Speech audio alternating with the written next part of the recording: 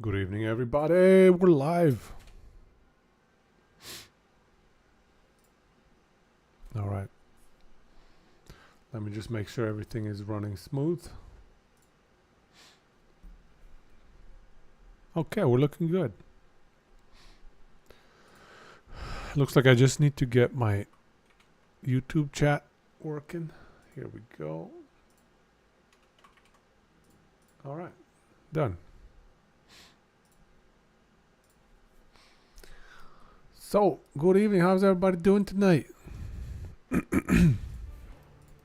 Looks like I picked the best time to go live. Servers are being glitchy. Let's see if they're going to let us through. I have not had a situation where I can't play yet. So, okay, we're good. We're good. We're good, G. Everything's nice. All right, so let me just make sure everything's running smooth. Audio is looking good.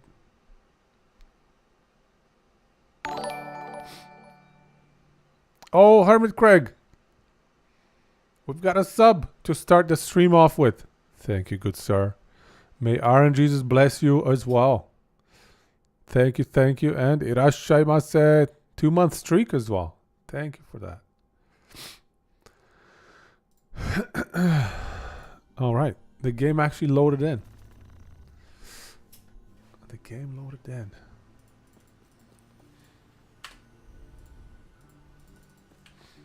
So yeah, today we're going to just chill out. Hopefully get through these passives and whatever else. What are we at? 10 out of 15, 5 out of 8. Yeah, we should definitely be able to get all the passives done today. Once we get that done... Oh, we got a cheer as well. I haven't had one of these in such a long time. Thank you, Rinpoche Deuce. Thanks, man. I appreciate it.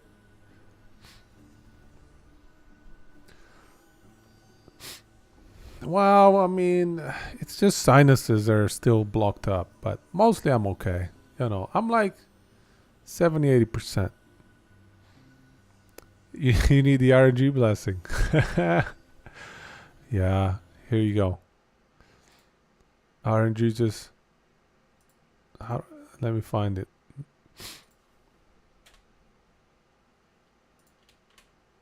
There you go. Here's some RNG's blessings for you as well, good sir. Hopefully you get nothing but good luck and all the good items coming your way. You whiffed the tier 7 on a chest piece? What kind of LP though? Was it a 1 LP chest piece or a 2 LP?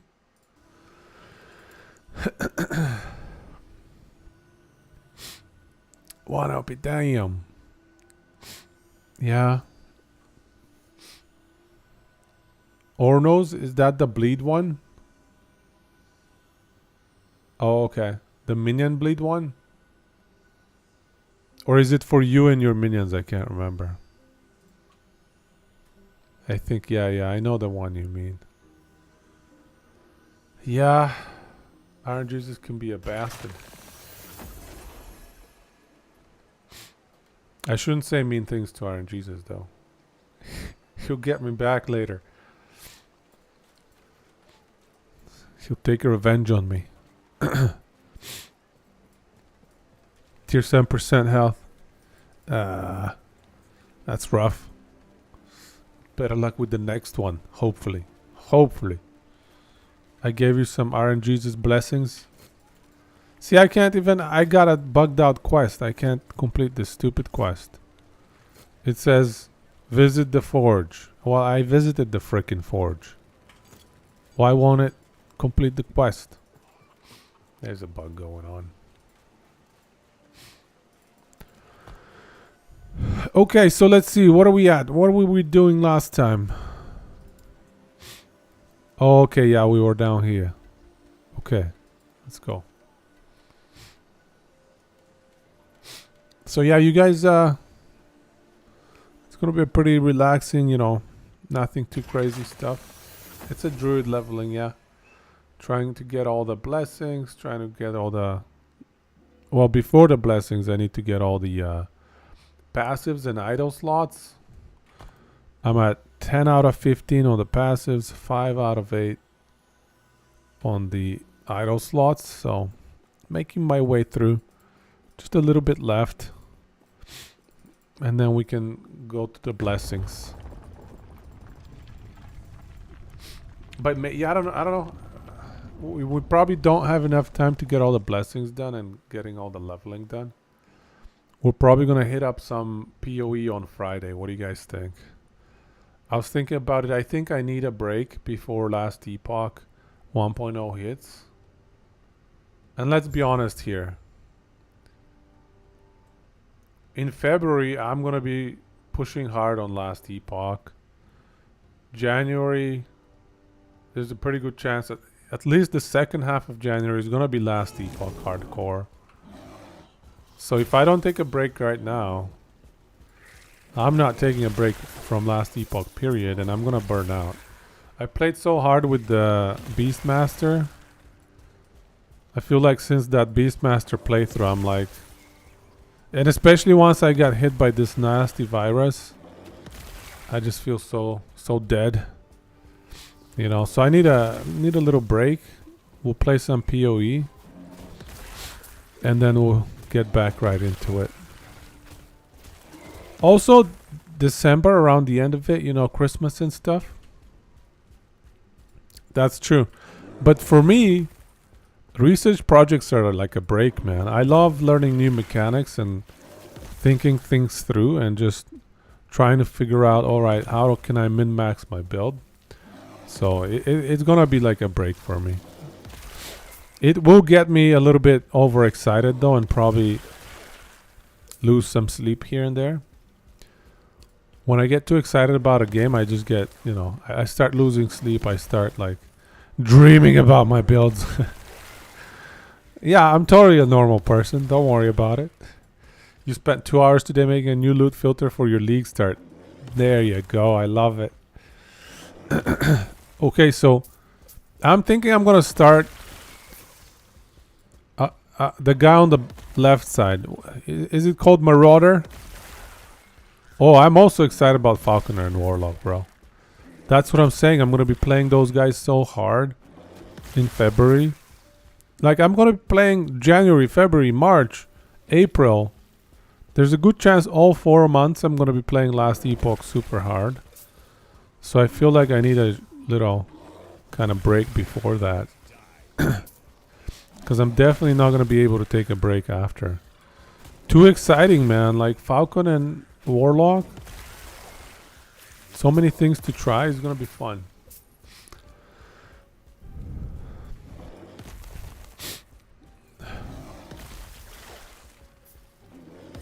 So yeah, I think I picked the guy I want to play on POE. Now, would you guys recommend solo self-found mode? That's a good question. I don't actually know. I think Aaron knows, but I don't think he's going to tell us. I think he's going to hold back until his big announcement in January. So I'm excited to watch his video in January.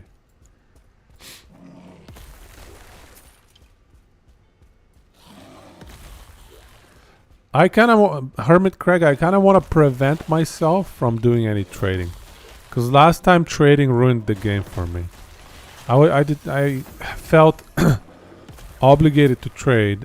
And I was always like trying to trade some garbage items, and I got bored doing that.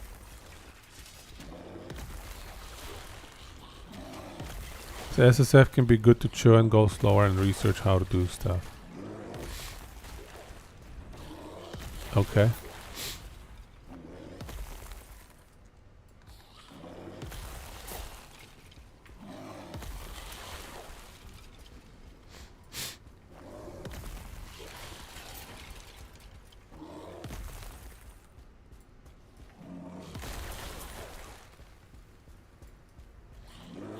You will have to get into crafting. So without crafting, you just can't play SSF optimally. That's fair. I understand that. That makes sense to me. You will hit a wall. Okay. If you don't craft. Well, that adds a whole nother layer of complexity. So the alternative is to go multiplayer and basically trade. Is that the alternative?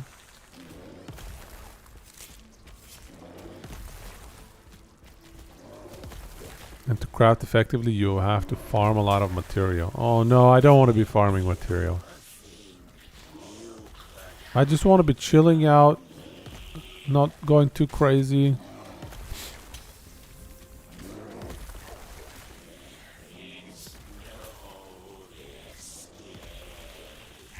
I guess maybe, I don't know. I'm probably not going to play too hardcore. I don't even know how the game works to begin with. Currency for trade or for gear or to use to craft. I mean, that's, you're right. You're right. There's no getting away from the farming either way.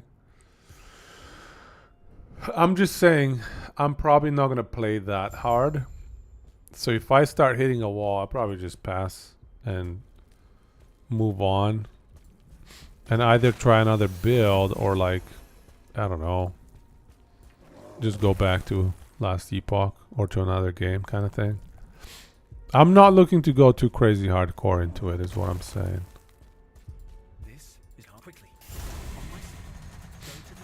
Not this playthrough anyways, like I'm so out of it. Come on, let me through. Like I haven't played in 10 years, so it's gonna be such a big learning curve. I'm not probably gonna be interested in going too hardcore.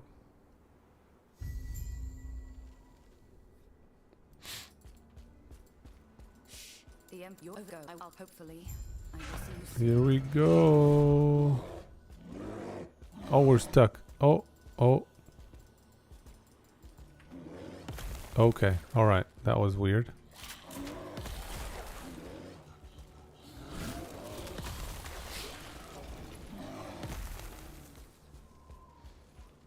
Is Marauder a good starting class? The one on the left side, the bottom left one, right? That's Marauder. I don't even know all the names quite perfectly yet.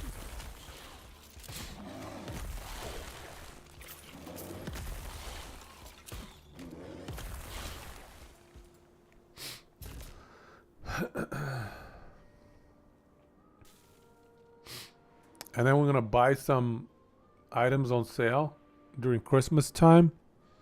We're gonna chill with that as well. Try out some new games during Christmas. That's gonna be fun too. People generally focus on what skills they want to use first and then pick ascendants. Ah, okay. Well, that's the thing. I don't even know what skills are available for me.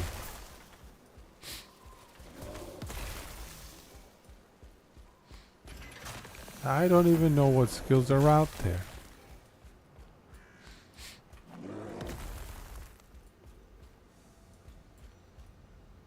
Verdant. I don't think this gave anything, but okay, let's do it anyways. Follow a guide. I feel like guides are gonna... I don't know. I don't want to... No, I kind of agree with you. I know what you're saying. But I also don't want to spoil my playthrough with a guide, you know? I feel like a good way to learn might be just to let everybody... I'm going to have a lot of POE veterans teaching me. You know what I mean? Like, you know, hopefully you'll be there giving me tips and tricks. And I think that's going to be part of the fun. Just trying to figure out, bouncing through the stuff. I kind of know what you mean though. POE is such a big beast. Going into it cold like that is going to be a hassle. It's going to be a challenge. It's possible to spoil a playthrough with a wonky build though. Is respecking really expensive?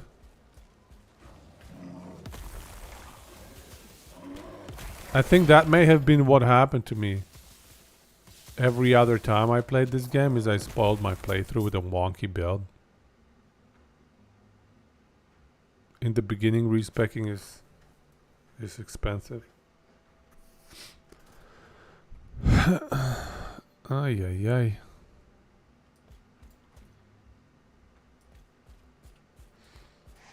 If you'd never get up to a point where you have wealth, it is expensive. That's a good point. if you're a scrub like me with nothing.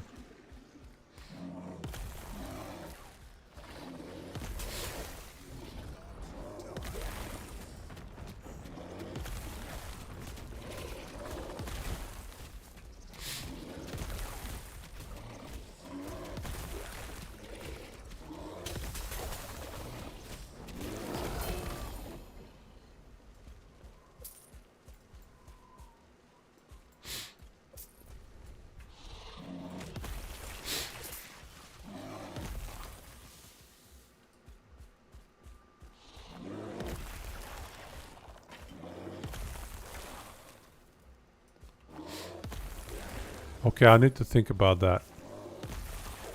You're challenging my perspective. I like it. Maybe I need to... I don't know. Maybe I do need a guide or something. Okay, so is this done here? Why won't it teleport me back to base?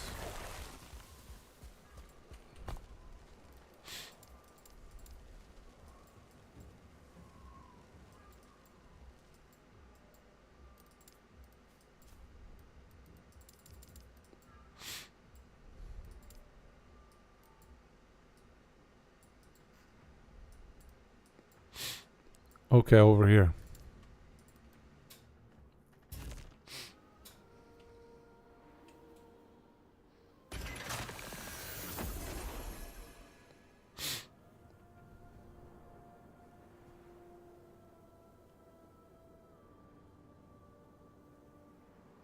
Go, go, go.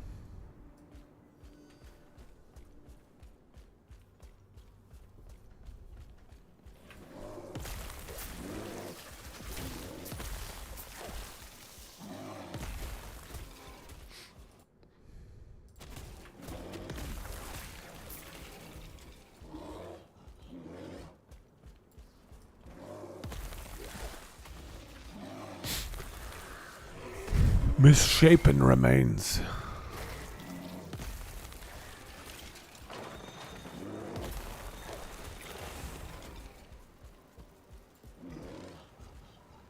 Wee.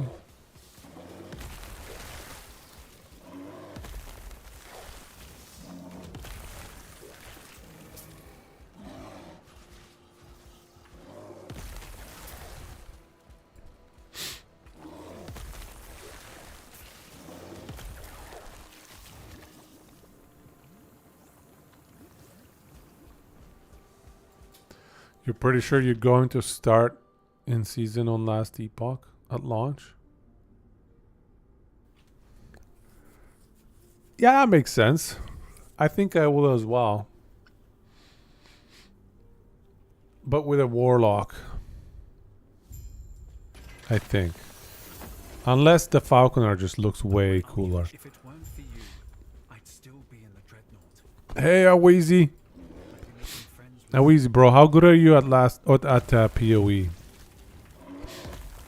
Are you a POE god tier or just a casual enjoyer?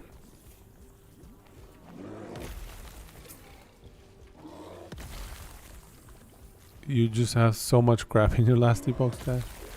You haven't played in years. I'm also 10 years away from having played POE. But I thought I'll give it a try and refresh my POE knowledge, getting ready for POE 2 in like a year or so. I don't know when it's gonna come out, but I also realized, you know, and I think this is something you realized as well recently, I need a break from last epoch because it's gonna be such a last epoch grind. January, February, March, April, I'm pretty sure all of those are going to be last epoch grind. And then yeah, and even May, June might be even more. So I thought December maybe I take a little break from last epoch, and then January I fire it right back up and get ready for the launch. But that's kind of what I was thinking. Yeah, it's just I guarantee I'll burn out. I'm already kind of burnt out anyways. Especially after this stupid virus. That was exhausting. But yeah, so I thought, I don't know, POE sounds like a good idea. December is going to have a bunch of winter sales games as well. That's going to be fun. First league until March. Then Dragon's Dogma in March. There you go. See, I'll keep going even through March. You started playing POE last league as well? That's your first time, Nasher? Welcome, by the way. Good to see you, man. You started for the first time? Oh, nice. Okay. So you can come by and teach me, man. I'm like the greenest of noobs. I haven't played in like 10 years. But I thought I'd try it. Yeah, that's true. That game, they add so much content and everything is just outdated within a year. A mirror tier. What is a mirror tier? I don't even know what that means, bro. A mirror tier. Hey, Waro. Welcome, man. Good to see ya.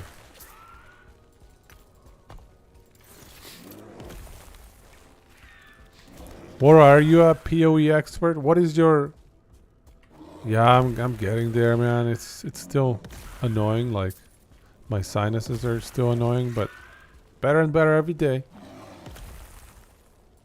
2,000 hours, so only a beginner. That game is hilarious, dude. 2,000 hours only a beginner. And quite frankly, I think you're gonna be, yeah, very much correct. 2,000 hours is a beginner. In most cases. Unless you're like, yeah, Miracle from Dota.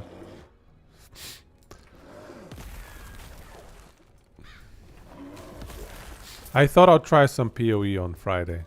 And over the next, I don't know, week or two. Probably a couple weeks of POE.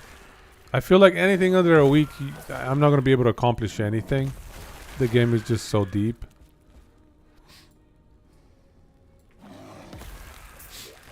But yeah, I'm going to need all the help I can get. So if anybody knows POE, just come and teach me. Teach me the way of the POE. And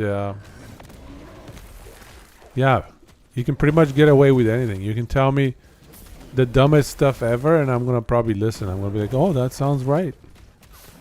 So if you want to troll me, that's a good time too. There you go. Thanks, man. Then we've got Hermit Craig as well. He, I think, restarted recently.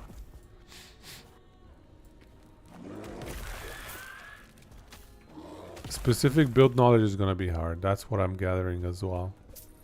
Yeah. That makes sense to me. You need to understand every single item. Every single skill interaction. Even all the crafting little things.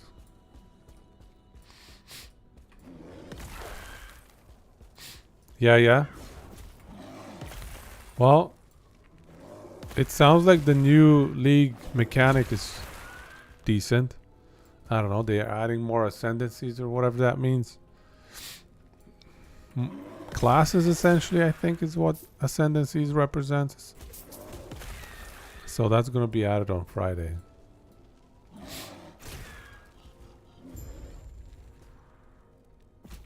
A bow build. You know what? I was thinking to myself, if I was a complete noob like the noob that I am, what's a good build to run as a noob? And I thought either totems or something ranged. Bow is probably something that's smart to play as a noob. Totems, right? Like totems is like the ultimate noob mechanic. Ranged totems, even better. Explosive arrow totems is probably great. What is an SRS Guardian? A serious Guardian. What is an SRS Guardian? What's SRS stand for anyway?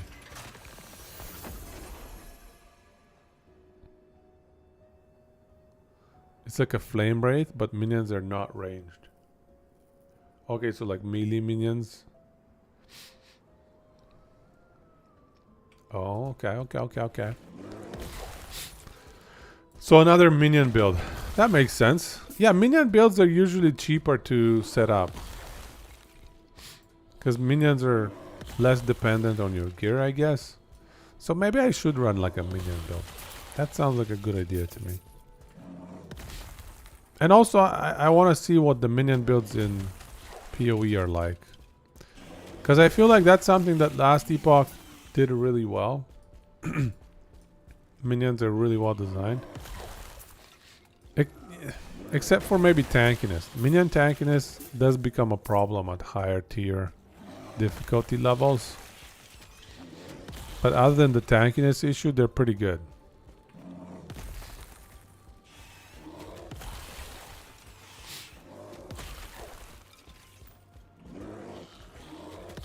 The ceiling on minions is unbelievably high. You've never played one. Really? Oh, okay. I didn't... Okay, interesting. Did not realize that. Well, I've never played... Okay, I need to brush up on my knowledge of which class is which. Is it called the Marauder on the bottom left side? Or is that Guardian?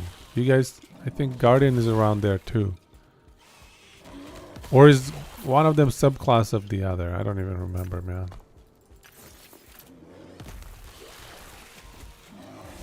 It's easier to get away with running builds that can only run content that you want to play. Yeah, okay, I don't worry about that. Because if I can just do any content, I'm going to be happy, you know. As a noob cake, I'm not going to be interested in doing like every single content in the game. Am I gonna be able to beat the campaign? That's the big question. Because I'm pretty sure last time one of the big bad bosses was just destroying me. They did preview the minion penetration affix. Maybe they'll release another survivability affix. I'd like that. That would be nice. Yeah, like on the weapon. Some sort of minion affix. That would be nice. Hey, that was like 10 years ago, man. 10 years ago, I remember the one boss after like Act 5 or something. He was mean, man. All I remember is dying a whole lot.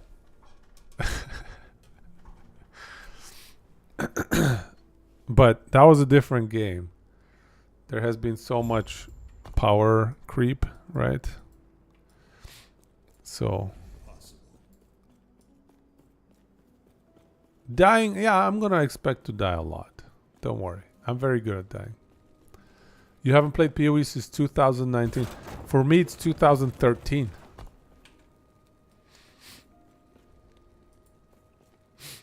Campaign can take a while for beginners though, if they kill every mob. Yeah, I'm probably going to be killing every mob. I'm going to be taking it easy, you know. I'm not going to be rushing too hard. I mean, my objective is not to get to the end game. Your account was 2013 as well, but only played 5 minutes. Oh my goodness. Okay, so you're on the same boat as me then. I might have played, I don't know, like 50 hours or something. Early POE. It was very frustrating. The frustrating thing for me, one of the frustrating things was like there was a lot of rubber banding early on. Like it was notoriously awful with rubber banding early on.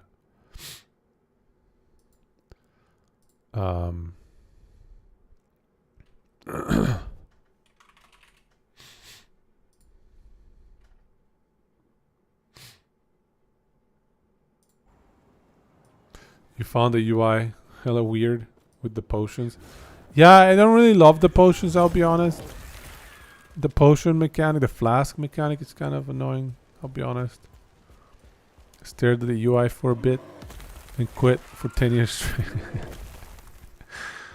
Yeah. And you didn't invest anything into it. It's like $0 free to play, so it doesn't hurt. You can automate the flasks for reals? They added those things you put on them. Forgot the name. Okay, so you can automate the flasks. Oh, your old potato computer could barely run during the boss fights on the tower. Yeah, okay. But you got a better one now. You can run it now, yeah? Flasks are OP. That's what I hear as well. Okay, so I really need to learn how to use flasks, eh?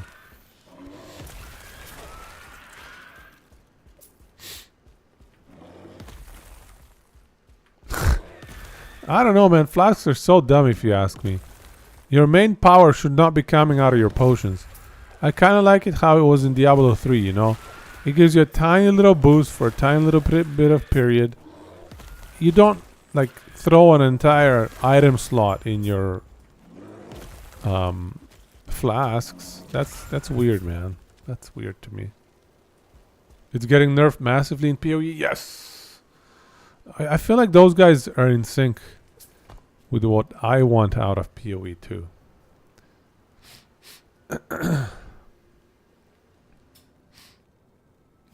They're slowing down the gameplay. Check. That is a very necessary thing. Gameplay is just ridiculous in POE 1. It's just like zoom, zoom, zoom. Everything explodes. You don't know what the hell's going on, what is doing what. If we pull this off, maybe I can give us some good news for once, eh? So, very happy to hear that one.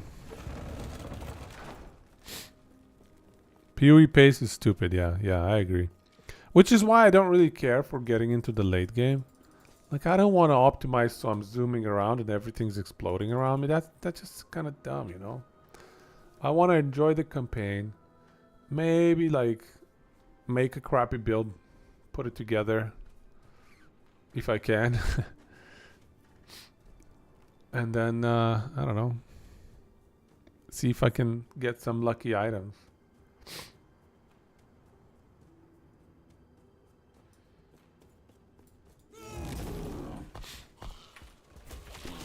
We shall see.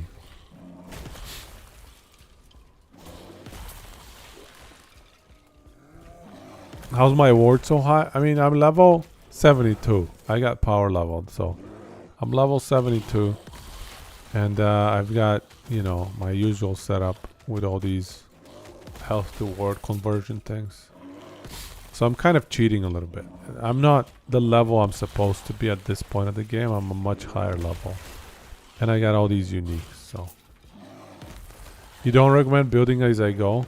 Need to have at least a rough idea and a skeleton of a skill tree. That sucks, man. I hear what you're saying. But that is so not my style, you know? I just kind of like to bump into things and hit my head here and there. Run into something fun eventually. Follow a build for your first playthrough. And no, you guys are probably right. I think you guys are right. You're probably right. Okay. I think you guys are onto something, okay? But then that means I gotta pick a build and stick with it. And yeah. Okay, maybe we'll do some build research after like 2 or 3 hours of Last Epoch here. We'll go and we'll look at some, I don't know, look at some builds for PoE. It's just so rough. If you find a problem, respecing won't be very affordable to a new player. Yeah, I think you're right. I totally understand what you're saying. Especially if I'm playing solo self-found. I cannot acquire any currency in any way whatsoever. And Last Epoch is indeed one of the most forgiving games when it comes to respecing. But you know what? I think that's how it should be. I don't know. I was thinking maybe I should go solo self-found. I kind of want to prevent myself from trading. Because trading ruined the game for me before. I would just kind of sit on the stupid trade screen and try and trade these dumb items and, you know, 2 hours later, I was like, what am I even doing with my life? I haven't sold this stupid item. I'm just wasting my time on a stupid trade screen, you know?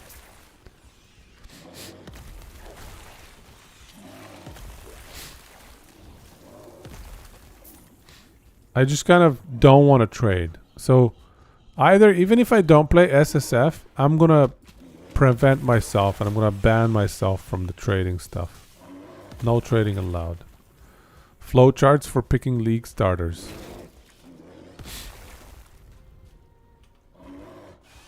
I see.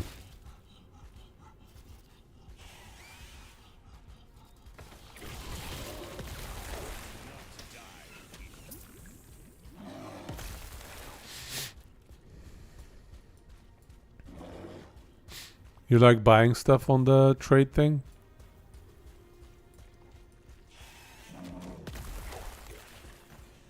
No, that's fair. I mean, if there's like a cheap unique that you know will complete your build. Yeah, I hear you. I hear you. I understand what you mean. And that makes sense as well. I just don't want to be wasting my time selling garbage. You sell lots of stuff and mostly buy crafting mats to make your own gear. I see. Now that's fun. Buying crafting mats and playing with the crafting stuff. Once you learn how to do it. Yeah, selling's kind of a pain in the ass. I used to be really good at it when I played Diablo 3. I made like $1,000 on the real money auction house. But I don't know, man. I was just sitting and flipping items all day long, you know. I wasn't actually playing Diablo 3. Not that there was much to play. Because the game, you would bottleneck at Act 2. Nobody could get past Act 2. So, those were the days. Real money auction house.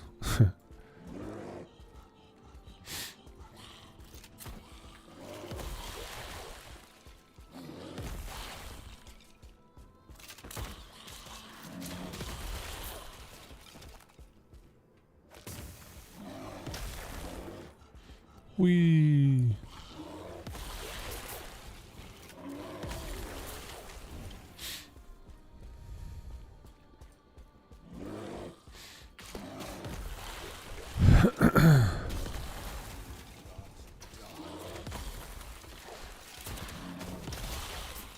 Finding a bargain and then flipping it. That was the game in Diablo 3. And surprisingly, so many people would post things at ridiculously cheap prices. I remember I would just snipe everything off the real money auction house. I would just camp it.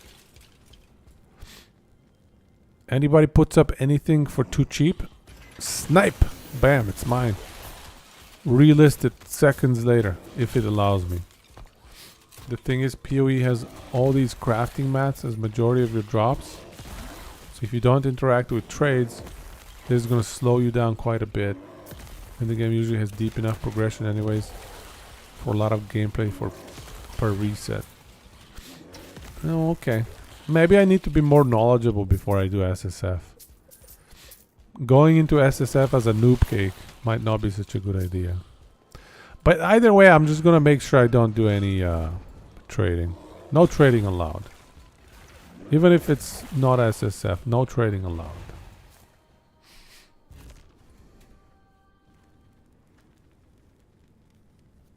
Liquidate it all? Like, liquidate all of your items? What do you mean?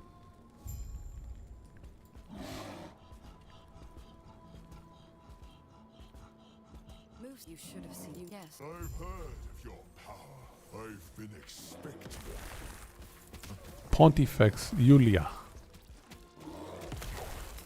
Here we go, Admiral Harton. Back from the dead. My loyalty is eternal. Now die.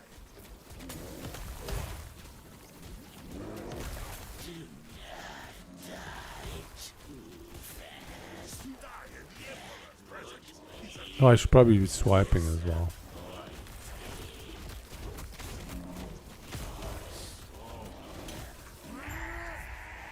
Perfect timing. Both of them dead at the same exact second. Why are you here?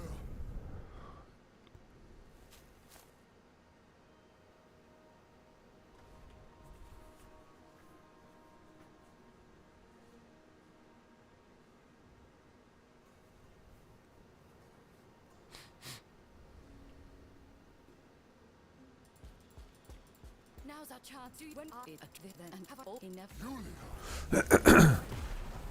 Let me make sure I understand what you're saying. So you've got these chaos and divine orbs. And yeah, they're your main form of currency. That makes sense.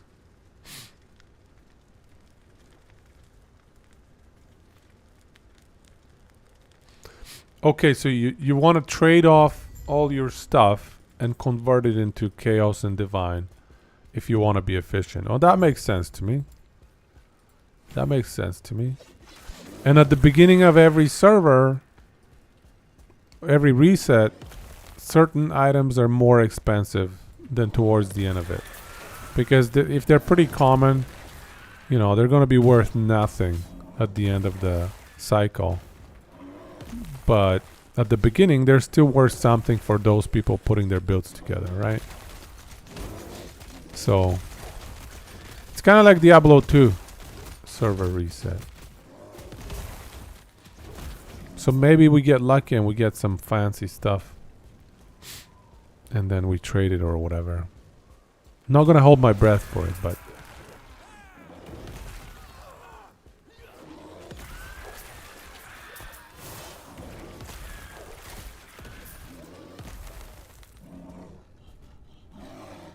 There's a website that has graphs of item prices over the past leagues. Oh, that's helpful. That's like part tracker. I don't know if you guys follow this part tracker for PC parts. PC part tracker, I guess, might be what it was called. Very, very useful website. Because later game, the progression comes from crafted gear. Unique items are relatively easy to obtain, unless it's stuff with corrupted implicits and whatnot. Okay. Basically, once you're in the end game, you basically almost never get gear upgrades from drops. You just gotta craft your corruption thing or whatever that is.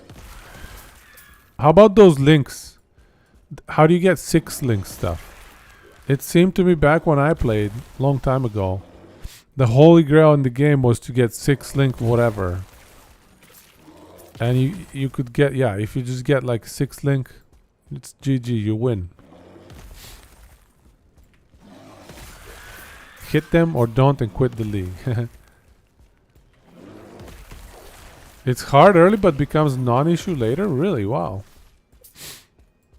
And it becomes a non-issue because of trading or because of clicking those crafting mats 100,000 times? How does it work? You accumulate a lot of crap. So okay, so you have the crafting mats to get it done. I see. Links should be the same. Quant your gear and spang those fusings or bench it. Okay.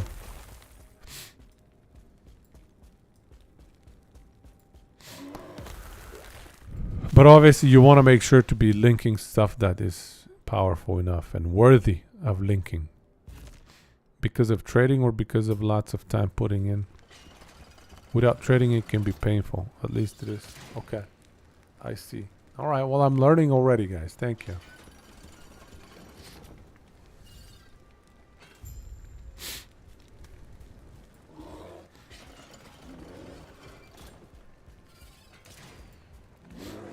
We'll give it a shot. We'll give it a good, like, couple weeks of playthrough. Let's see how good we can get.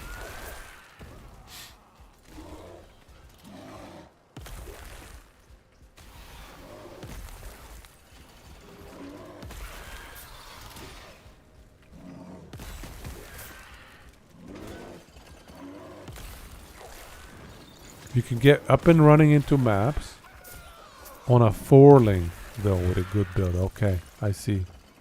So you don't 6-link is not a must-have. I see. Although there'll probably be some builds that require a 6-link. 6 linking costs like 1 divine? That's nothing. 6 linking only costs 1 divine?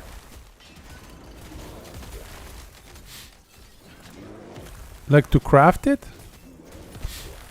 1 divine can buy you that many fusing thingies?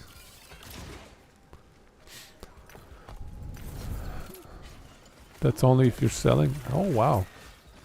Okay, so that's totally different than what I remembered. I remembered 6 linking was like a nightmare.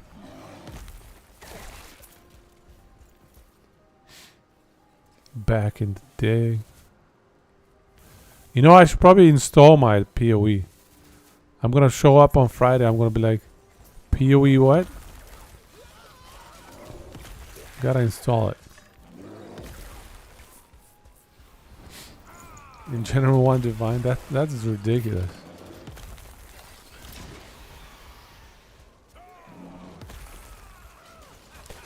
And what is the most rare crafting mat? Is it those mirror thingies? Is mirror the most expensive crafting mat?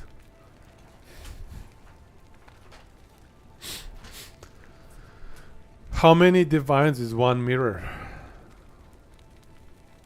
Just trade those to you. I'll give you a mirror for a 6 link, Mr. Waro. Just give me your 6 link. That's all I want. 700! That is ridiculous! Oh my god. 700. And divines is not cheap, man. You said that's like 70 hours of farming. Be gone from this land. So you're telling me you could farm for like 100 hours and not get a single mirror? And also have an efficient farming pattern as well. It's a lot, but also not a lot. For a beginner with no trading, getting divine will be tough. Yeah. Go north. In standard, 1 divine is about 290 chaos. Wow. 5 to 10 per hour is bare minimum. Damn. And did here, come. We have much to discuss. I feel like I'm gonna get my first divine and I'm gonna celebrate. I'll be like, yes, we're rich now, boys.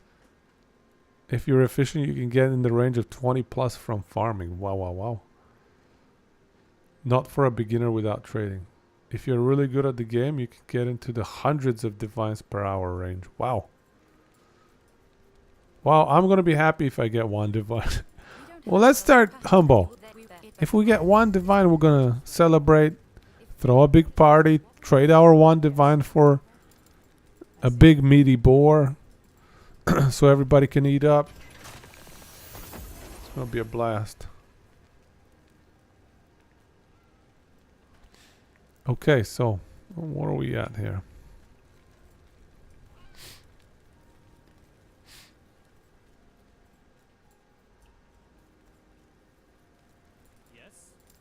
Farewell.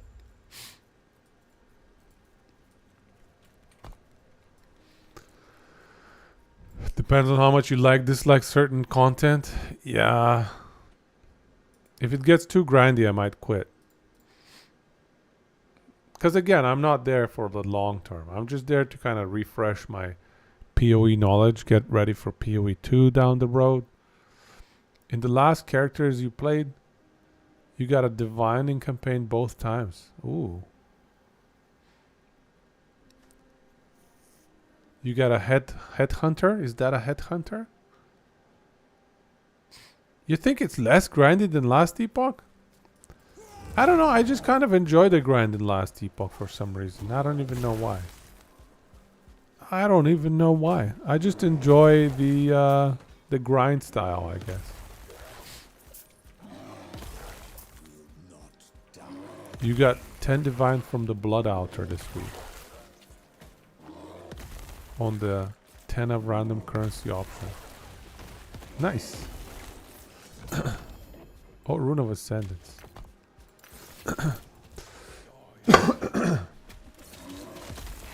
Excuse me, sorry. POE that trade is so much grindier.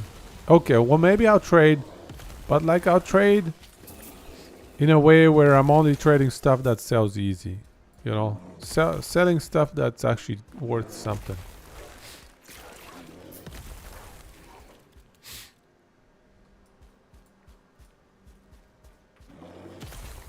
A 2OP 80 LPL boss rare is like 100, 200 hours of gameplay. Oh, that's true. That's true. I don't know why, but I kind of enjoy that gameplay for some reason. I don't even know why. Now that you put it in perspective, once you put it in perspective, I just go like, huh, why do I grind that much in Last Epoch? But I just enjoy it. I don't even know.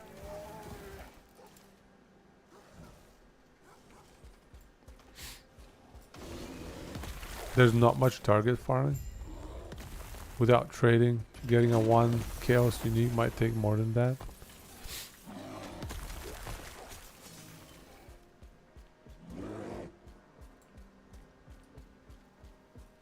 $100, $200 is like 1 or 2 mirrors. Wow.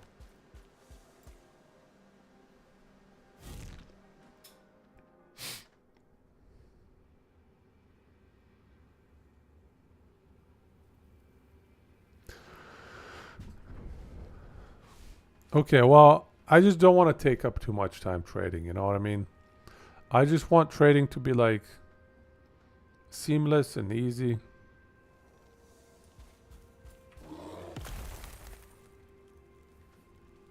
It's pretty deterministic. Okay. Okay.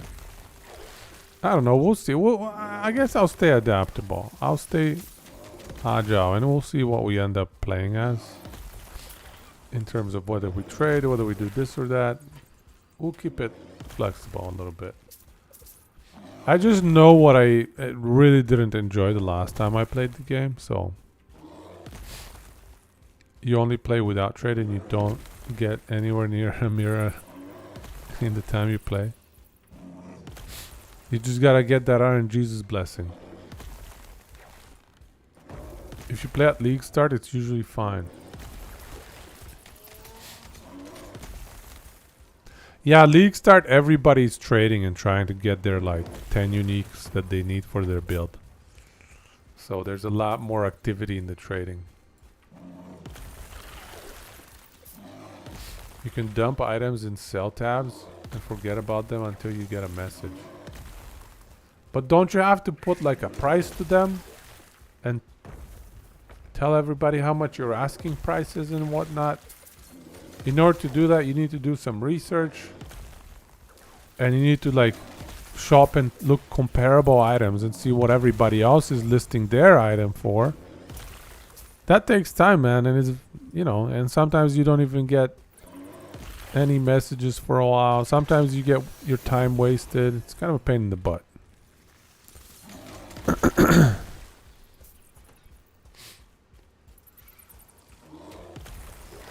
Yeah, you need to stop what you're doing. It's so frustrating.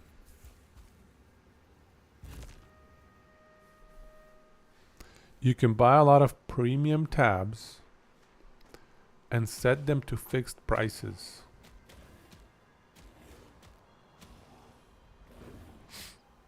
I don't really want to buy too many tabs. I'm going to save my money for POE 2, guys. POE 2. That's where it's at.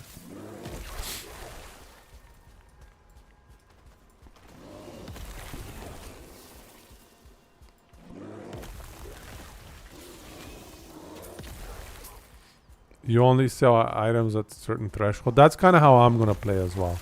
If the item is expensive and people want it, yeah, I'm going to sell it. But if it's like some cheap garbage, I don't know, man. I'm not going to waste my time with that crap. The problem is I don't know what's expensive and what's cheap. That's the big problem. Is for every single drop, I need to do research and figure out, is this thing any good? So that's, you know, that's where it would help a lot.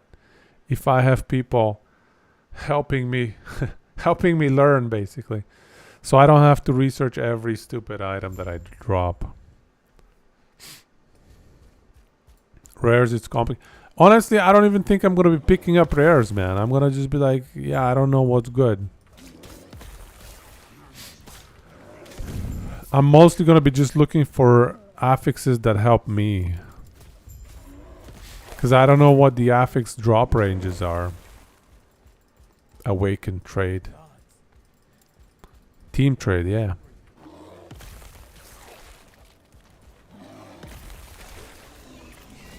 Eventually you get on a good filter. That makes sense, yeah.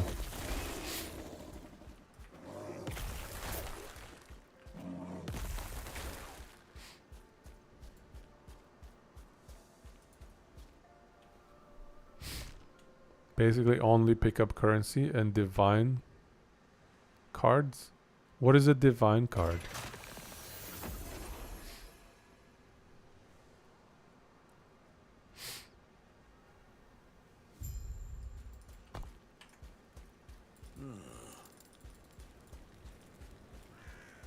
Cluster jewels and fractured items. Oh, okay, so you collect... okay, so it's like a... I see what you mean. It's like the currencies in Titan Quest. In Titan Quest currencies, you kind of collect 3 pieces every time. And then you get it.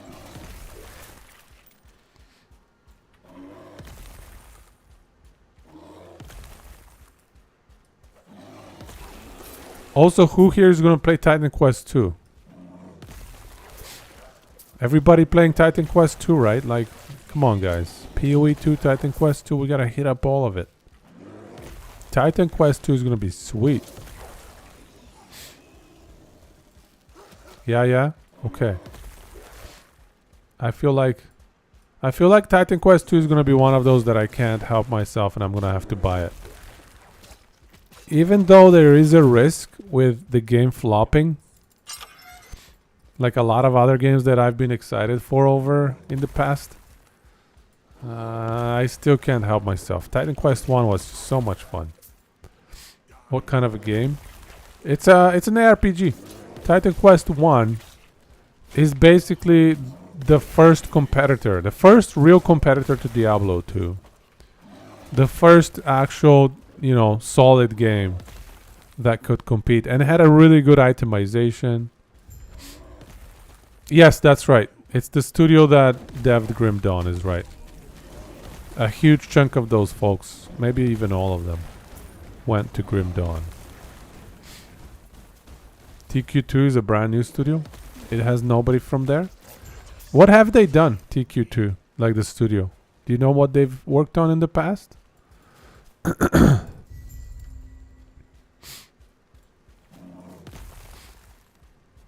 It's an RTS studio. Well, I can respect that. How did they get the rights to Titan Quest 2? That's interesting. But then Larian got the rights to Baldur's Gate, so anything can happen. You know, guys, I was a little bit skeptical. No, that's not true. At that time, Larian had already produced Divinity Original Sin, so I had faith in them. But I was a little bit sad, I should say, when it was revealed that Baldur's Gate 3 is not going to be the usual studio. What do you call those guys? The ones that did Dragon Age. They're just recently announced Dragon Age. Anyways. Spellforce? Spellforce 3?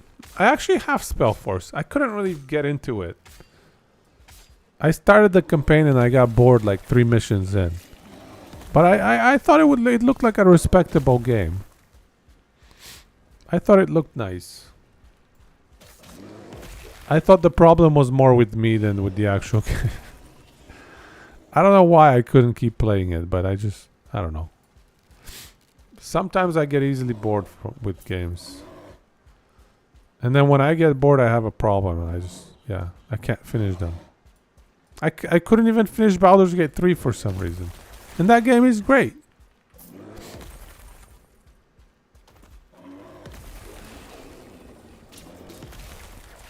The itemization is the big one here. Because there's not really any itemization. RNG inside and progression inside RTS games.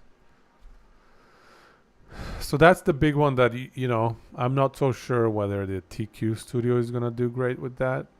But still, still, man, I just love the aesthetics of Titan Quest 1. RTS needs some innovation.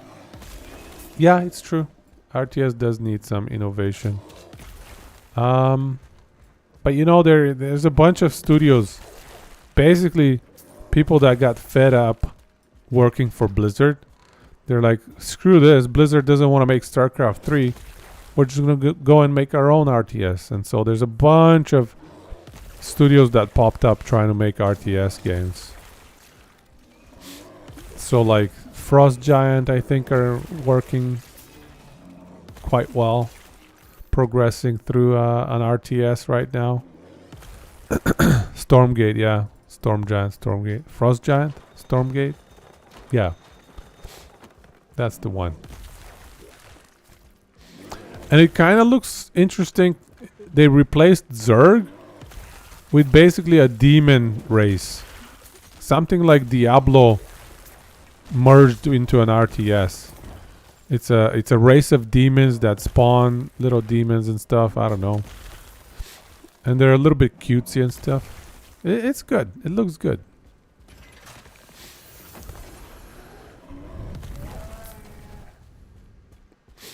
The problem is just StarCraft 1 innovated so much in RTS. It has been impossible to build on that legacy.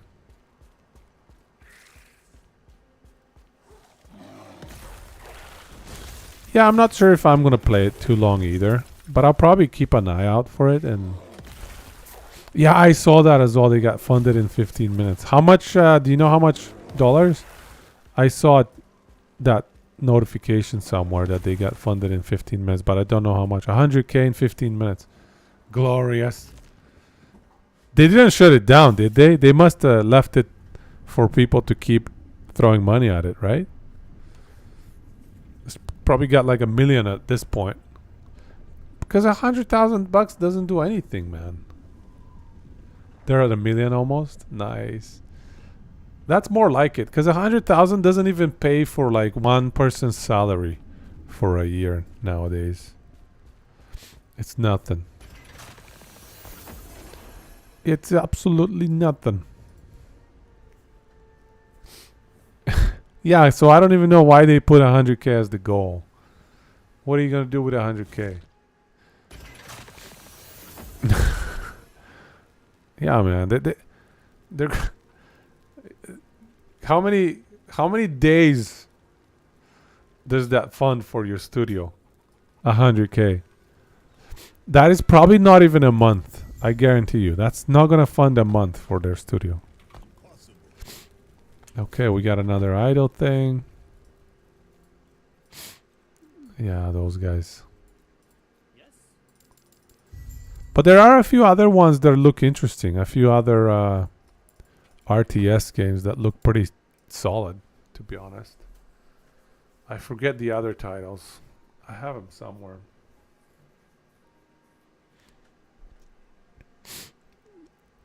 Game devs, they do take a pay cut because of the passion, quote unquote.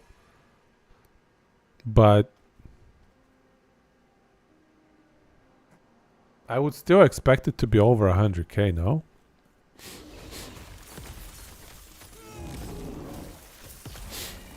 You think they need to do something with the format? What do you mean by that? Hey, Wirren, thanks for the sub, man. Thank you for the sub.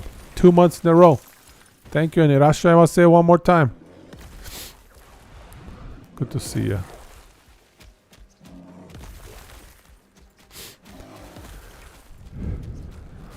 Like the queue for a game. Play the game, win or lose. Never feels like you've achieved anything after a game in an RTS. Isn't that the same as a MOBA though? You play for your MMR, right? Isn't it all about that MMR? Kind of like the reason people play chess is to raise their MMR over time. Feel like they've made progress in getting better. I don't know.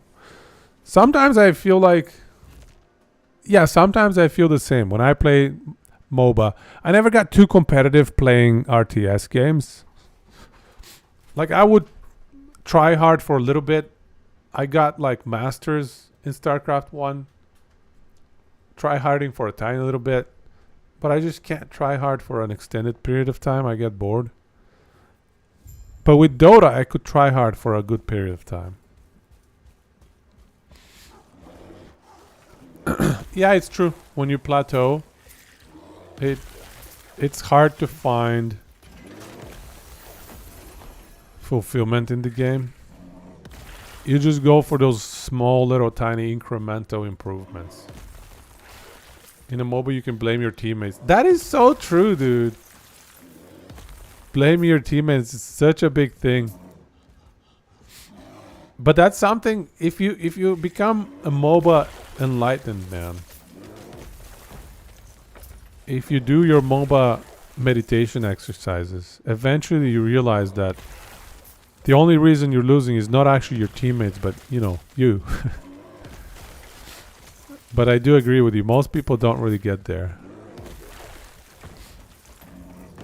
You stop playing them? That's funny. You become MOBA enlightened and you're like, why am I getting shit on and insulted every single day? Why am I doing this to myself?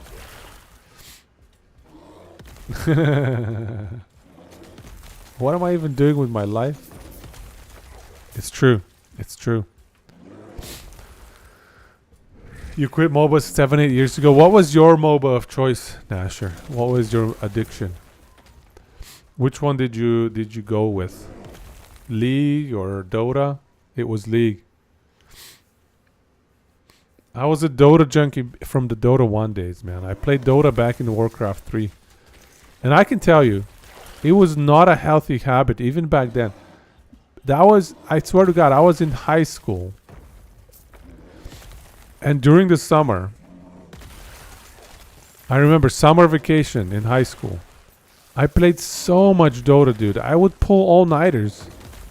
And it would be like 7 a.m. The light is coming out at the corner of my room, this tiny little window. And I would be like, what? Why did I just spend 10 hours playing Dota?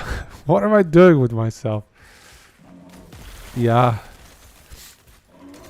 There was one summer that was like a Dota summer. And then another summer was a Diablo 2 summer. Let's just say that summers were not the most healthy in my household. I just kind of took them to an extreme. Some 3C? What is 3C?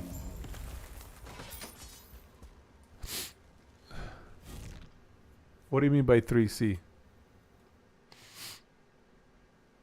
3 corridors. What is that? Was that like a map in Warcraft 3? Was that like Enzo's or whatever? Enzo's like hero defense or whatever?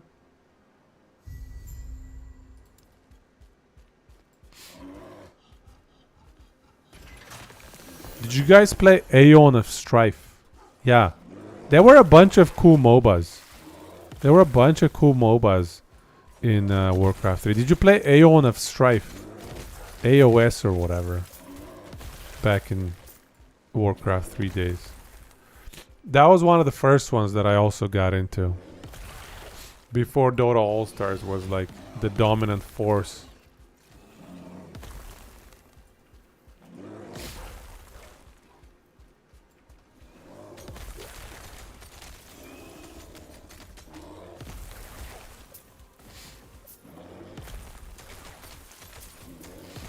.3C was way more popular back then.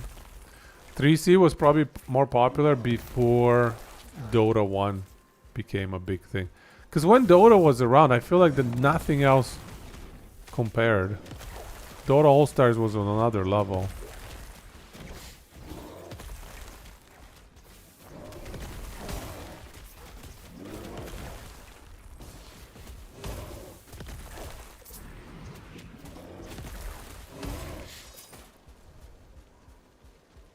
Right.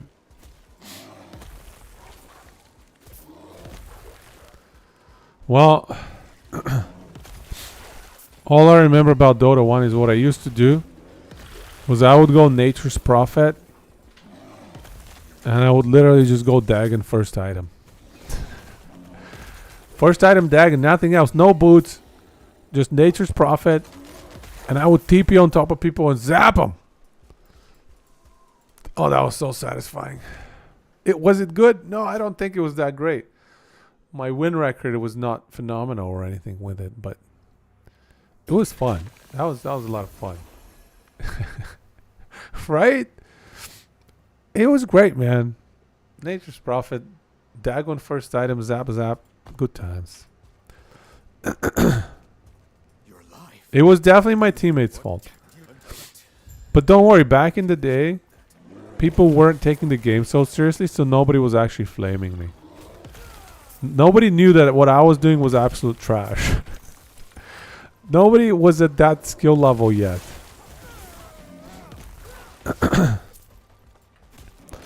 Oh, and also when I started playing more often, more frequently, for some reason I convinced myself that all random was like a superior form of Dota. Only the cool kids played all random. That was what I thought. So I only ever played all random. I was like, all random or you're a scrub. That was my thought process. Yeah, AR, that's the stuff. There you go. We're in nose. We're in nose. You played Brewmaster? The Brew Boy? Yeah, I think I know the one you mean. Oh, I also, for some reason, when Dota 1 was a thing back then, there was no denying.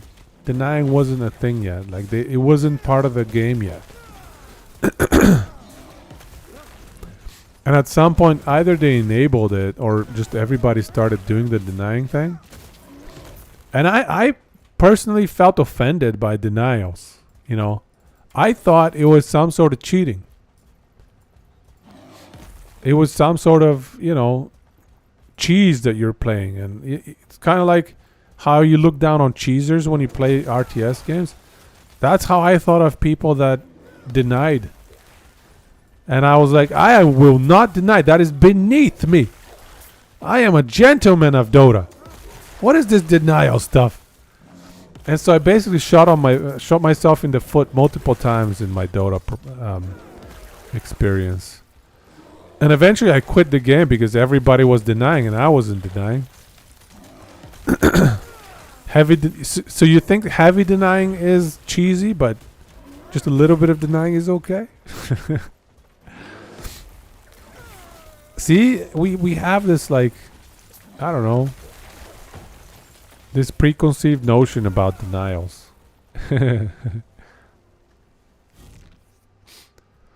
You could never get used to the Dota projectiles when CSing and denying. It felt weird. Oh, the turning speed, hey? The turning speed, especially with Bat Rider, the turning speed is a little funky, I agree. But it never bothered me for some reason. Did anybody ever try that Heroes of Newerth?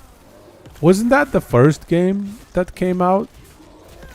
Outside of Dota? Outside of Warcraft 3? Wasn't like that first iteration was Heroes of Newerth? Oh, you actually played Han, hey? Nice. I never played Han or League. I just went straight from, not having played Dota for 10 years. I went straight into Dota 2. A friend of mine was like, oh, look, you might like this game. And he was a complete noob, and I started playing, and obviously everything transfers from having played Dota 1. So I started trashing everybody. But yeah, good times. Hone was also a spin-off. Oh yeah, for sure. But wasn't Hone the first spin-off? Which was first, Hone or League? The first big spin-off, let's say. Hone had some of the developers from Dota 1. Some of the guys from Dota All-Stars went to Han, some of them went to League, some of them went to Dota 2. Like Ice Frog went to Dota 2. They were all at the same time frame. The only reason you were playing League was all the e-girls? Really?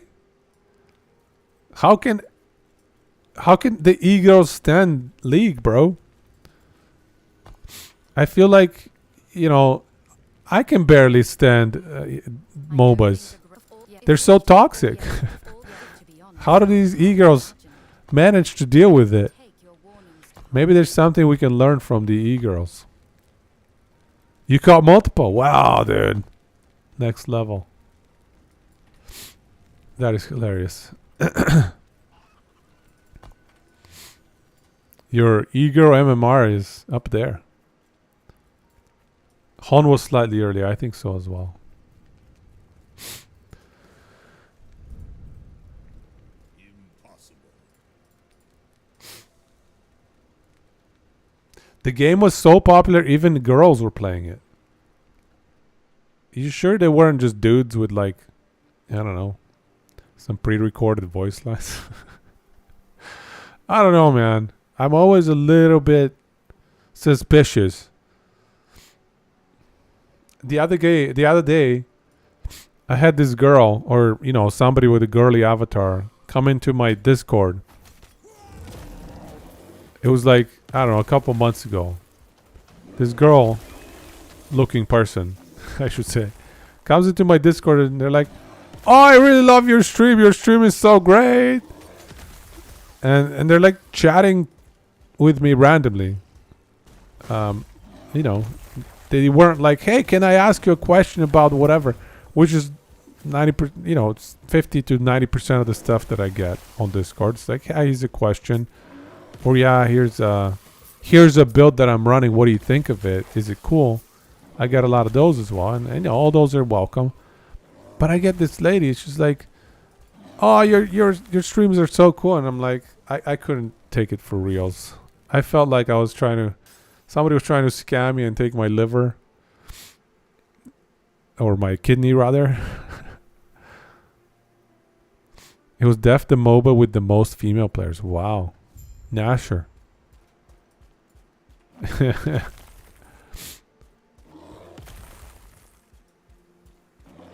Maybe I'm just different. A DILF. Yeah. Yeah, I'll keep telling myself that. Thank you. I spoke to Heroes. Somehow Twitch didn't like that. To be here. DILF. Twitch is not a DILF fan, apparently. Return farewells. I'm surprised that Twitch is so up to date with its acronyms, dude. Let's end our conversation there. Even the gods cannot observe. We're all here for my kidney. I thought so. Have Herod's blessing. Well, you can't have it. It's my kidney, goddammit. I think I might need it one day.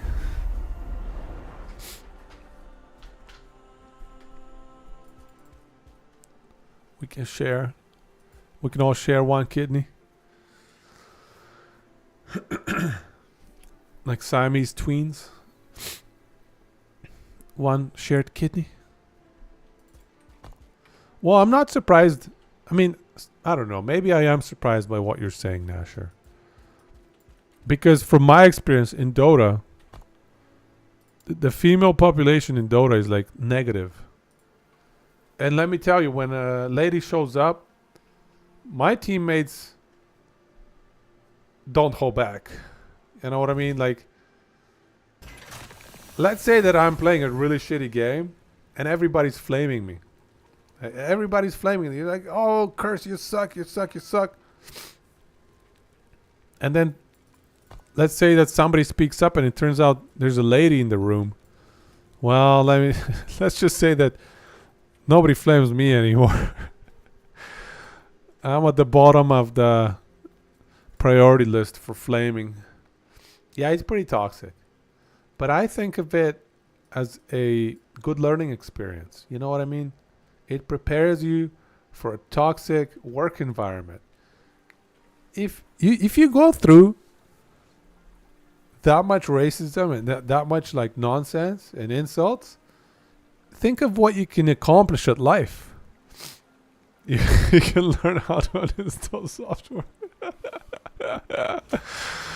Oh, that's pretty good. That is pretty good. I like it.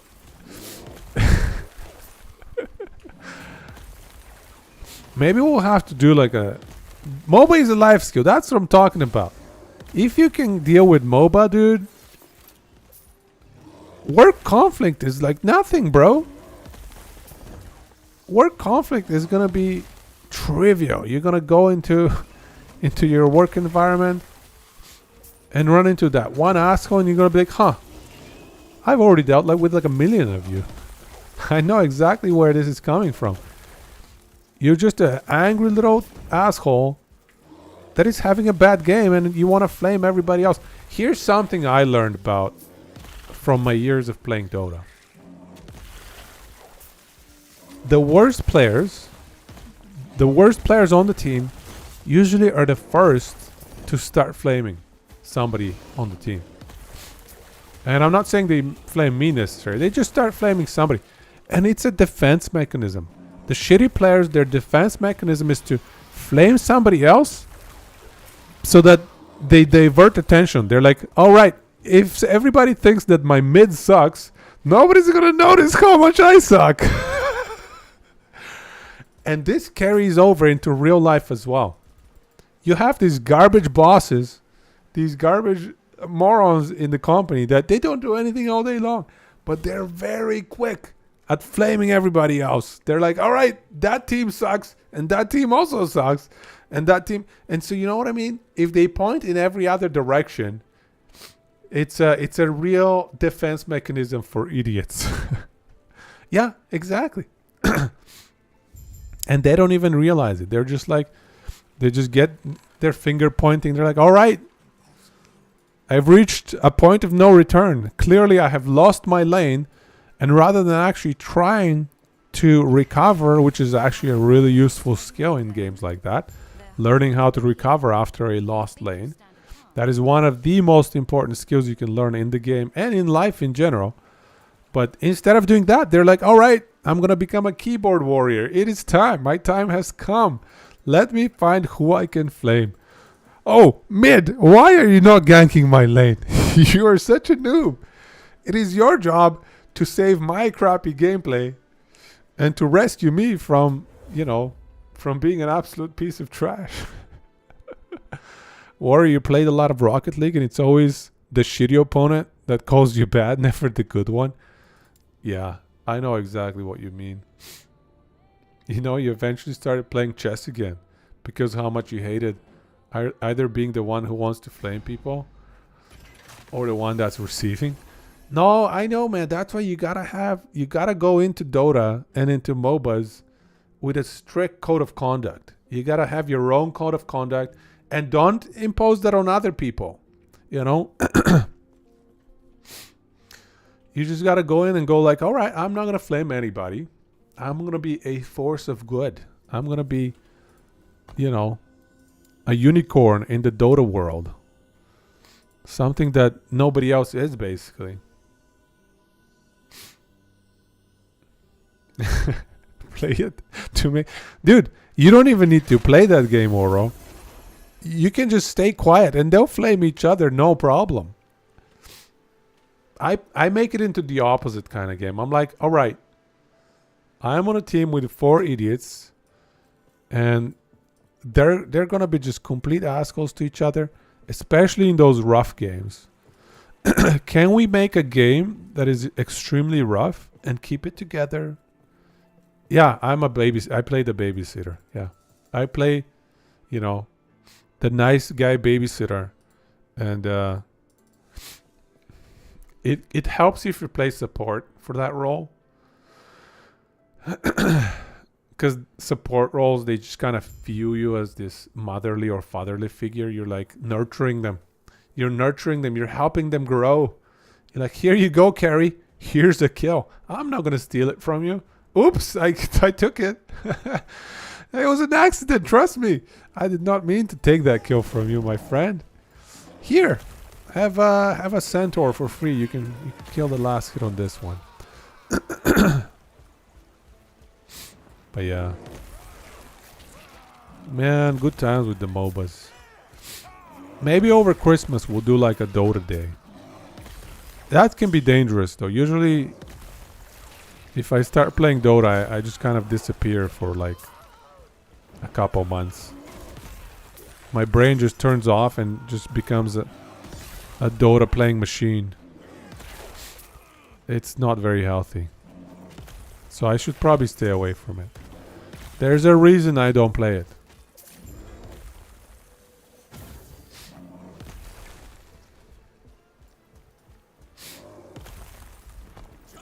And there's a lot of learning curve there as well. If you're out of the game for like a year, it takes a while to get back into it. Also, I don't think you guys are gonna, you know, not everybody here has played Dota. We have some League, some Han and whatever, but maybe even lots of people that have not played any MOBAs, so it doesn't really make too much sense. It's probably for the better. Let's just say it's for the better. Just stay away. That game is like crack cocaine, man. You try a little bit, you can't put it down for a few months.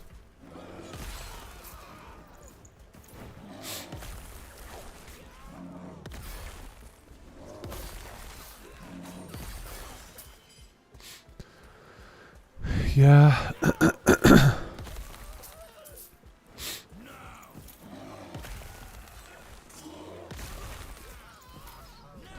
What do you guys think? Should we get like... Do you think it would be a good idea for Blizzard to make a Warcraft 4? Clearly they're not wanting to do StarCraft 3.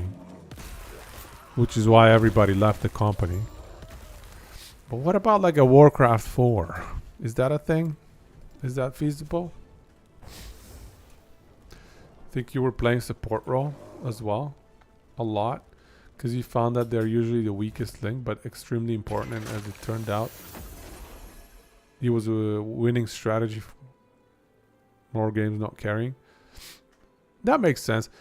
The other reason I played a lot of support is it was never a contested role. You could just queue support and insta-find games. And I'm impatient. You know, if I'm given the choice, do you want to play support right now or wait 5 minutes to play mid? I'm going to be like, just let me play support. I'm good. I don't need to wait 5 minutes to play mid. At least that's how the queue system worked in Dota.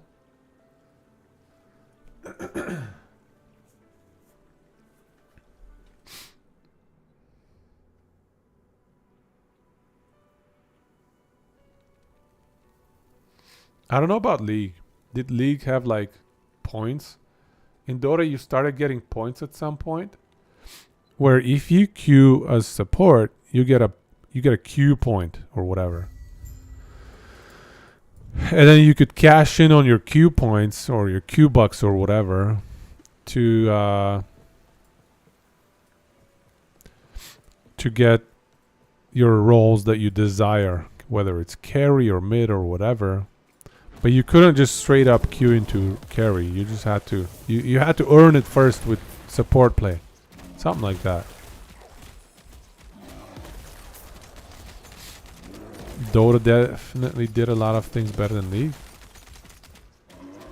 Viable hero pool. How bad is it in League?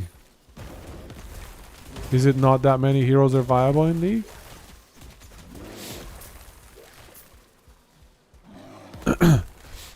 Because in Dota, every time you look at the international, the big Dota tournament, after the tournament is over, you look at the number of heroes played. 20? Oh, that's pathetic, dude. I mean, Dota, the international, yeah, you get like 100 and some heroes played. But probably around 50 of them are actually truly played. And the other 50 are just like one-offs. Or it's somebody that's an extreme specialist at this one hero and they love it. And they lose with it a bunch of times because it's not meta right now. But yeah, 20 is absolutely pathetic, man. So how is it that bad? Why is it that hard to keep many heroes viable?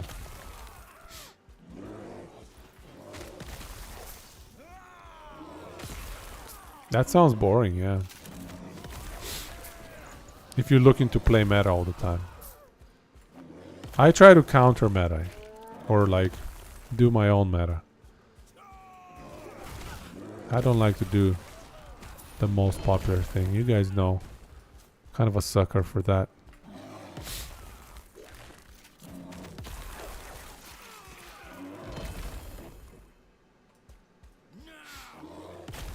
So here I'm gonna get a passive point, I guarantee. I remember this quest here. It definitely gives me a passive point.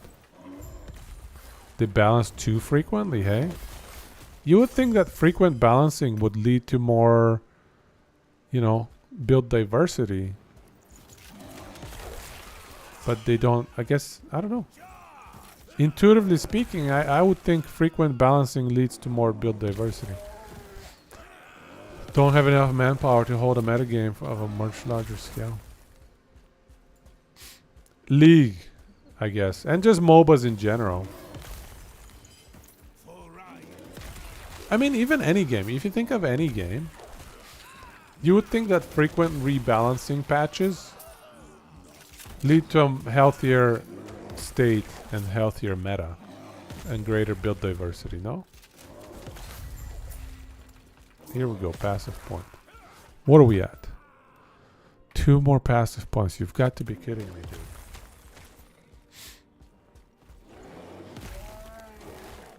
The aim isn't to be balanced. Mobile balance is quite different to balance in other games. So what would you say the aim is? The thing is that the game doesn't have enough new content to draw people in. They kind of have to do loads of power creep. Ah, that's sad. That's a bit of a bummer.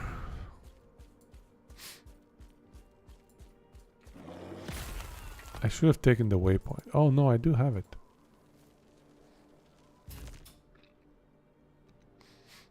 Have unique pools of decent champs regularly.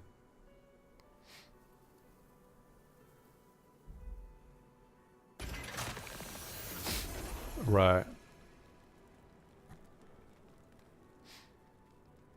Their balancing goals is more about keeping the game fresh for a while now. So what's their player base like? Is it going down? Is it dwindling? Is it increasing? Because Dota, I think, is okay. It's been stable, but definitely not at its peak right now. They've made some mistakes with how they manage the pro circuit on the Dota side. That much I know is they failed with the pro circuit management. It's definitely going down, but still quite respectable.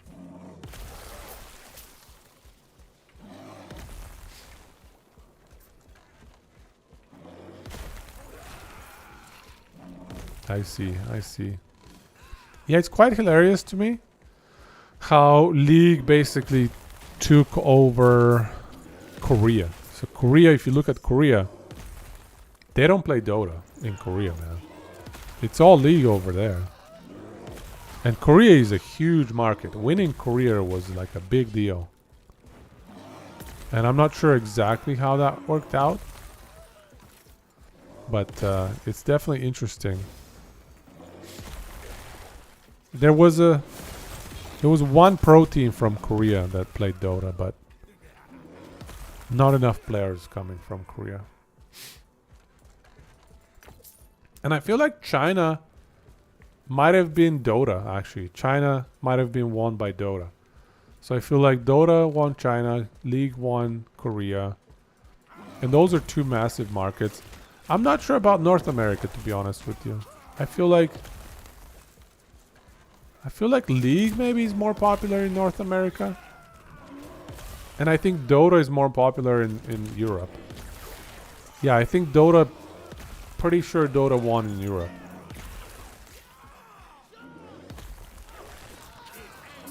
You were quite close to the League esports scene. You followed it, eh?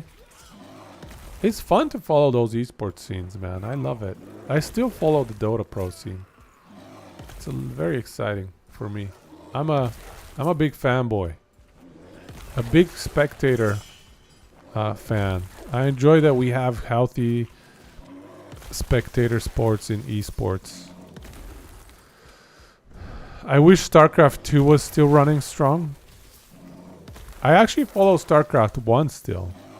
Oh, you actually had friends in the scene and played with many of the pros. Oh, that's cool, man. So was your MMR super high? You almost worked at Riot Games for bounty. That's amazing. So one thing that doesn't check out though is once you reach a high enough MMR bracket, I feel like the quantity of e-girls is gonna go down, bro. So I feel like you were kind of shooting yourself in the foot with your strategies there. Like, were you trying to go for MMR or for e-girls? Which one is it? I think those are two competing priorities. If you're going for MMR, he smurfed for that. He smurfed and he played support. He was like, yeah, let me support you, e-girl. I'll take you. And you'll be our true carry. Help you reach new heights. Swear to Paul. Was that the plan? They don't conflict? You play ranked to attract e-girls, then you play normal and non-ranked. So are you saying like e-girls at your college or something that were actually esports fans, or what? Or actually e-girls from the almighty interwebs? What is going on here? Let me through.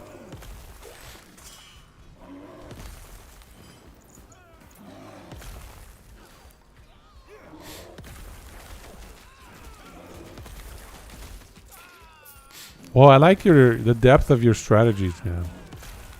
You've clearly put a lot more thought into that than I just did. Oh, okay. So people actually follow that stuff in university. Hey, that's pretty cool. I see you helped clear out the rabble down. I like that. I like that we're getting more and more of that. Esports is becoming cool, guys. Esports is no longer just a nerd thing. It's becoming a mainstream thing.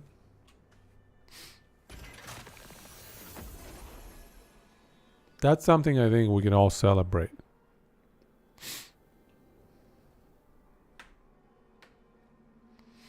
Back then, League esports wasn't even as popular.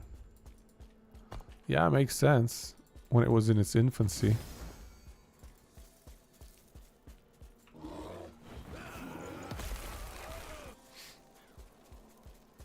It was popular among the ladies. I still find that hard to believe. Whenever you say that, I'm like, damn, really? Minion chance to bleed. Alrighty, sure. They had esports viewings in your student bar at uni. Wow. But Overwatch? Damn, why Overwatch? Why not something like, you know, like Dota? StarCraft. Overwatch.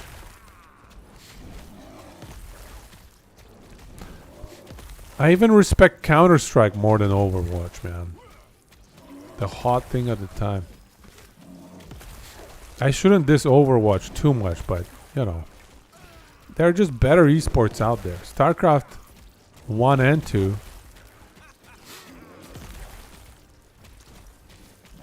You don't rate League or Dota for that kind of thing? Fair. Yeah, I mean, yeah, if you're not a MOBA enjoyer, it's gonna be very tough for you to figure out exactly what's going on.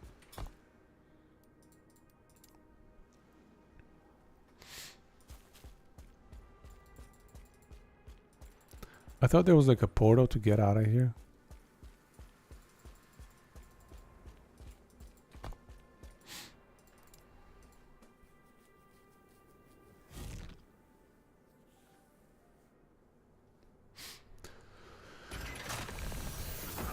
Back when I was at university, what I remember doing was StarCraft 1 was actually pretty big in Korea at the time. Must have been like 2005-6, I guess. Let me do the math here. How old am I again? Jeez. Yeah, I guess it was around 2007-8. Yeah, 2007-8 StarCraft 1 was great. Like, it was in an extremely, extremely healthy state in South Korea. And I would get up, not even get up, I would just not go to sleep on school days and just stay up all night and watch the Jaedong Flash finals, you know? And it's in Korea, so it starts at like 2 a.m. It was really rough some nights. Yeah, good times, man. And I remember there was one where there was a lot of disconnection issues. If you remember, there was one big scandalous one where they granted the game to Jaedong because the game disconnected. And it was like half an hour in. Epic game. Jaedong had a minor advantage. And the game disconnected. And after that disconnect, or, you know, they couldn't recreate the game. That was not an option. And they were literally discussing for like an hour or two what to do. Caspa at the time. They were trying to figure out, okay, what do we do? And it's like 4 a.m. my time. I'm just sitting around in my room, waiting, trying to see, like, are they going to play any more games? What is going on here? Eventually they figure out, okay, here, Jaedong can have this game. We're not going to rematch. Jaedong gets the win for this one. Jaedong needed it because Flash was too good. Flash was god tier at the time. Sounds like you missed out. Don't think. You even had a PC at that point. Oh, yeah, man, you missed out. The only thing is like my university time suffered because I would show up and I would be a little bit tired. But, you know, that wasn't the problem. University was kind of easy, so I could do it with like one eye closed. No big deal. But yeah, those were good times.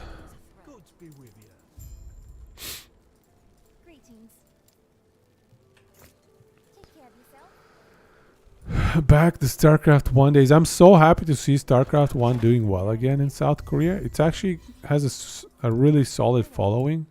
Tons of people are playing it. Okay, so I'm at like 14 out of 15 passive points. Can we just get one more, please? Somebody. Oh, man.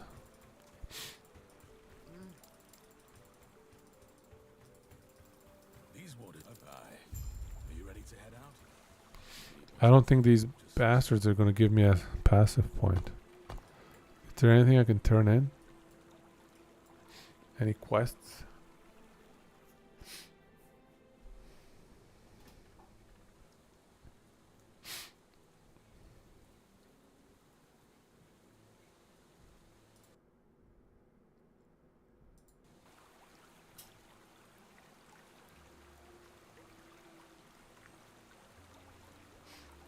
Yeah, we're back to loading screens for some reason.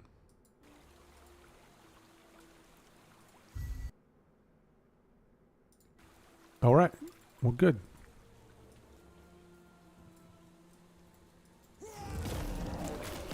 So,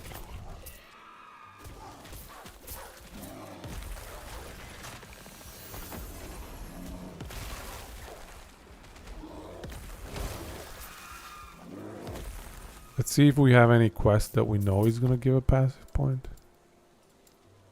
No. Okay, I guess we just gotta kill Lagon or something. Lagon, bro.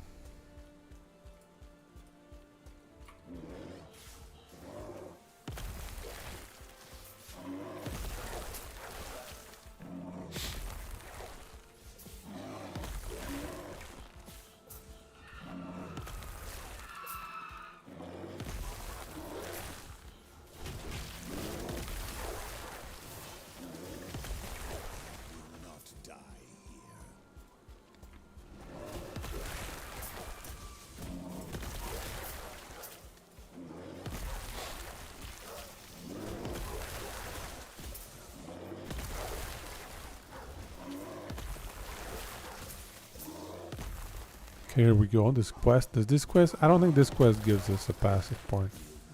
Goodbye. No. Nope.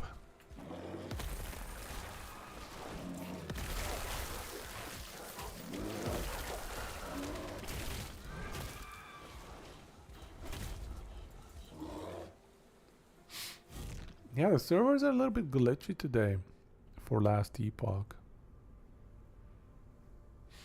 I've gotten disconnected a few times, but I mean overall it's okay. It's alright.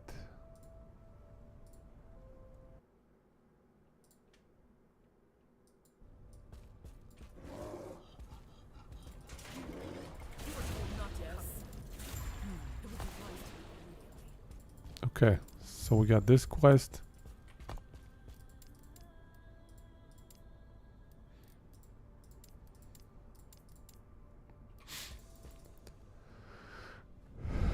The last passive point is the one with the crab eggs. Alrighty. Good. Almost there. We're so close. Thank you, Perio. That is so close.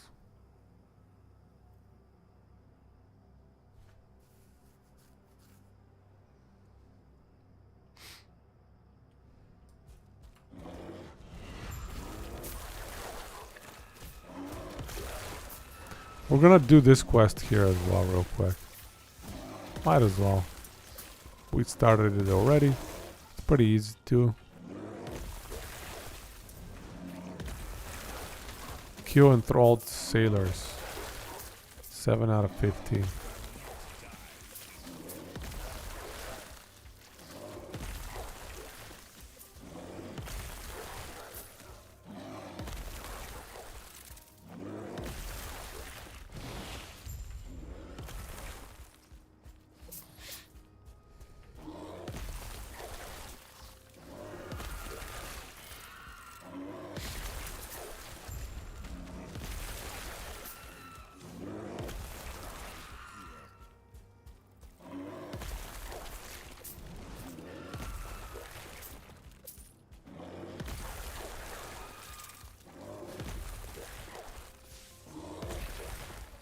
Okay, is that it? I think we got it.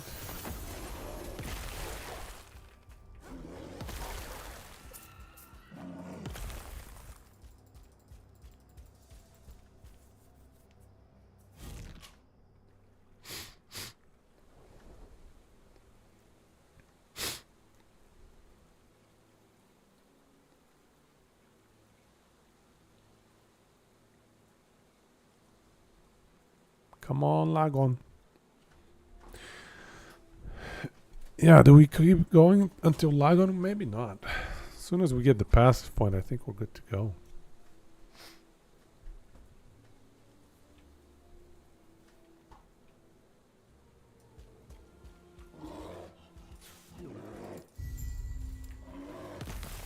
Okay, now we got top right corner.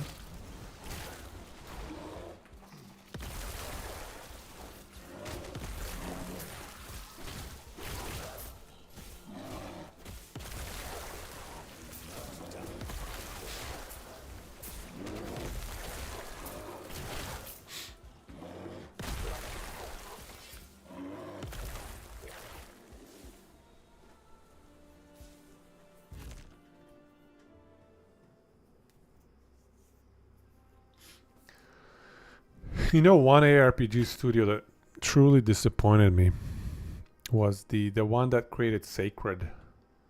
Sacred 1 or 2 were such good games. Those were again from the 2000s. Sacred 1 and 2. But then I don't even know what they did after. They did a bunch of crappy games.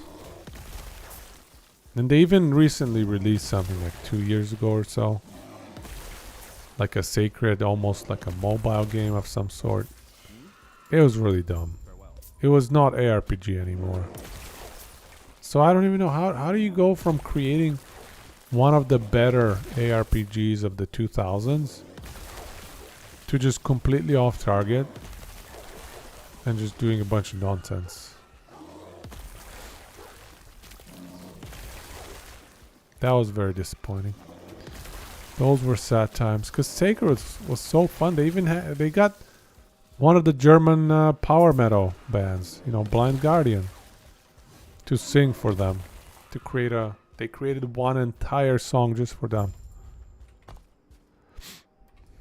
That was such a good time.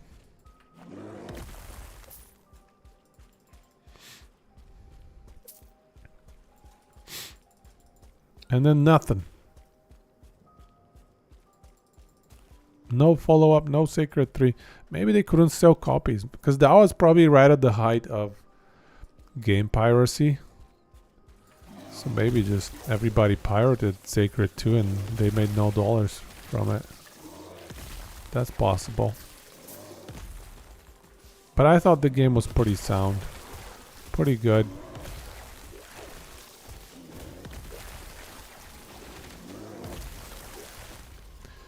It even had like a trading skill and a trading meta of some sort where you could just like reset the shop over and over.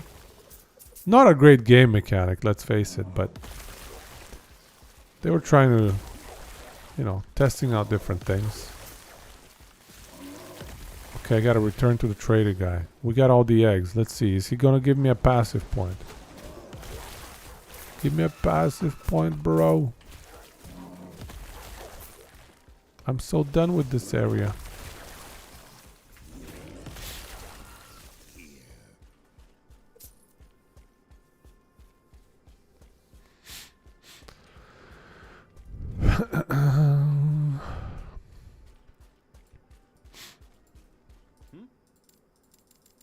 Farewell.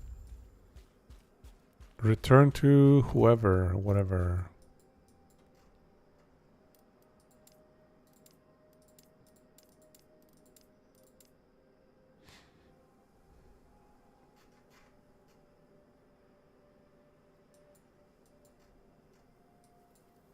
Okay, it's over here. This doesn't say a passive point though. I don't think this one gives us a passive point actually. Because the reward doesn't say passive point. I think we may need to kill Lagon. Lagon the Wagon. Let's go get it done.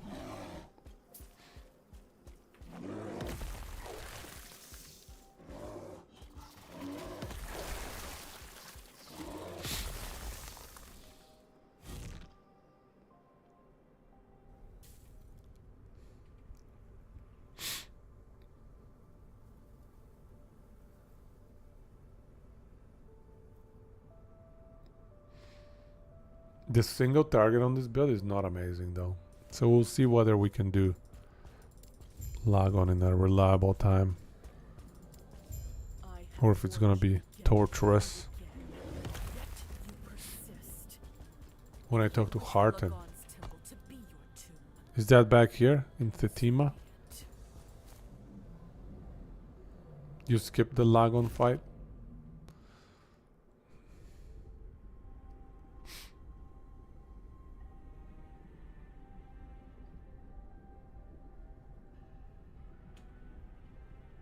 Oh, the crab quest. Right.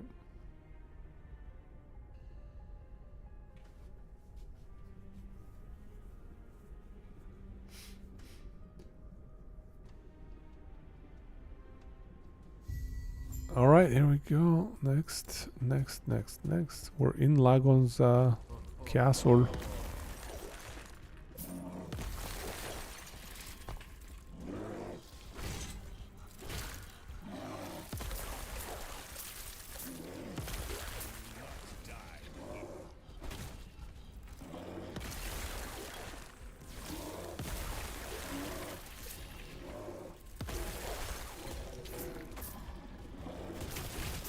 Maybe through here? I think usually the path is this way. I've played this stupid place enough times. Pretty sure you go this way.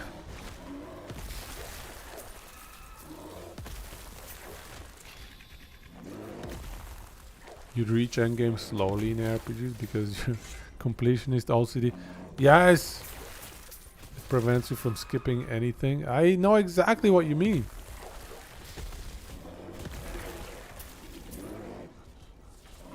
you have to train yourself to not complete everything, you know? You just, yeah, it's so hard, man. Even though the quest is like reward 3 experience. You certainly don't need 3 experience. But you're like, but it's a quest. They want me to help. I need to help them.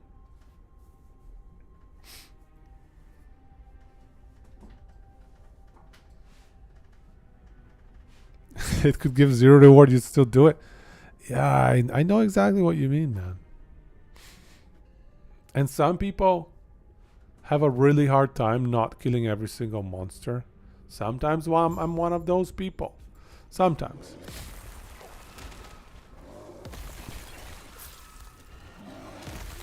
And that reminds me of another story of when I played Diablo 3 with my girlfriend that I've been together for, you know, whatever many years now. 12, let's say. Maybe more. Probably more. But yeah, we played Diablo 3 together. And, you know, generally it's a good time. But Diablo 3, if you remember, it was a little bit punishing. If you, yeah, against certain enemies. So anyways, what ended up happening is me and whoever else we would play with would just keep running ahead, and my girlfriend would just get stuck trying to kill every little monster. She wouldn't not run past even those beefy Gorgor monsters or Gorgon or whatever they are in Diablo 3, and she would be like fighting one of those guys, and they're beefy, not only beefy, but they also do tons of damage. And so she would end up dying to one of those guys because we would just keep running past. We would kill everything else and just run through. And yeah, that led to some tension. How dare you leave me behind against these guys? You're going too fast. You're going too fast. So yeah. Those were good times.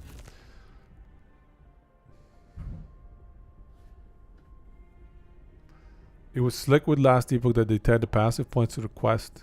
You need every point. Yeah, yeah. You have to do them.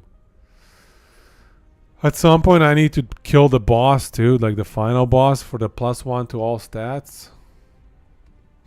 Otherwise, you know, the character is incomplete. It's incomplete.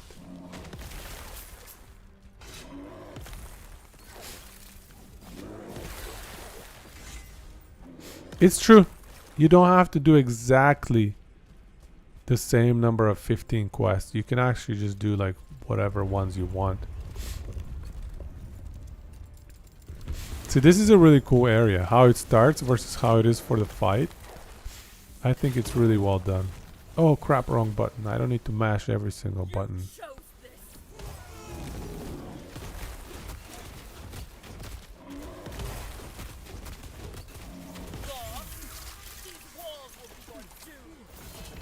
Two-handed axe. Harthenon's garbage.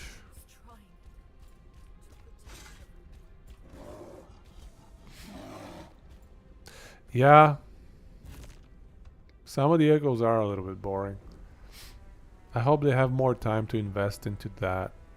Because I think in the current development cycle that they're at, after 1.0, they're definitely going to be prioritizing patch fixing. But yeah, it's that kind of content I think will get a better view and a better opportunity to shine after 1.0.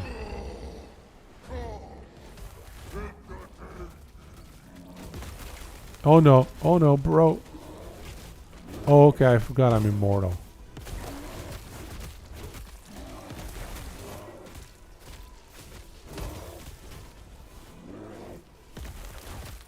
Okay, can we not do that again, dude? He tickles me. He doesn't do anything. I'm so tanky. Why do we do no damage though? That was one problem I have with this build. It's like, where's the single target DPS coming from?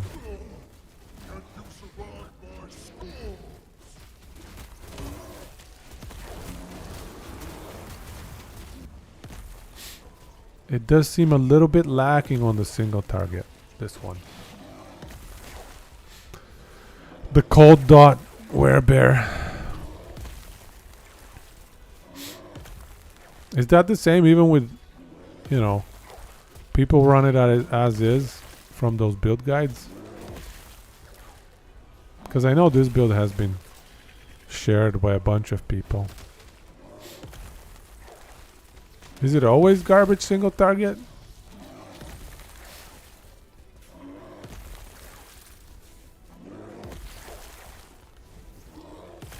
Kind of seems like it should be, just by the design of the skill. Great AoE, garbage single target.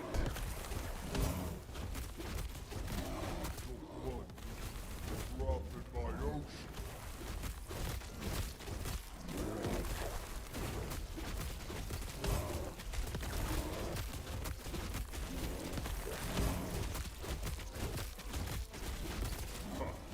Is that the best? The only Primalist you've played is the Aftershock Earthquake. Oh my goodness. That's cheating. The one and only. You are starting before me.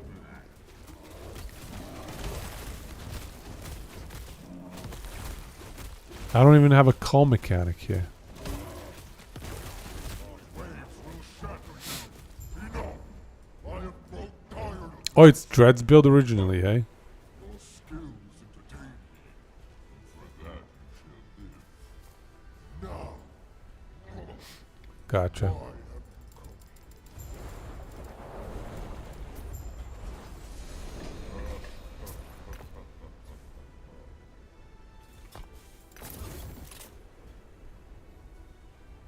Okay, Fatima.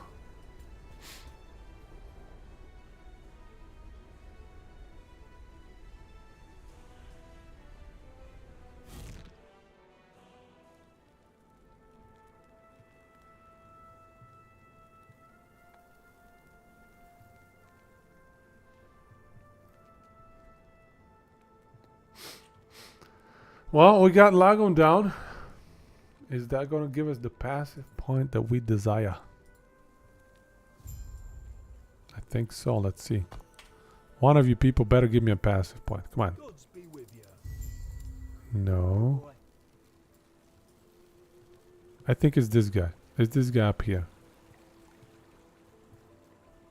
You're back. I have Schneck. It will be a long road to Majelka after, but you are used to walking, right?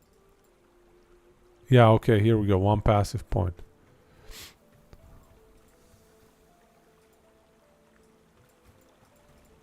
Come on.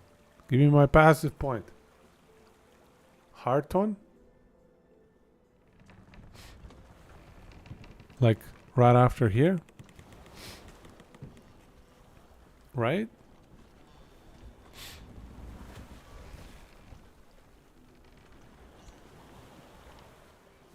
Yes, we did it. As soon as we enter Sands of Majasa. Did you in I do. There I go. Oh, it's they follow a There you are. My fault is a shrine. Captain Harton, this one, okay. We got it even before Harton. We got it. Okay, alright. 15 out of 15, 8 out of 8. Life is beautiful.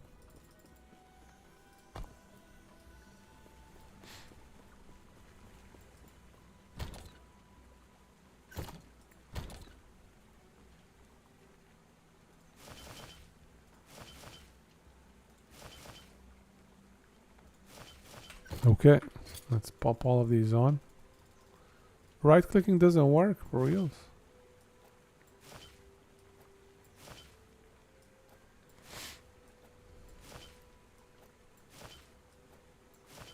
Just a bunch of HP, that's all we need from our idols.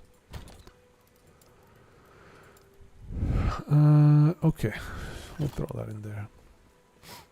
You can bug a ton of quests by going through Sanctum early in the quest line. Doesn't handle that well. Oh, okay, I'll avoid going through there.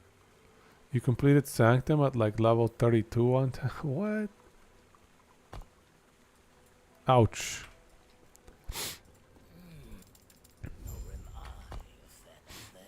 Okay. Alright, we got all of those. This is pretty close to the end of the game, actually. This is just the last act that we don't need to go through. And I mean, we still need to kill the final boss. Hey, can anybody give me these 3 waypoints here? Spirits of Fire, Last Ruin, and Age of Winter. Does anybody have those waypoints handy? I don't want to be running through every single model. That is the worst. I just need the waypoints. If anybody happens to have them. Otherwise, it's fine.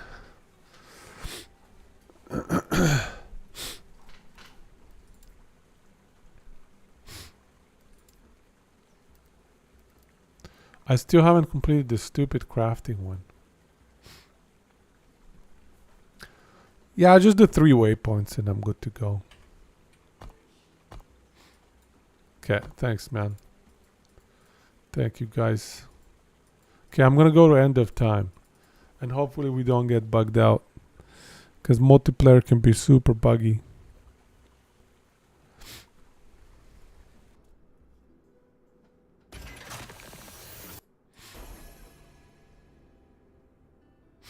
Okay, let's make sure we're in the same, like, end of time area. And then let's try it. Let's try linking up.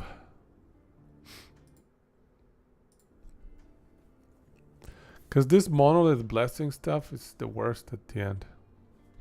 Getting to empowered monos is so boring. Okay, I'm ready. Whenever anybody is. I still need a belt and a ring. My relic is pretty bad.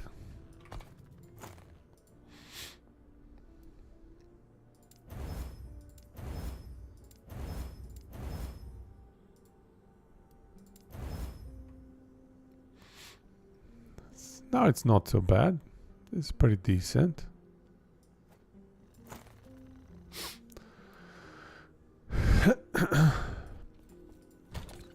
For belt, I think we need cooldown reduction.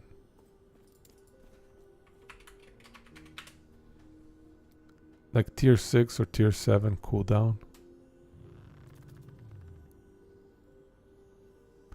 In the future, they intend for your alts to be able to skip campaign portions by running dungeons early.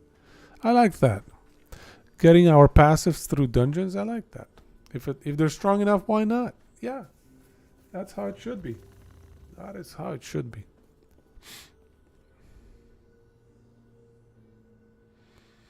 Sounds amazing, man. Okay, ideally I want something with armor. Maybe this one.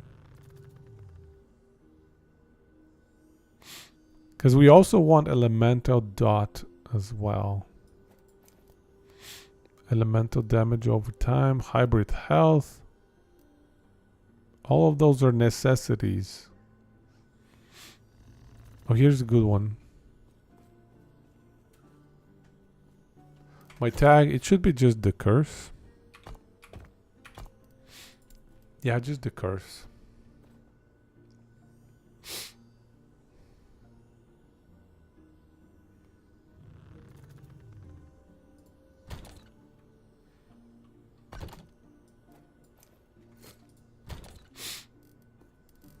And we have the ring we want, but we just need level 80 for that. And then we're good.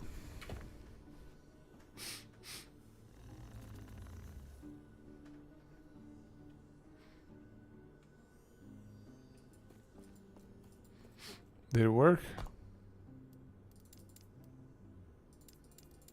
It's probably easier if you're on US East, but let's see. My ping is pretty bad outside of US, whatever.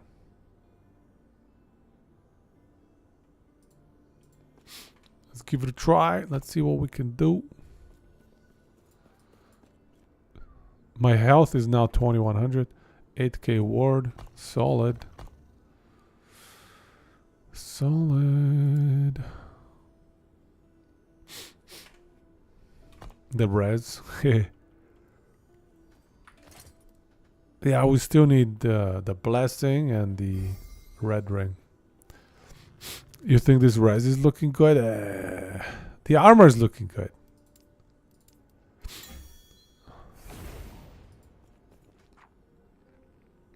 I got an invite. Let's see if we can make it work here. Let's see. Let's see if I can go to you. Or is that you? Oh, that's you. Okay, we're here. Okay, we're good. All right, nice. Thanks, man. So let's just do these three: Spirits of Fire, Age of Winter. Actually, maybe all 6 of them. Just the waypoints. Reign of Dragons and Ending the Storm, and this one as well. Because otherwise, I guess I need to do it. Yeah. Anyway, but these 3 are definitely the ones I need to get the Empowered unlocked. I just need to complete those 3. There's a Primalist right there. Okay, let's see.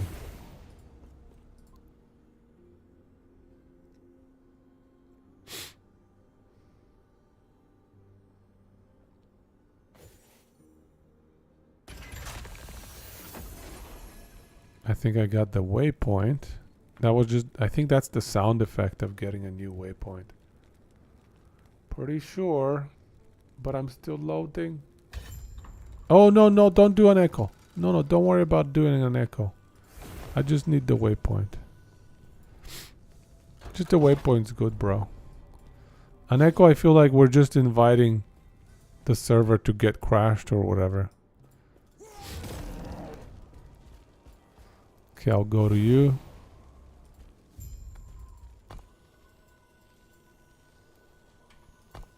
Why doesn't it light up? Okay, it should be good. It should be good.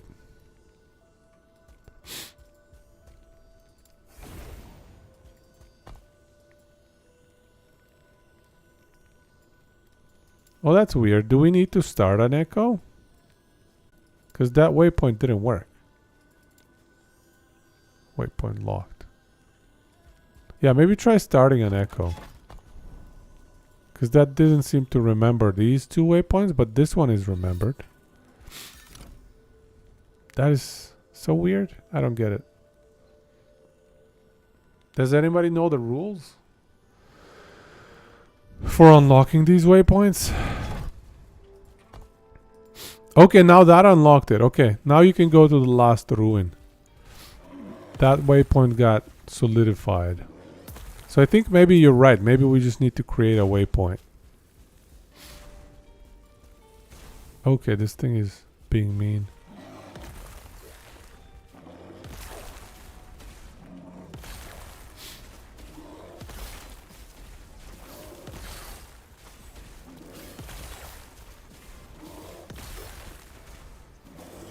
There you go. All right. Oh yeah, we need to start the mono. Yeah, just start the mono. And I think that gives the waypoint. That is so weird. The echo, I guess.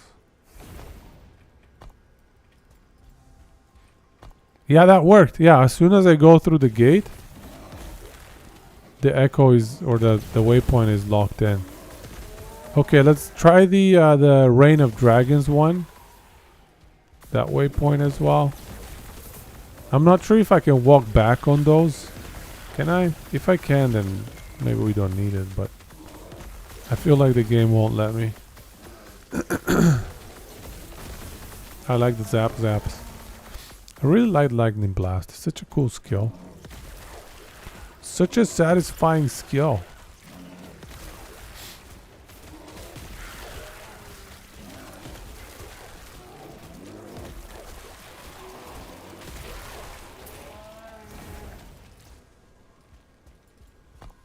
No, it didn't unlock it. Yeah, we gotta start another echo, I guess.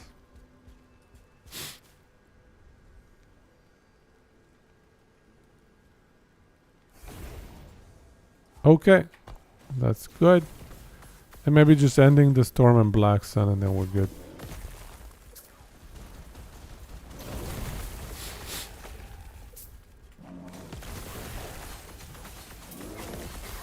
Yeah, this single target is not that high on this build.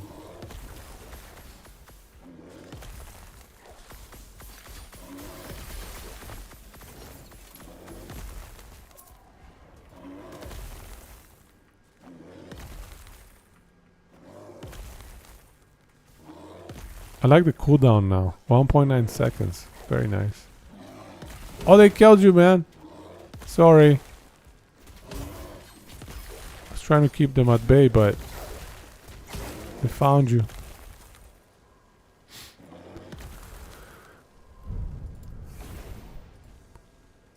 Oh, where did we go? Okay, here we go. Okay, let's just start one echo and then go to the Black Sun right after.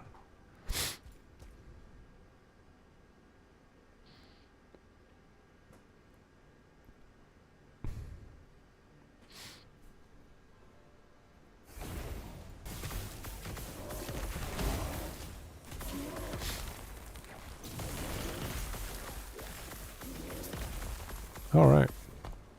There we go, that worked. Just the Black Sun left.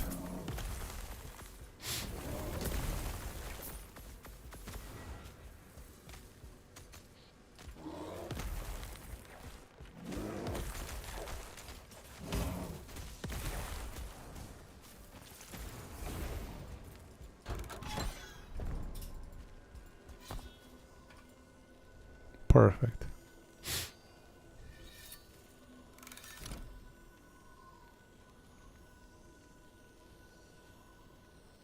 Did it bug me out? Oh no, it worked. It worked.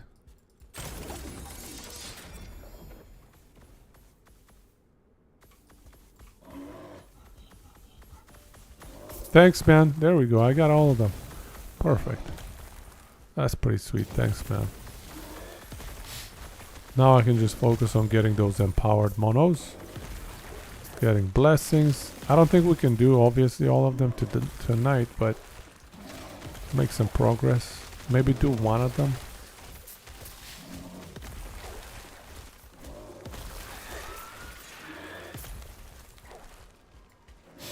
Okay. Yeah, I'll start working on that Spirits of Fire first, I guess. Thanks, bro.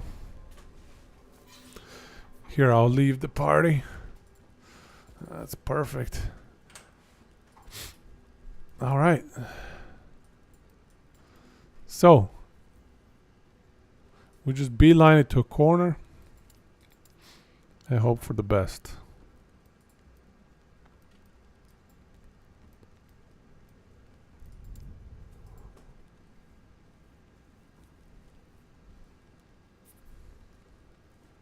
Oh, and we gotta do the little quests as well.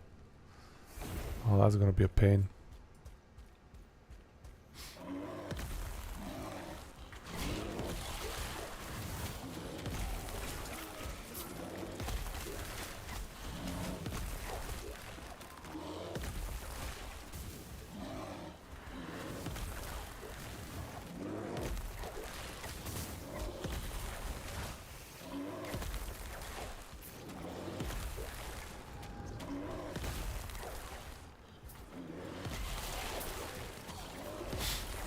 Okay, these guys are taking way too long to die, man.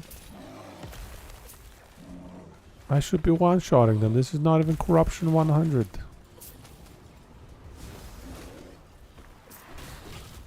They take like 3 hits. What is this?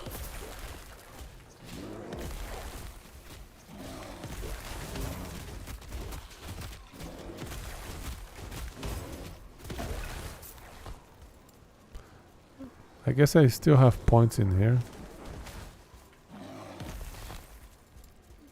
What do these even do though?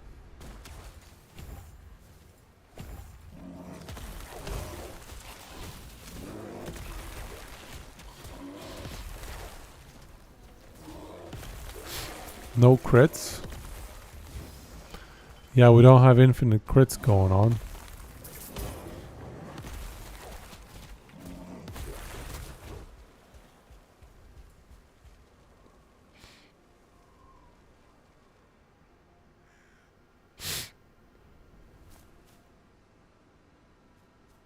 Alrighty.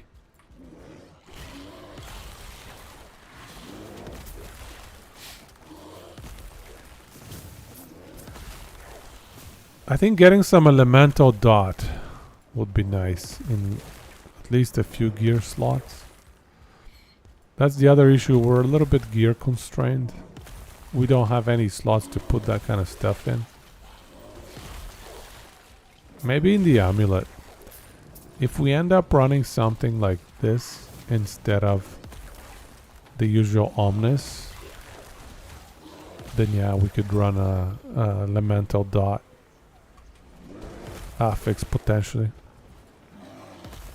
Idols never max roll. Yeah, the idols have a hard time max rolling, that's for sure. I felt the same.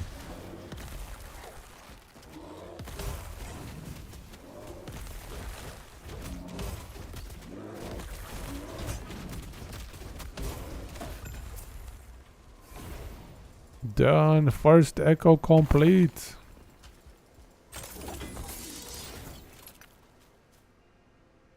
At least we're immortal.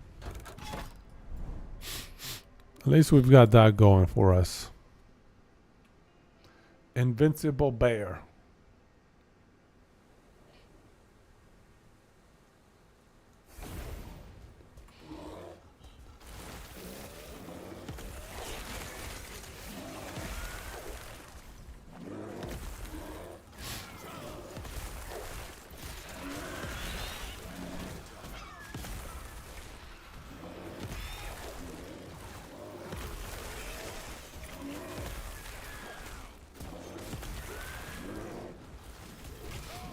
Apostates.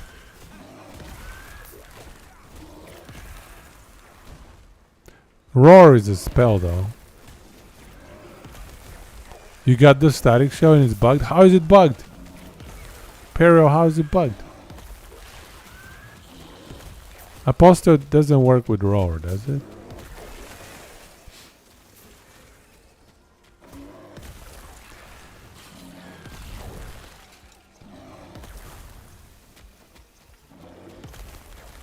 No, this is not the same as a Wheezy's, no. His is like a melee druid. This one is a caster druid. Technically here a lot of our damage, or most of our damage, is spell damage.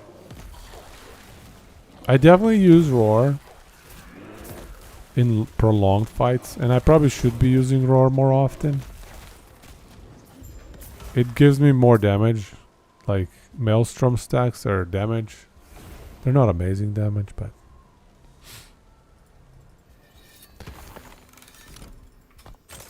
also, we're casting Entangling Roots every time we do this.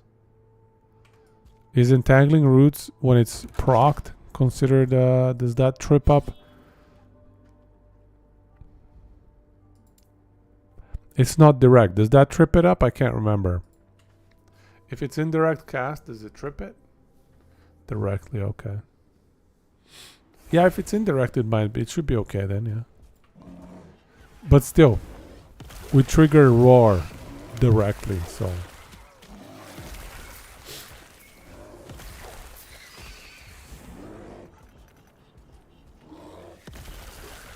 Rah. Bear angry, rah.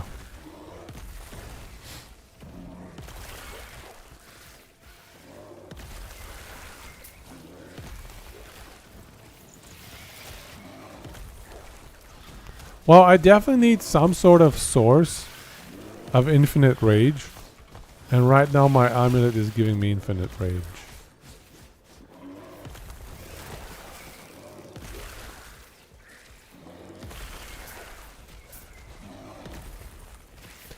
And I do believe I'm good for tankiness. Like my ward per second is crazy high.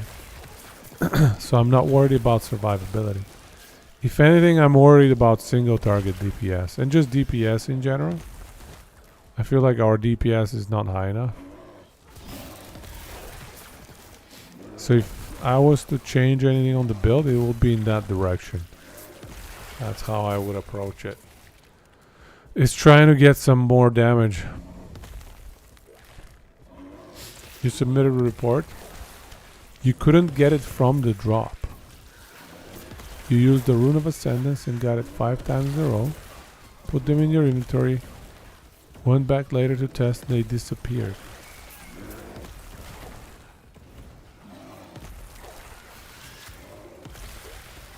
Well, that sounds crazy, man. How does that even work? I'm trying to think, have I ever heard of a bug like that? And I don't think I have. That is definitely sounding very sketchy.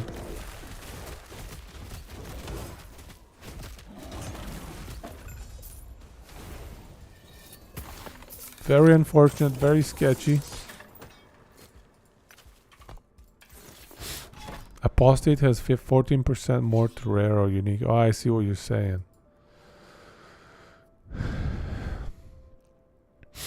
I would still need a solution to my rage problem, basically mana problem though. And I think, I don't know, there's not too many good ones to be honest.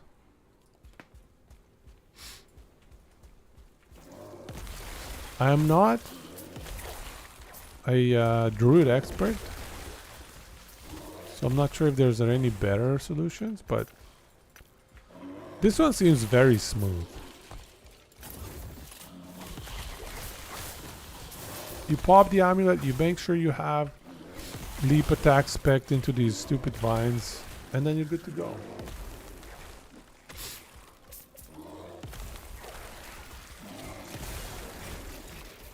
Bone amulet.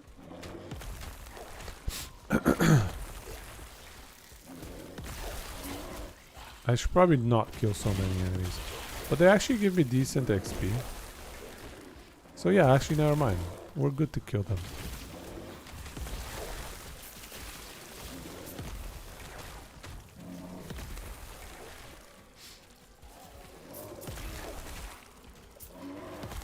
You thought it was sketchy when you received it 5 times in a row from Runes of Ascendance?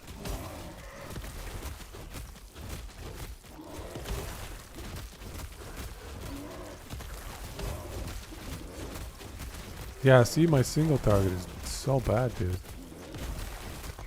I have 104 strength. That's 104 spell power.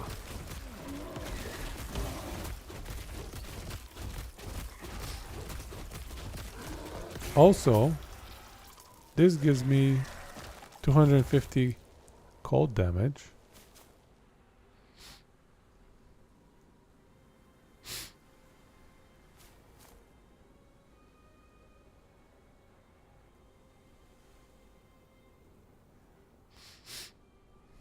Yeah, okay, we can keep that 1 point.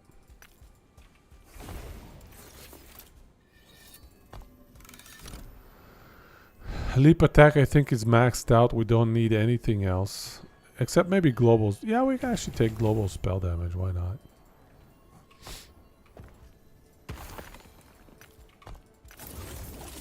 And what about Maelstrom? Like, what do we do with this one? We get some more damage? Damage to Chilled.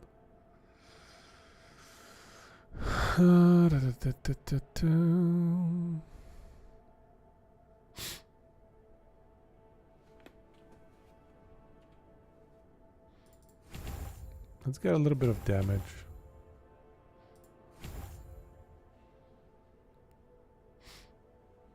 A little bit of dodge rating.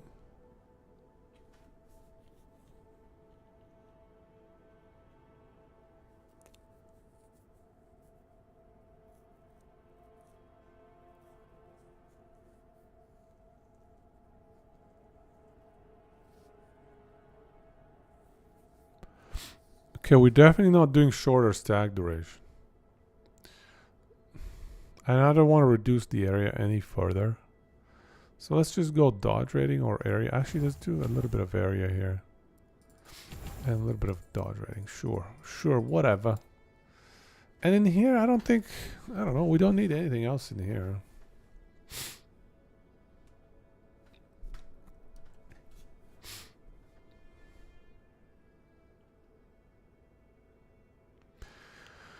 Here's another source of rage. We can get it with swipe.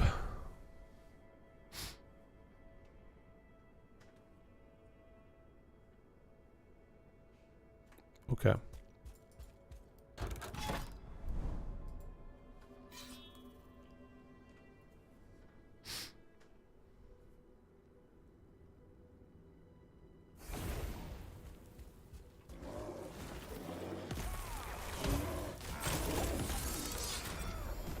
Tier 7 fire as quiver, alrighty.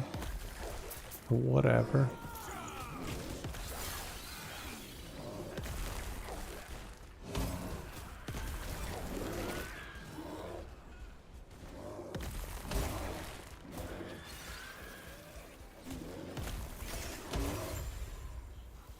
I wish Roar had a bit of a seamless animation.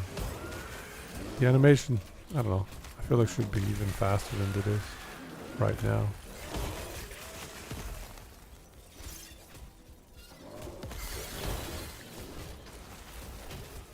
I like that we get haste after 8 stacks.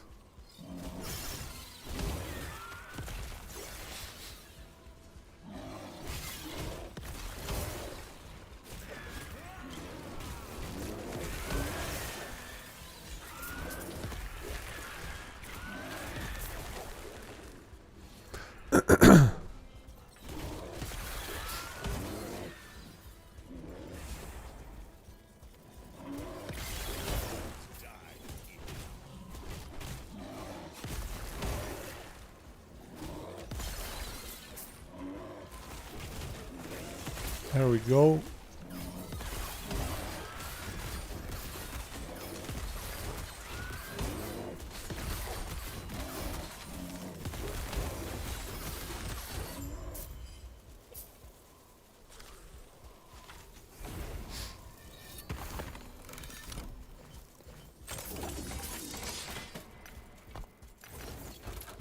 Yeah, hopefully at least somebody gets back to you. Although I've never had anything written back on a bug report. So I wouldn't count on it, honestly. Rune of Ascendancy acted like Rune of Creation. Yeah, it definitely sounds like something got bugged out there, you know. On the forums they are a bit more active, yeah. Level 73. We got our first level up.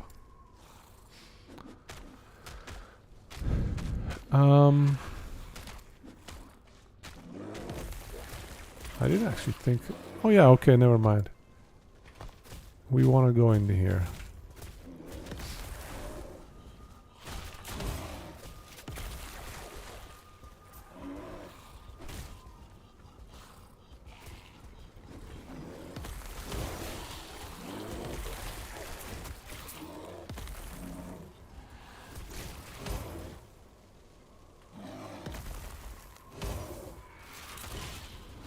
Go, go, go, go, go, go, go. Yeah. So speedy, I like it.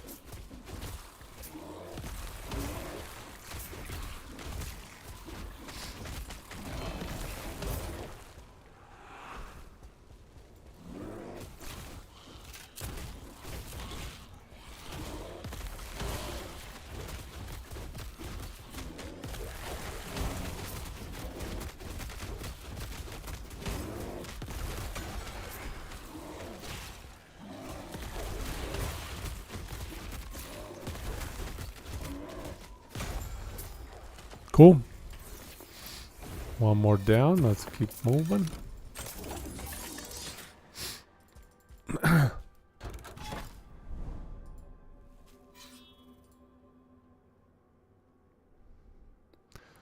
So we've got 174 stability already. So this is going to be pretty good. I think we're going to do one of these.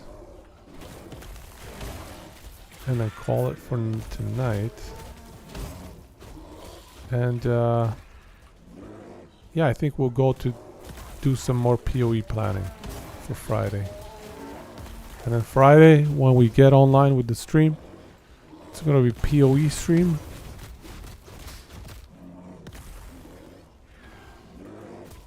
We're gonna start from scratch. Level 1 character. Brand new on the season.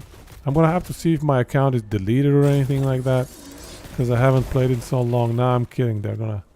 It's gonna be just fine. I hope. But yeah, I'll reinstall the game. Log in and make sure everything is working. I even probably have like 1 or 2 stash tabs purchased from back in the day, you know?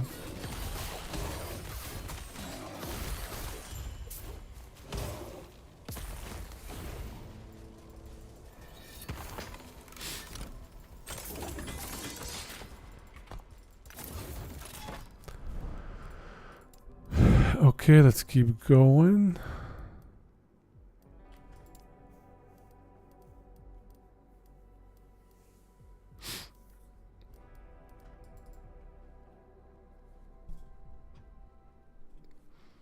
Wait until I download the updates.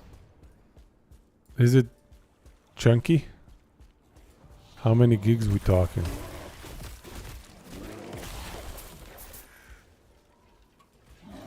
I haven't even looked. Yeah, I should probably just turn it on to download after, I don't know, after the stream tonight perhaps. Just to get it done.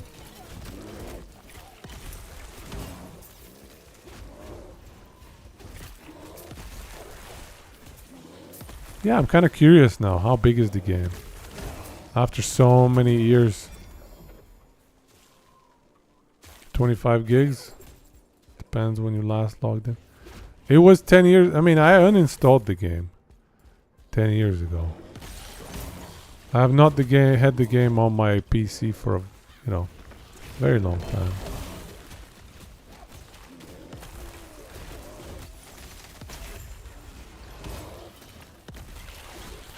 Extremely long time.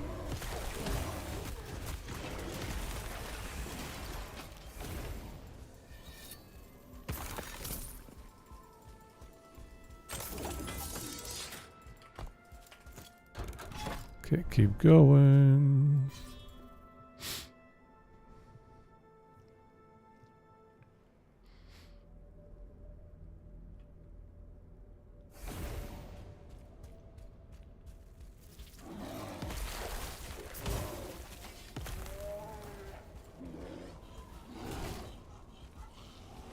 Bam.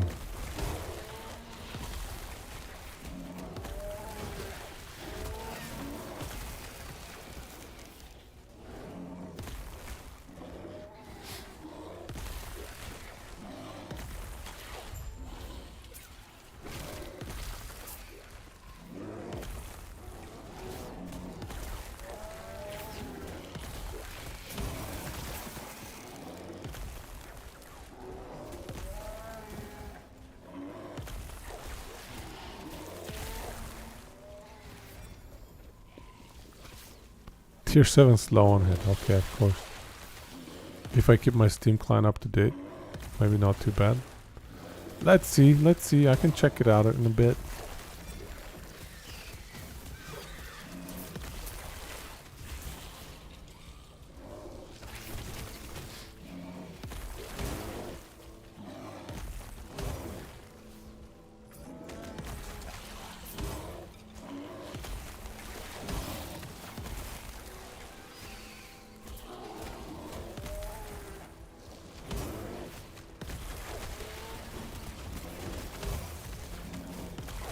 Is this gonna hurt, guys? Nah, I doubt it. We're immortal. We're too good for this puny little dragon.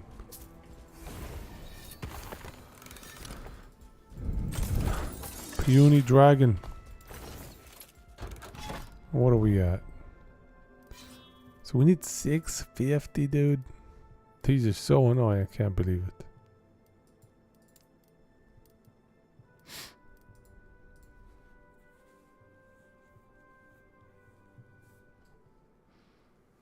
I also don't have crit mitigation resolved on this character.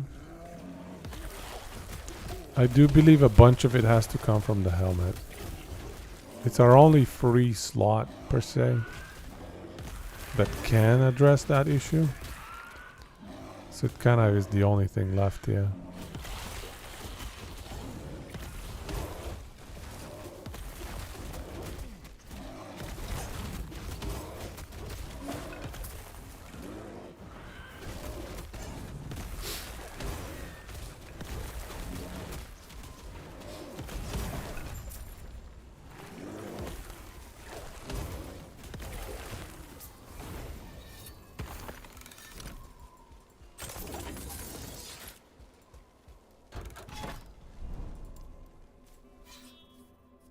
Keep going.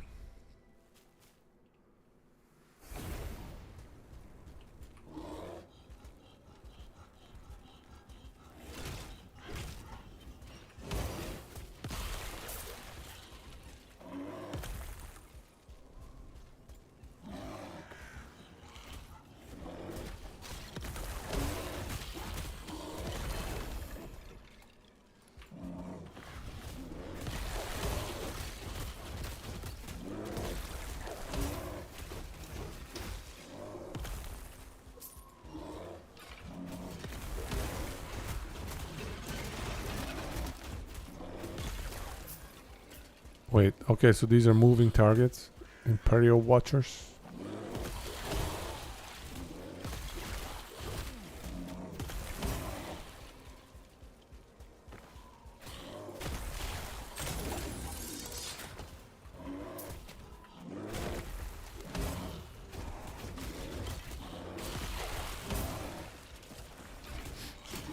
Here we go.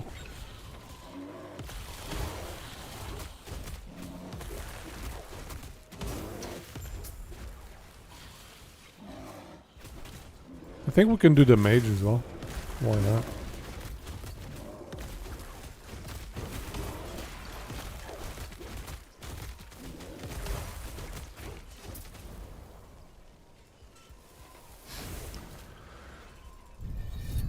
Alright, here we go.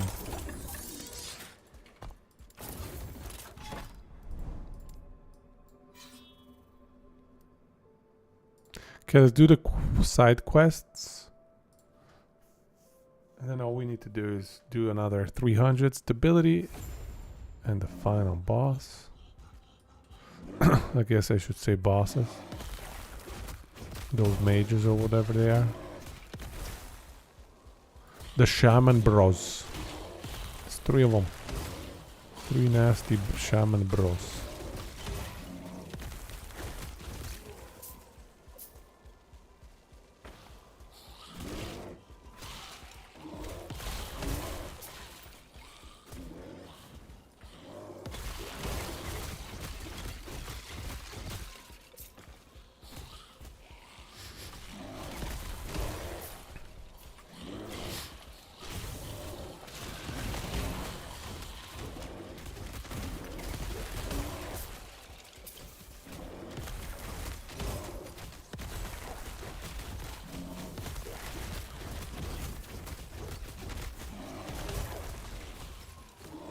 Exiled mage.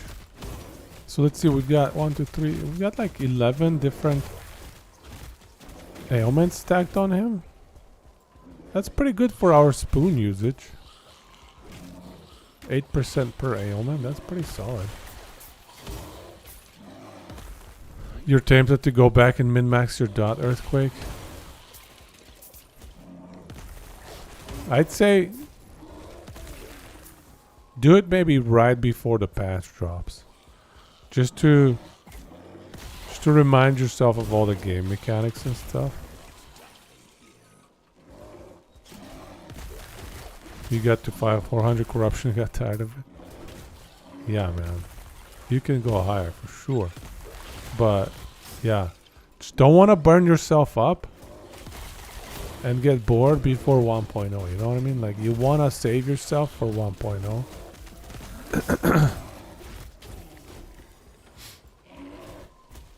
At 1.0, you know, it's another 2 months. Is it 2 months? 2.5 months now. So 2.5 months to go. Then we'll have a launch party. We'll have a great time.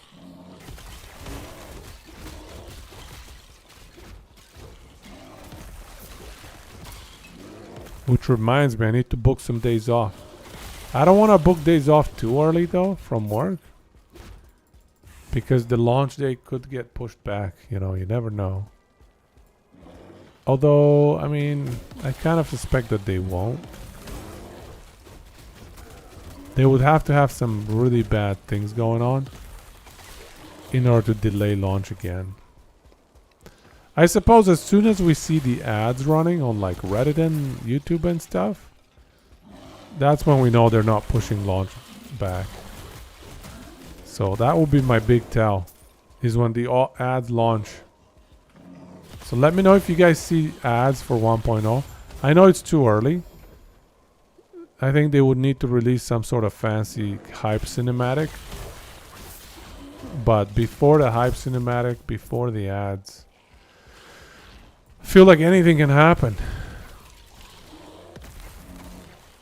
I'm still leaning to believe that they're not gonna postpone, but I just want to hedge, you know. Alrighty, here we go, done.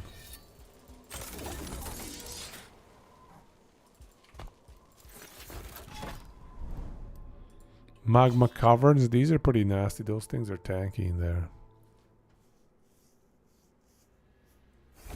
Especially if I give him 15% ORAS. Unfortunate.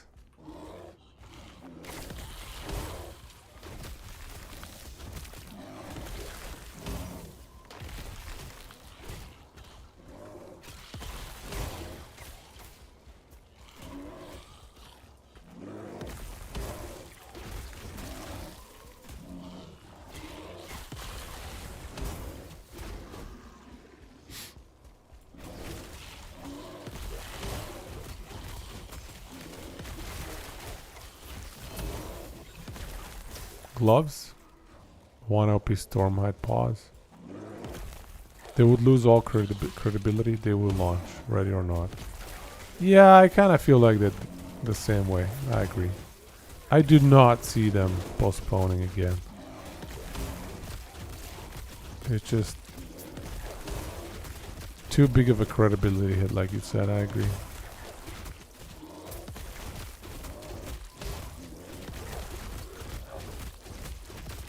So I should book my days off, I suppose. Gotta get it done one of these days. The other minor problems, like I'm taking a lot of days off at the beginning of January. You know, around New Year's and stuff. Taking care of kids and stuff. So it's kind of close together a little bit. A little bit too close together, you know. January, February. Hopefully it's not an issue. Hopefully it's all good.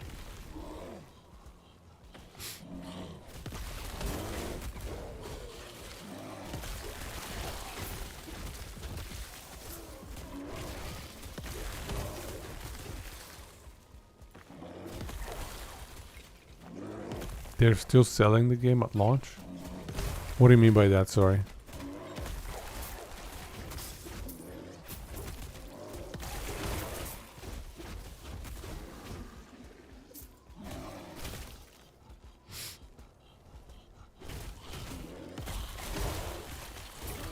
You mean they'll run ad campaigns and try to get as many copies as possible? Yeah, I mean, for sure. I think you're right there. Is that what you mean?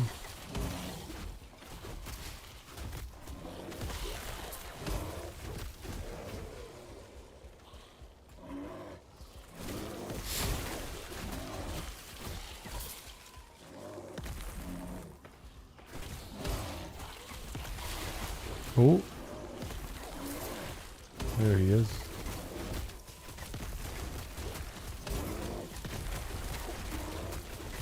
Are they doing clans? That's a good question.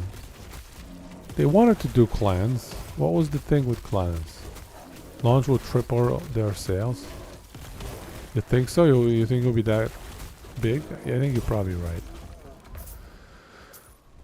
I think there has been so much hype for the game. I do believe they'll get huge sales numbers at launch.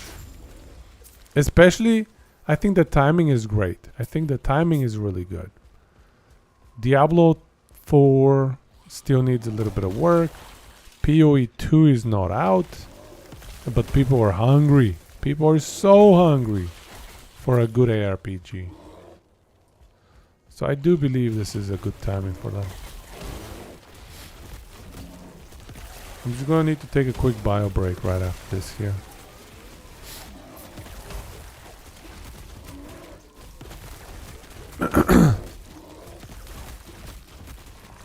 After this little quest.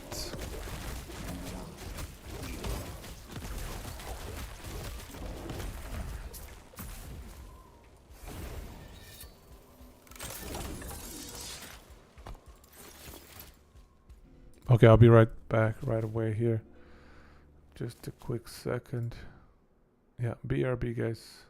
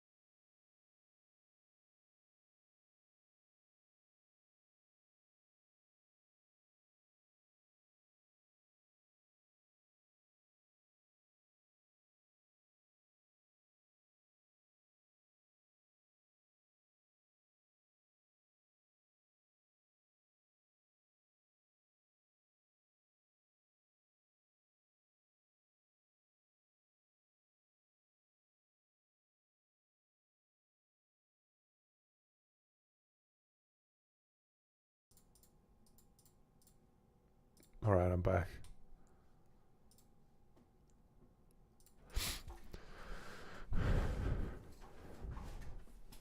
Let's finish this timeline. So we just need another 300 stability, and then we can do the bosses, and then we're good.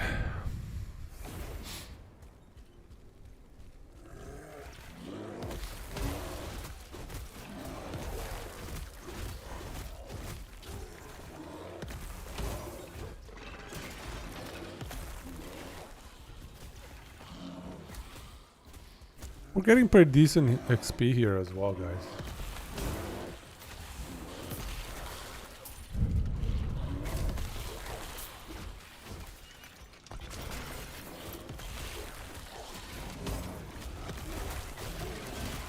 We already gained one level. There's gonna be a second one right now. We can never die, pretty much. We're so tanky. Oh, I love the tankiness of these builds. Low life Primalist is just GG tankiness.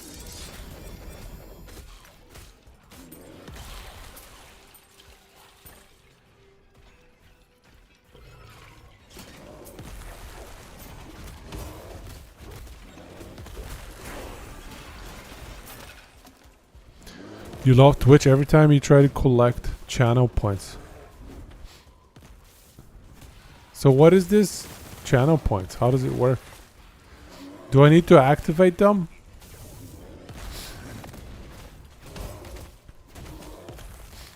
Do I need to activate channel points or whatever? I don't know if I have them activated, to be honest with you. Maybe I need to activate them.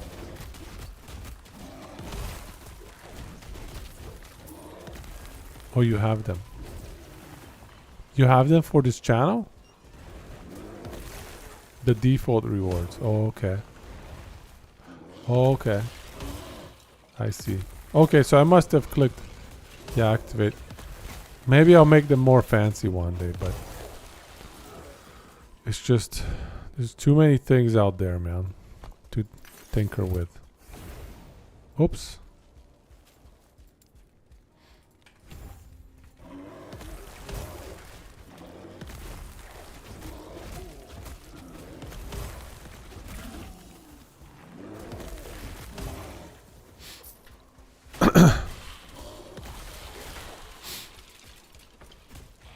Oh, here we go, ambush.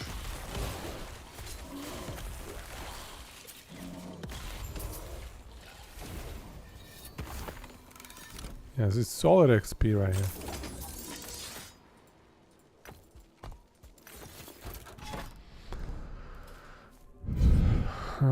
Let's see, where do we want to go? Yeah, let's go up this way.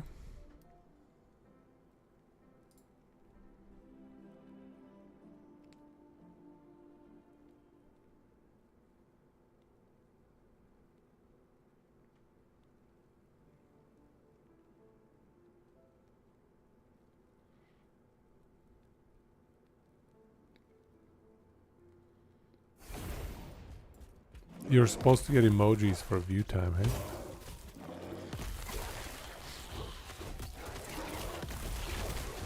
I think I added emojis, at least the ones that I created. I added some for like sub. Yeah, for subscription and I think for following. I don't even know. Something along those lines I added.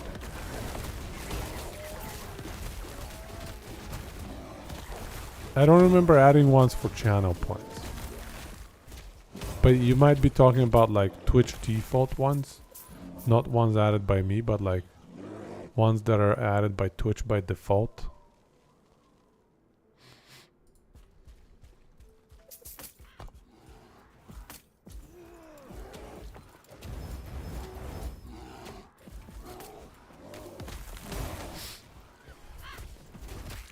I think that's what you're talking about. The default Twitch ones. Wow, how am I running into stuff? There's nothing there. Just keep running, Mr. Bear. Come on. Keep charging. That time I stopped.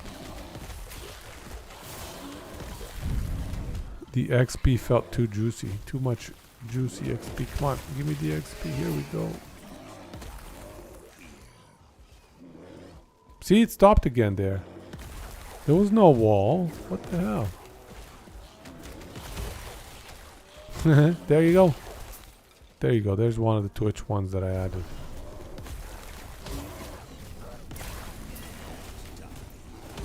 I added like 4, I think. Can't remember. Something like that. 3 or 4. I was playing around with them one day. Having some fun. I'm sure one day I'll add a bunch more, but we'll get there when we get there. Not there.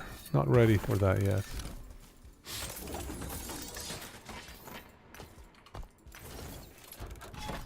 Okay. This is unfortunate. It curves out.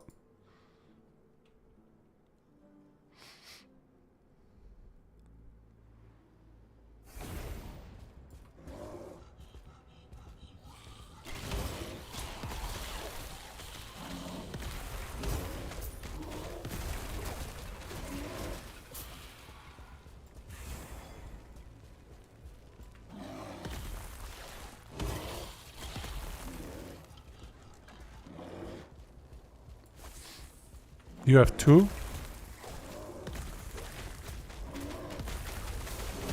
Let me check one sec.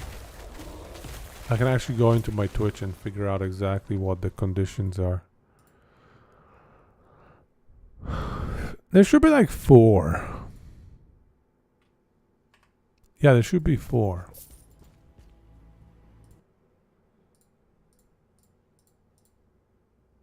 These ones. Yeah, those are the 4.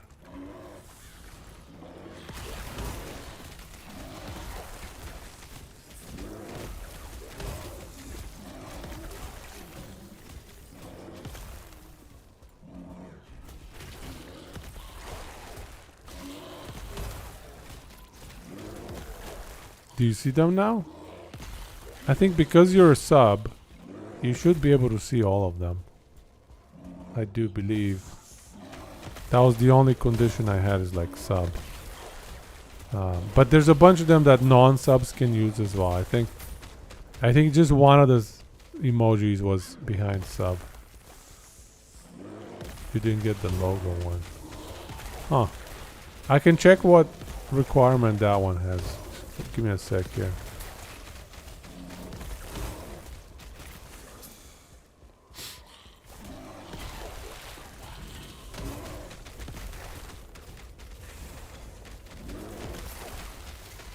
Oh, it's an ambush.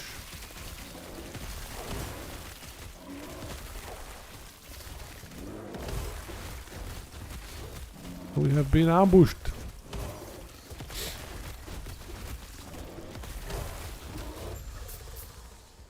Do I want that chest? Oh, brains is behind tier 2. Is that right? Yeah, I might have put one of them behind tier 2. I can't remember. Because I was like, well, should I put something behind tier 2? They give me the option. I don't know, man. I don't remember what I chose, to be honest. I'll check.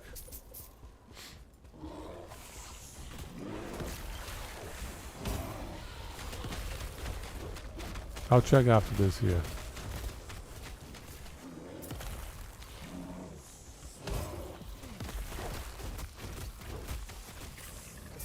Oh.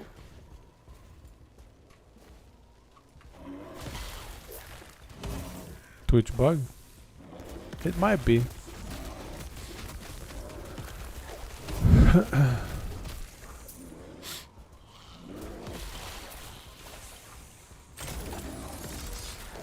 Oh, we got a tier 7 something. Let's see here. Come on, get out of my way. Tier 7 physical percent. I don't know. I don't know about that one. Do we need it? It's got a tier. It's got a increased percent physical by default as well. Maybe there's some interesting synergy there. All right, let's pick it up. Not that I really want it. Okay, one sec. Let me check the Twitch channel here. Okay, let's see.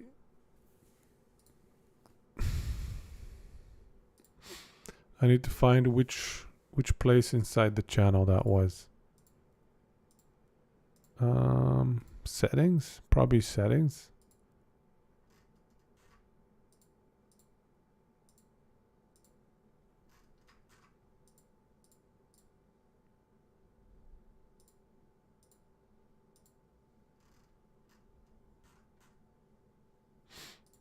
Okay, here we go. I think emotes here.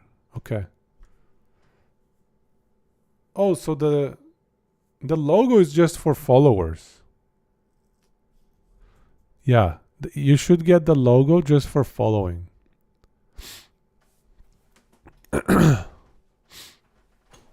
Yeah. And then for tier 1 subs is the RNGesus and the what face. And then the brains one is tier 2. It looks like is how I made it. And nothing for tier 3. But anyways, it looks like that's how I set it up. Okay, let me get back into the game here. Yeah, so anyways, like if you follow, which is the easiest thing, you should be able to see the logo one. Weird. Buggy. That's the easiest one of all.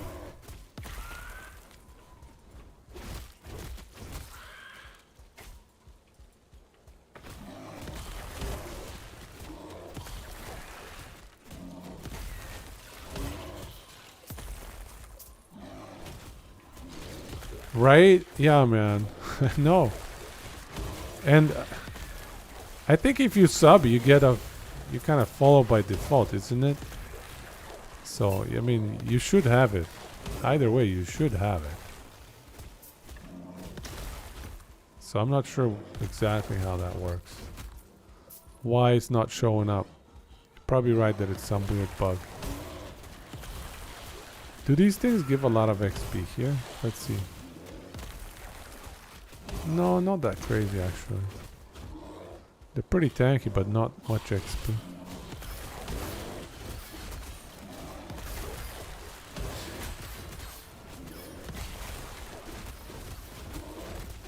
Probably doesn't work on mobile. Yeah, that could be it.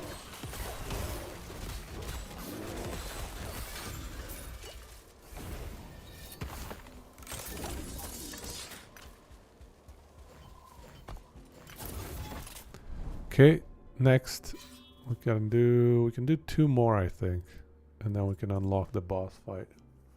Pretty solid.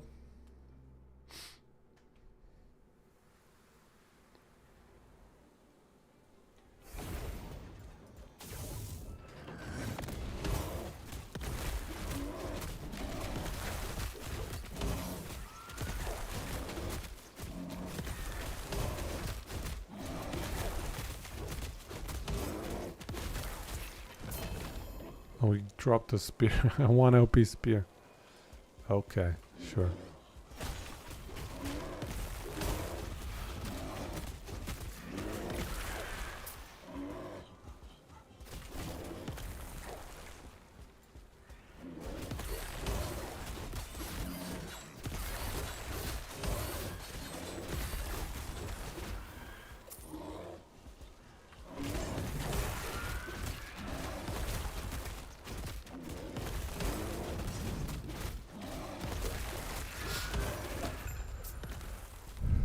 Okay, that's one's done.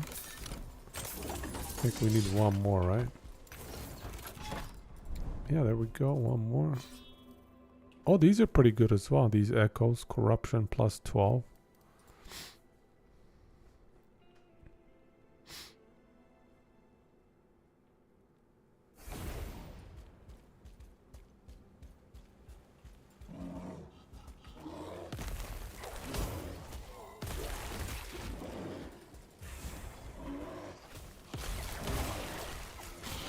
The next emote that I want to make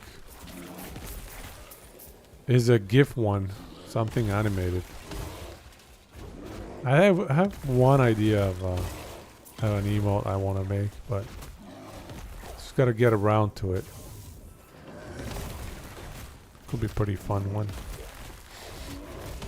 But no spoilers. Gotta get it done first.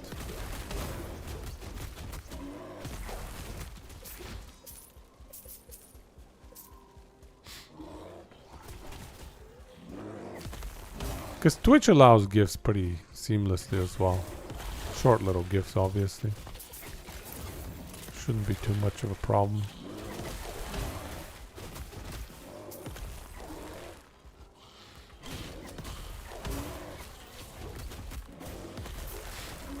Chest. Ambush needs to wait. We have a chest here. Runesmith. Another ascendance.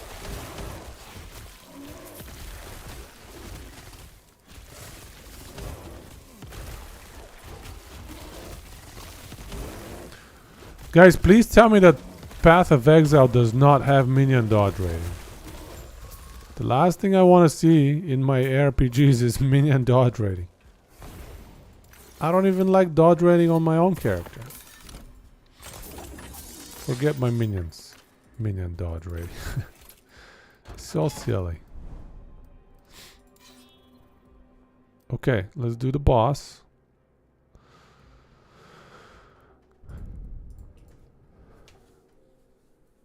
No, for my allies. Affixes for my minions, not enemies. I don't want to be stacking minion dodge rating. That seems so dumb.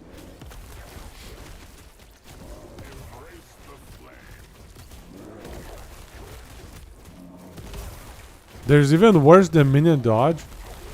No. You're talking in POE as well. God damn. How much HP is left on these? Oh my god, I'm not doing anything. Why are they so tanky? I don't do any single target.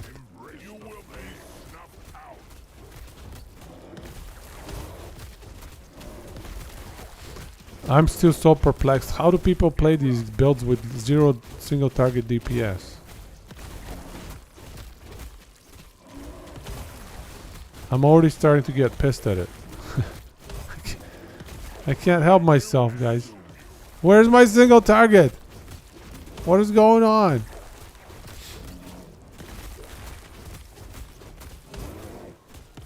Am I supposed to deal 0 single target damage? Put on some elevator music every boss fight. Yeah, I mean, you kind of have to. It's a good idea. It's a great suggestion right there. I'm immortal. Nothing can kill me. But I just go like, forever. Okay. Alright. Sure. Endurance it is. 0 LP boulders. 399 armor shred though. Yeah, whatever. We don't need no boulders. Why don't we do one of these? Oh wait, never mind. This is 0 corruption. Forget it. Forget it, dude. Okay, so we did that one. We did one of the 3 that we need. I mean, swipe is not even for damage. Swipe is just to proc Maelstrom. So swipe damage, I wouldn't even count. Basically, my damage is Maelstrom and the Entangling Roots. And so both of those are kind of weak AoE spells. So they're great to clear the screen, but single target is very questionable. I'll look at those build guides again for Druid and see if this is the intended outcome for every Druid running this build.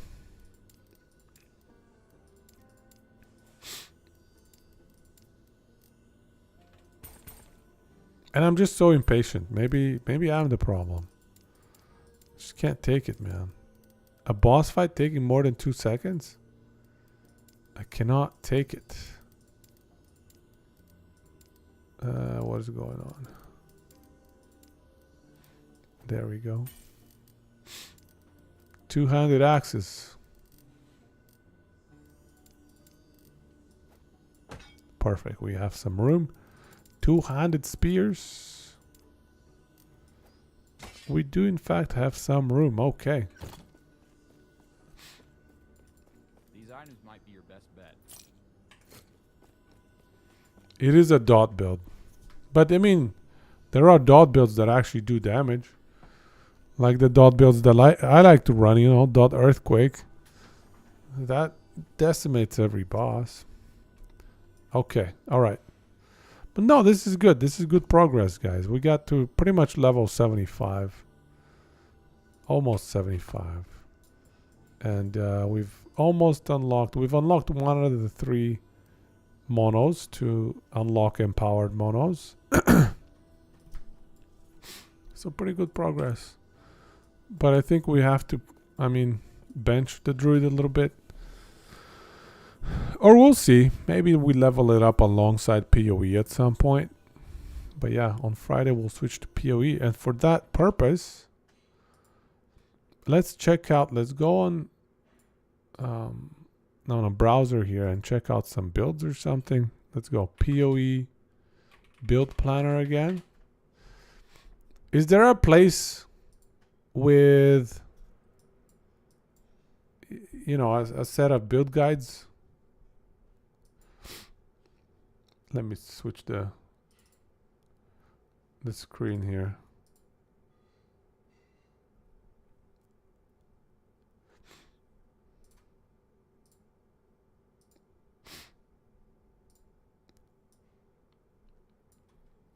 Is there a website with a repository for builds? POE builds? Kind of like we have on Last Epoch Tools, right? I'm kind of leaning towards, I think we were talking about maybe running a minion build. Just because it's my first character and I'm a complete noob cake. And I think I would like to run a Templar, or I don't know, what is this thing called? No, it's called a Marauder. It's called a Marauder, okay? Marauder. Juggernaut, Berserker, Chieftain. And Berserker very much sounds like the kind of thing that I would do. You just use YouTube as a repository. And then that app that you linked. Yeah. Items and trees. Fair enough.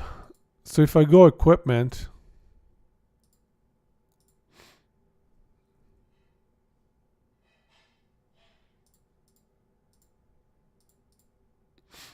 Or let's go POE skills.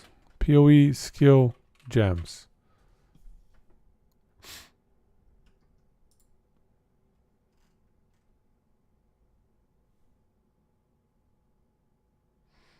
Max roll. Yeah, I'm kind of looking for, I guess, what kind of minion gems, skill gems are there. So I can just pick a skill gem that I think sounds interesting. And then I can go on YouTube, I guess. Builds for this gem. There are starter builds. And maybe for this class. Oh, these are uniques. Skill gem. Why doesn't this give me all that list of skill gems? Oh, that's very interesting. That's not a list of skill gems, that's for sure.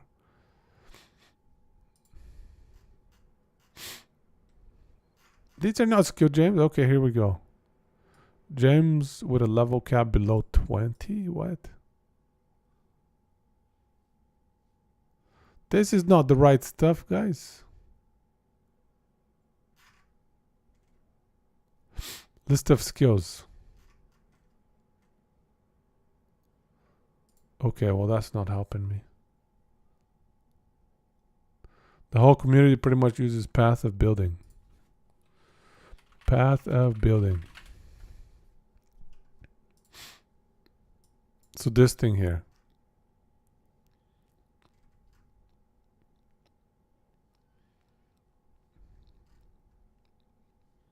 And you have to download it, eh? Okay, I'll have to download that off stream later. This is just a screenshot.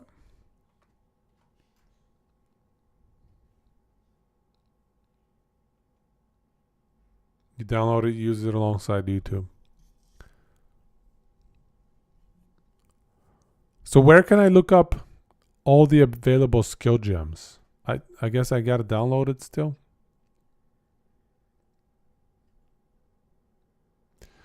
POE planner saves builds by creator.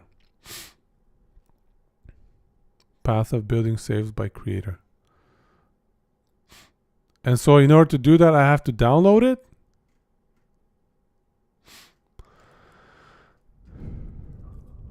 No links in Twitch. Sorry, Hermit Craig. What's the link for?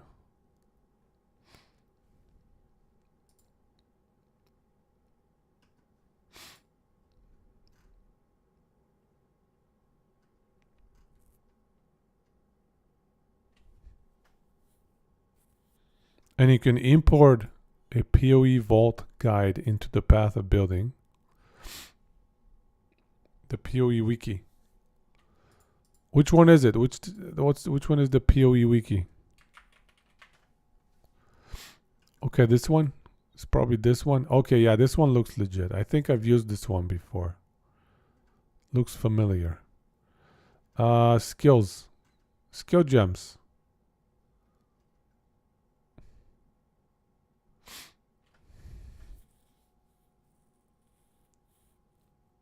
Gems? No, it's the same one.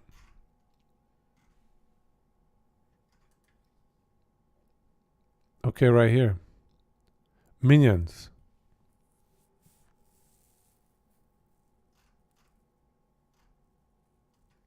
Minions.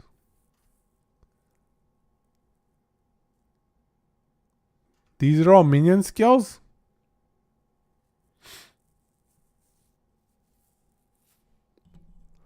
All of these are minion skills, dude? God damn. No, some of these don't read like minion skills.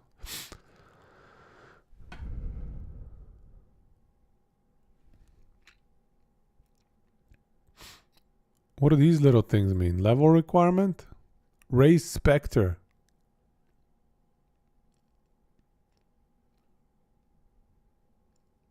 So this is like Revive back in Diablo 2.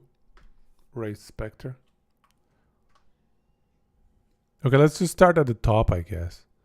Absolution. Spell, minion, duration, physical, lightning, AoE. Damages enemies in an area. Applying a debuff. The enemy's corpse will be consumed to summon a sentinel of absolution. That sounds too complicated, dude. Absolution of inspiring. Animate guardian. Animate a melee weapon? So this is like creating an iron golem in Diablo 2.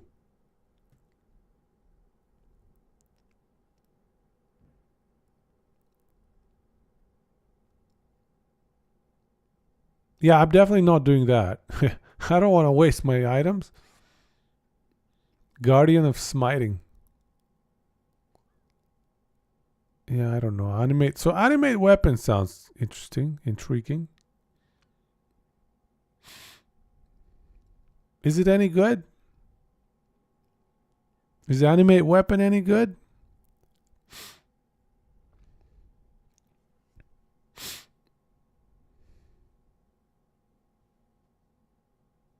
The ranged one looks cool. Animate weapon of ranged arms.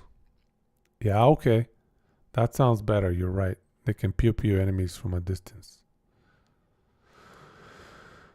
Blink arrow.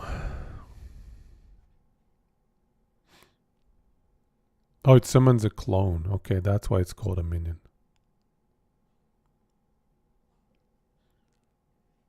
Bombarding clones. Blink arrow prismatic clones. Bone offering.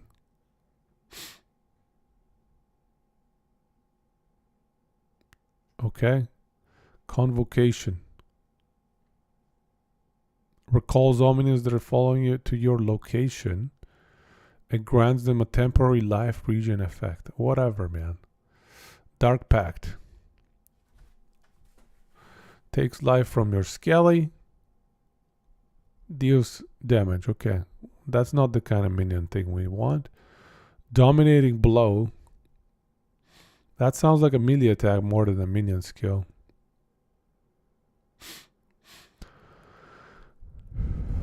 And then again, it does the Sentinel things.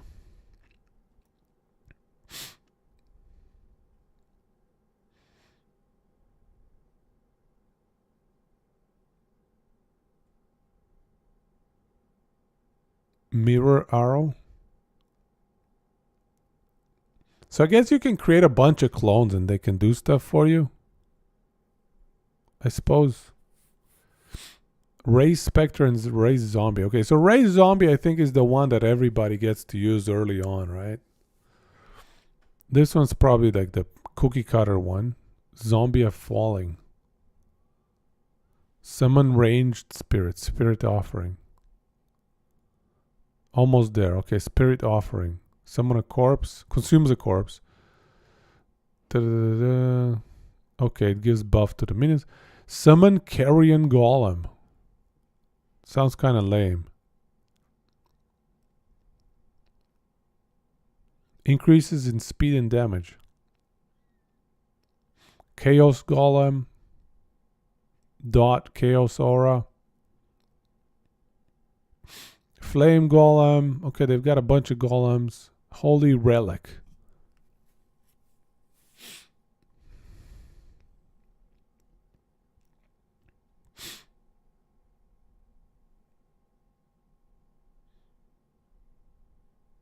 Holy Relic sounds kind of fun. Attack faster to proc more of this Nova.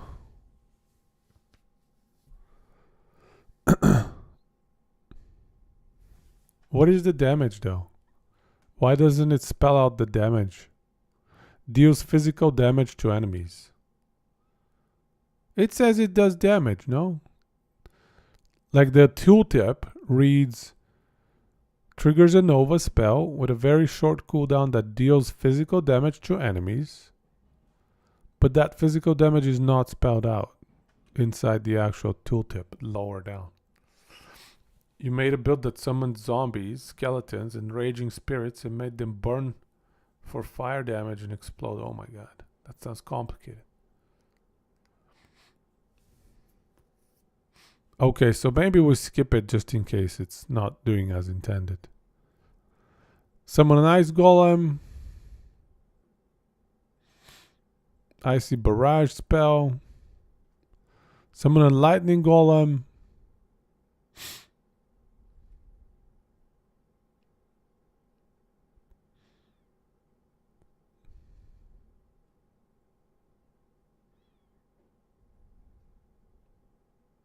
So you can do a whole lot of golems, I suppose. Raging Spirit. Maximum 20 summoned Raging Spirits.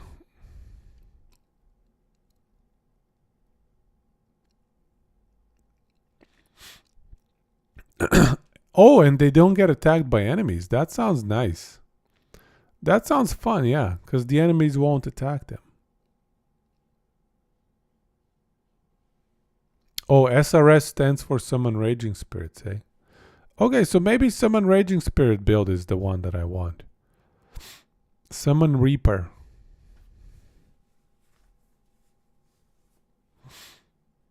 Powerful Reaper. Uses a variety of slashing area attacks.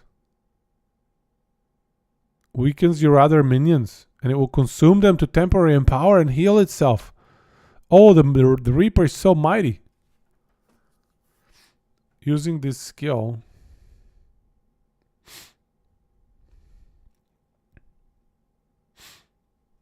So it's some sort of bleed minion. That weakens my other minions. It's so lame. Huh. Interesting. Summon Skelly Bros. Here we go. Skelly Bros. I like that. Skitter Bots. Skitterbots? Trigger my traps. We're not going to be doing traps. Stone Golem.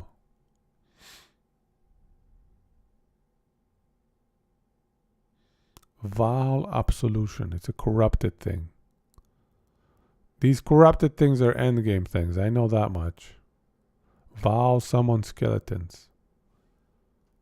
Vow skills are like ultimates. You have to charge them up.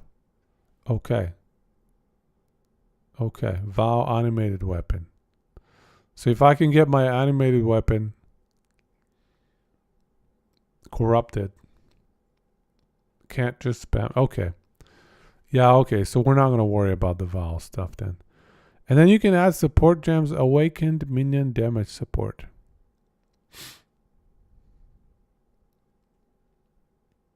Awakened minion. Elemental army. Feeding frenzy? What does that even do?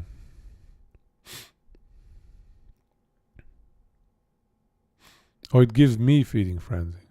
Yeah, whatever. Meat shield? You can make your minion a meat shield.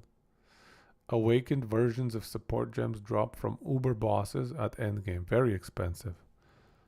Oh, okay, so there's a minion damage support. I see. There's a minion damage support. And then there's an awakened. Oh, and it requires level 72. Holy crap, dude. No wonder. And it's much better, of course. Yeah, so that's your progression for endgame. I get it. I get it. You go with minion damage support for the longest time. And then eventually you swap into awakened if you can farm it. What is this level 4 required summon phantasm support? When those skills or minions kill enemies or hit rare or unique enemies, they will have a chance to summon a phantasm. Okay, so you can summon minions with your minion skills. Huh. It's a minionception right here. You link it to an attack. Can I link it to a minion?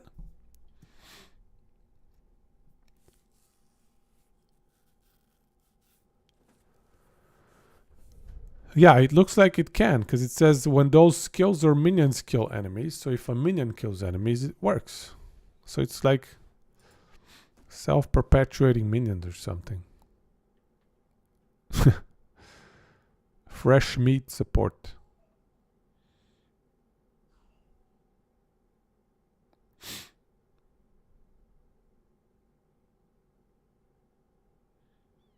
Guardian's Blessing. All right, well, I think it's pretty obvious you probably want like minion damage on all of your minions, I guess. Minion speed support. Attack speed and cast speed. Oh, that's beautiful as well. And movement speed. Hells yeah, we probably want all of them. Oh, and so these are unique items that give you extra stuff. Maximum number of raised zombies. That doesn't seem like a very high number.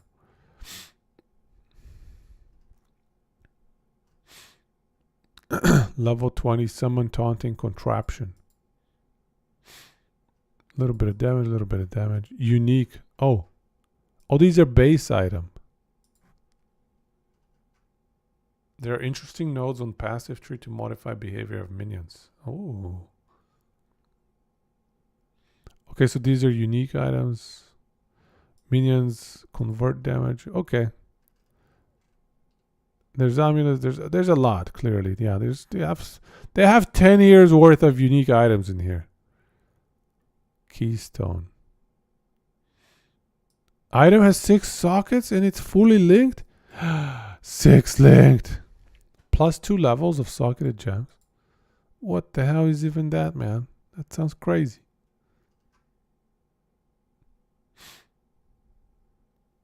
Grants level 20 summon bestial snake skill. Interesting.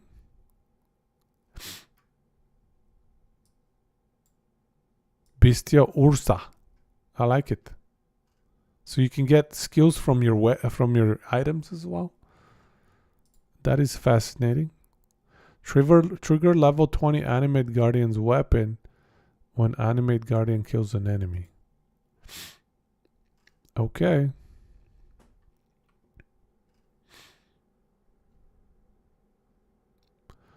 Oh, okay, so you can convert damage to whatever damage type you want based on the socket. That's interesting as well. Abyssal socket. What the hell is an abyssal socket? Oh my god. Okay. I'm not even going to read all of this stuff. That's way too much stuff. Way too many uniques, dude. Okay. But let's say we kind of have a few item or skill gems that we want to kind of go after. Like animate ranged arms. Sounds okay. I don't know. Level 4. And then what's a good class to be running such a setup? SRS is safe bet, yeah. Explosive arrow plus ballista totem is worth. So what is the meta SRS build? Which class is best for that? How do we look that up? I guess I need to install. I guess I need Path of Building, eh? I need to grab the URLs. POE.ninja. Any skill gem with of whatever won't be available until later in your game. You have to get those from Labyrinth. Okay, those are new. Okay, I see.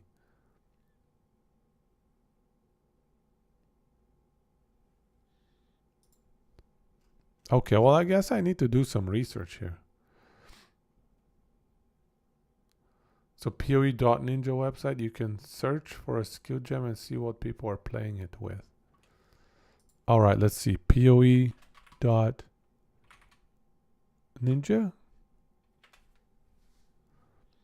Okay, so POE.ninja, just like that. And then search by skills.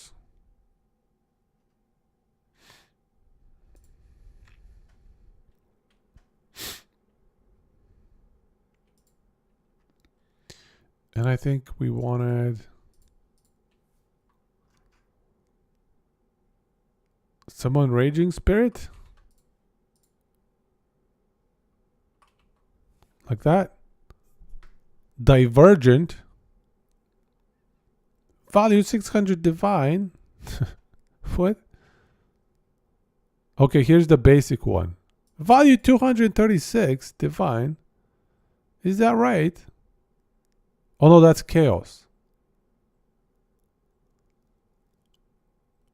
Okay. Oh my god, so many leagues, dude.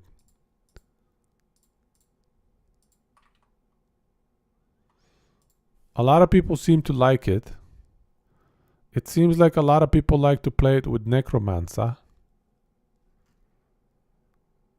But there's also some champion. Which one is freaking champion?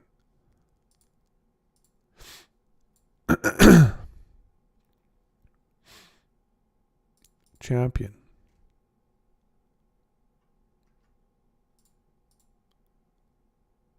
No, there's no champion in here.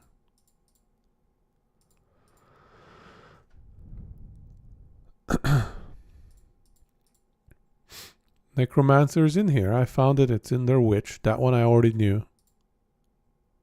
Champion is under duelist. Duelist? I think this is duelist, yeah? Yeah, okay, so this one is champion. I don't remember this giving any minion stuff.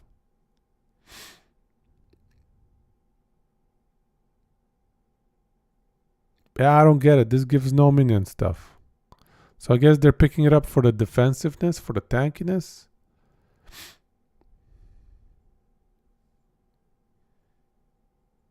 Summon Raging Spirit. Summon Raging Spirit. Mage Bane. I don't need keystones. Okay, keystones, avatar, fire. Click on one of them. Oh, here's another that is a guardian. But yeah, okay, so most of it is necro. Elementalist. Fancy. So we click on this thing. And so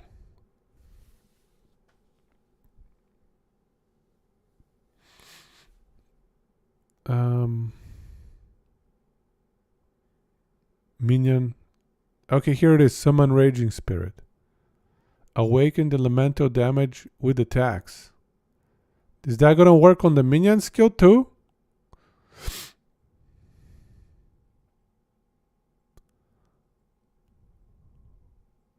It says awakened elemental damage with attacks support gem. Does that work?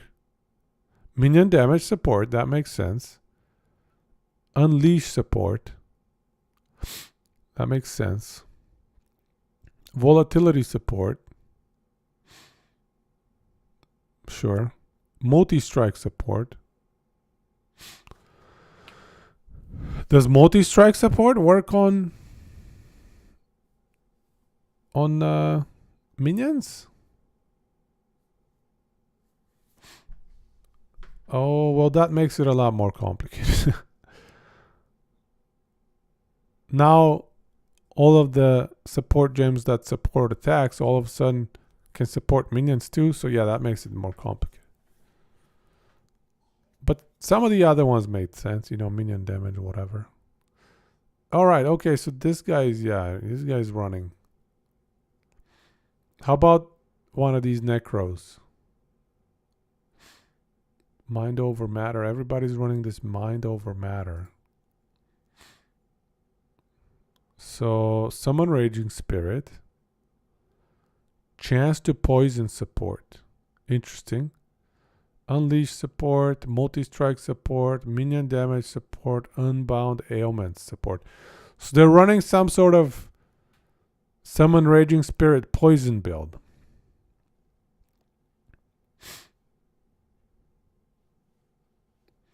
Nasher said Guardian. This was Guardian? This one, okay.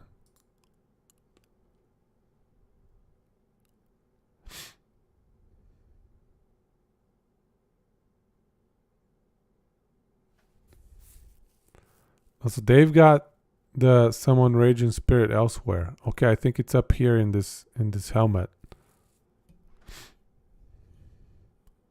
Summon Raging Spirit. Divergent. Elemental damage with attacks, multi-strike, and unleash support. They don't even have the minion damage in there.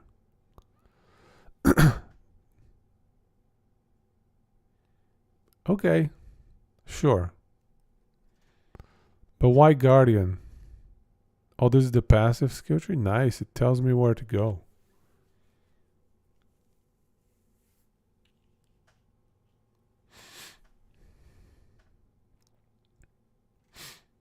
Oh, the helmet has other bonuses. Minions deal 20% increased damage. Does that only apply? Oh no, it says socketed gems are supported by a level 25 minion damage. Oh my god. Supported by level 25 hypothermia, whatever that means. Socketed gems deal 30% more elemental damage. Socketed spells crit chance. +2 to all level. To level of all minion skill gems. Oh my god, that's a pretty good one. Yeah, that's a rare one too. Looks expensive to me as well, even though I don't know anything.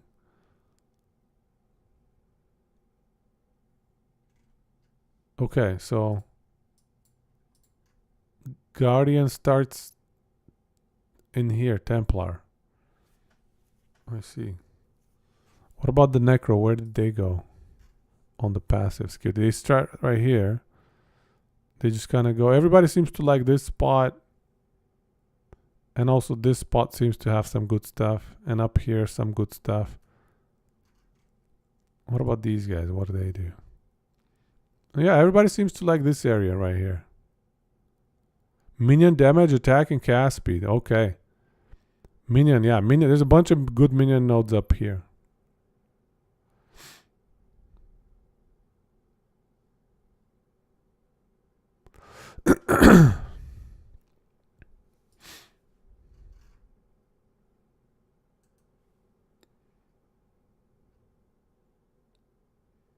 Right? It does look pretty impressive in here. Like, no two builds are going to be the same, it looks like. Yeah, every two I click on. Well, there's some similarity here. This one looks similar to another one I saw.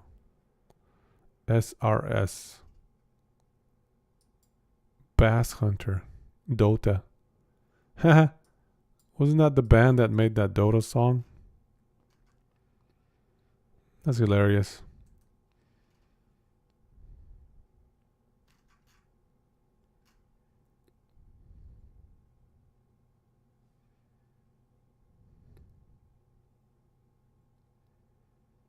Okay. Here's a bunch of guardians over here.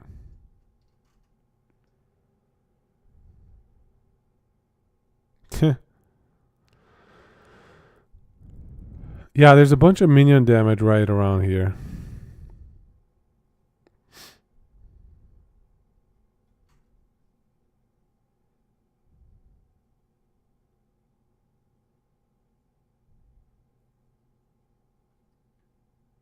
It seems like everybody likes this multi-strike support as well.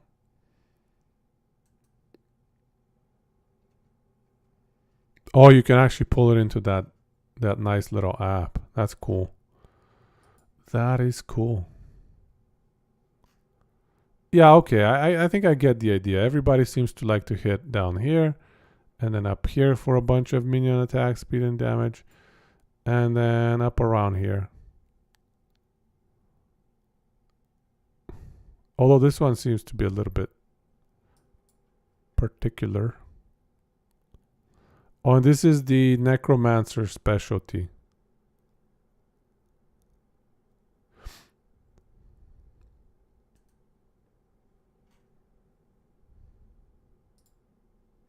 Is everybody doing the same Necromancer? Oh no, there's some variability. Huh.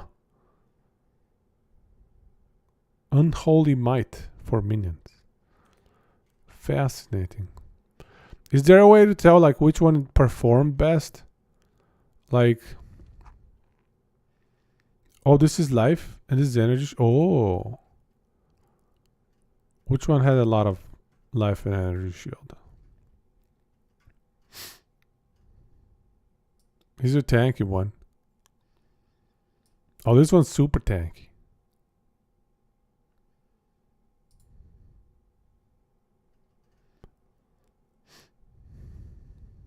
I guess there's damage reduction on top of pure HP numbers though. So you can't just look at the HP numbers. 6,600 energy shield. Yeah, damage reduction counts for more.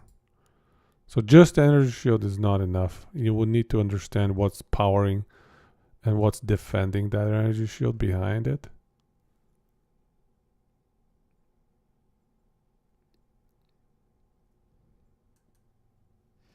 Right. And also depends what kind of drops you got. So I don't think I'm even going to worry about endgame optimization too much. The Guardians don't seem as tanky, although some of them seem to be sporting stupid amounts of energy shield. How does this guy have so much energy shield, dude? Energy shield 10,000.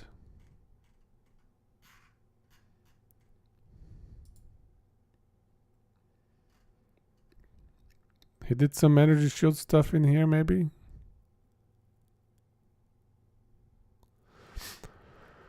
Grants maximum energy shield equal to 10% of your reserved mana.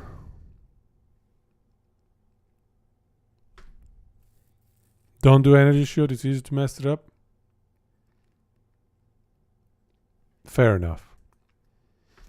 I will go life and maybe a little bit of energy shield.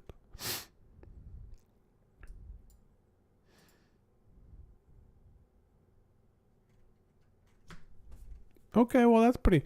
Is there any way to tell, like, to rank order these builds?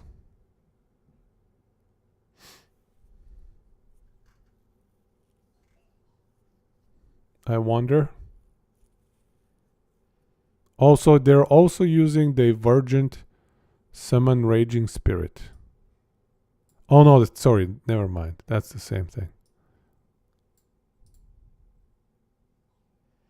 Divergent is like the upgraded version, yeah? They're all level 100, so they're all good. Okay, I see. Hitting level 100, I guess, is not easy. So passives. Everybody loves this passive. Spend energy shield before mana for skill mana cost. What? Energy shield protects mana instead of life. Interesting.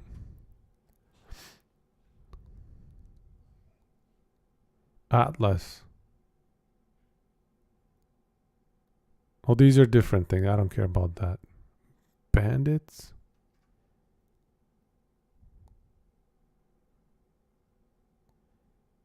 Oh, there's a quest choice that gives you these 4 things.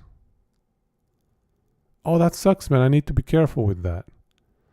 That's probably irreversible. Oh, that is so dumb. I hate that kind of irreversible stuff. Just kill them all. 2 passives is always fairly safe. Okay. Fair enough. The Brine King. Pantheon. Okay. What the? There's so much crap, dude, in this game. So much stuff. So here's the other skills. Minion damage support. Which one of these is a secondary minion skill? Like not a support gem. Okay, they use summon stone golem. Apparently.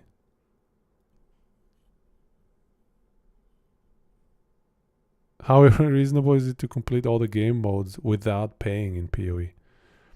Yeah, that's just insane amounts of content, dude. Yeah, okay. I mean, I think we have a good idea. So 89% is Necro, 9% is Guardian, 1% is Champion. So it's either Guardian or Necro. Necro is probably the cookie cutter way. Guardian is the, I'm too cool for school kind of way. Here's another Guardian. I don't know, man. Guardians do seem to prefer energy shield, though. Or at least to be stacking it a bit more. Maybe I'm wrong.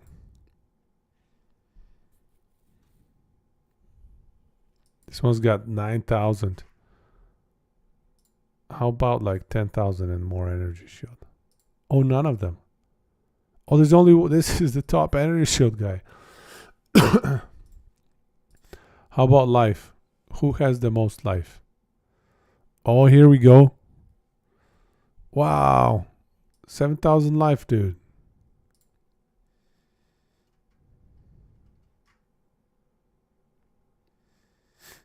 Interesting.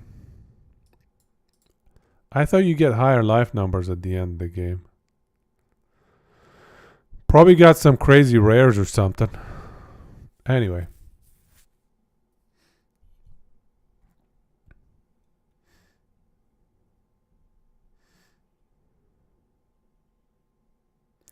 It's technically possible to do everything in PoE without paying, but it becomes horribly inconvenient. You want a few key stash tabs? Ah, I'm going to try and play through without stash tabs. So endgame content, is it farmable without paying? Endgame is 100% farmable without spending anything, but it's a pain to sell stuff without buying a premium tab. So you have to be smart if you want to start doing the endgame bosses. I see. 4 stash tabs. 4 stash tabs is the exact amount that you'll ever need. Don't argue with anybody about 4 stash tabs, especially not with Blizzard.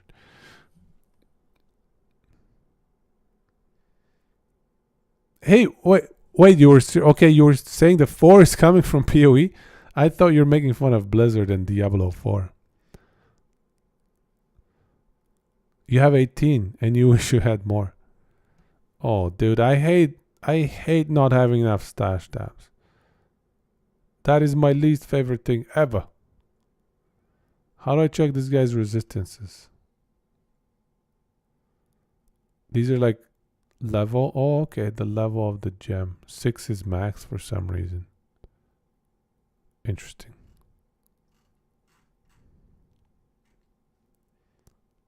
Cluster jewel? What the crap? Abyssal jewel? Sure.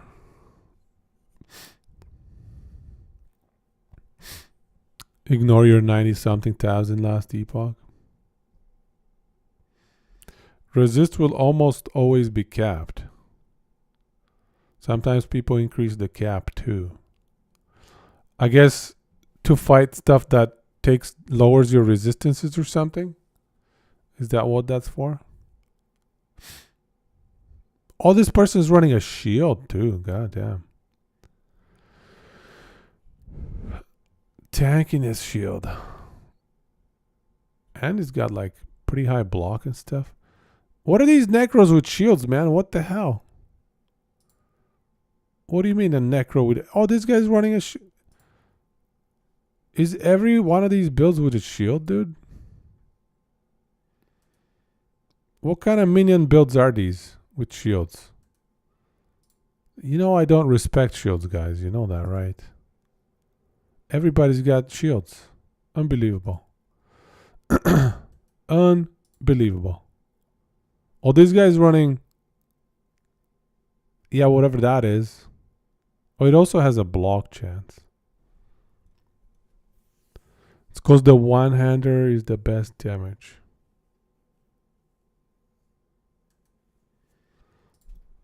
Is everybody running this Severed in Sleep?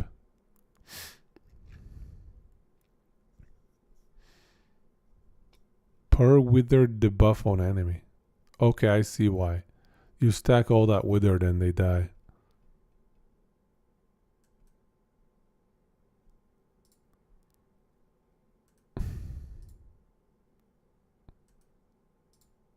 Yeah, all of them are using that same weapon. Severed in Sleep.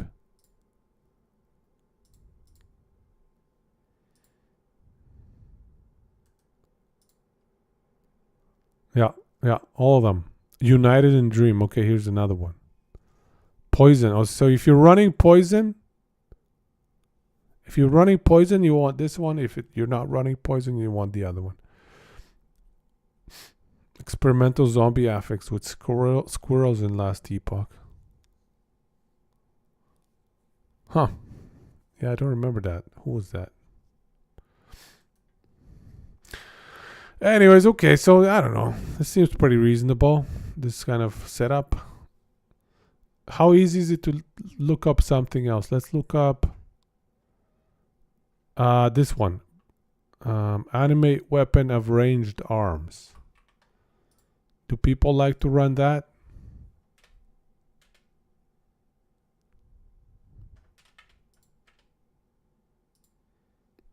I think we need to reset. Let's reset.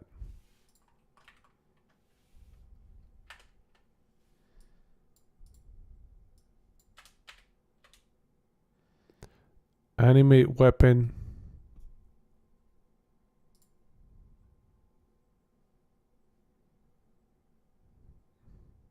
Okay, so these people are running animate weapon. So not very many people. It's new, so you won't find anything for the ranged one yet. Until they patch it out. Oh, okay. But that's a brand new one coming out tomorrow on Friday? The ranged one?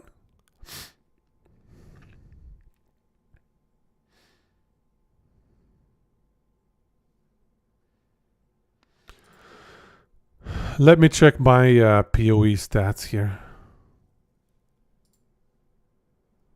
Path of Exile. Let's see, what are we at? Oh, okay, I have 174 hours apparently.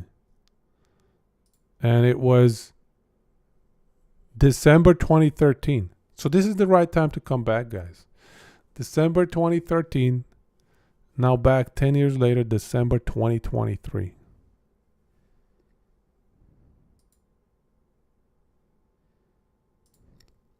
So there's like 10 people running Animate Weapon. And they're all Necros. Or Guardians.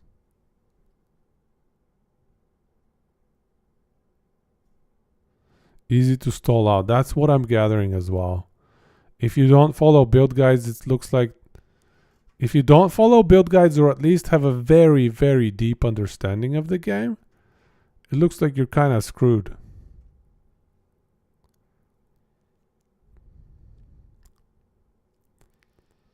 Yeah, so here's an Animate Weapon. There's a bunch of Necros running Animate Weapon.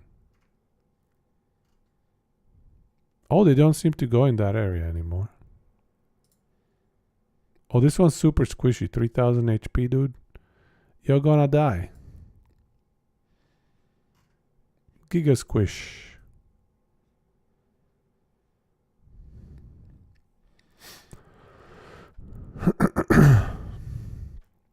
Yeah, okay, interesting. Anime Weapon.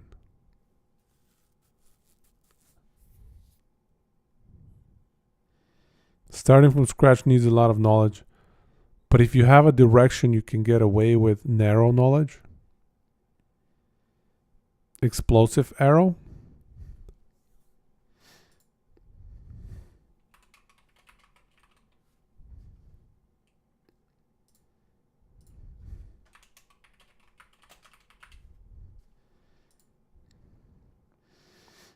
Okay, that's pretty popular.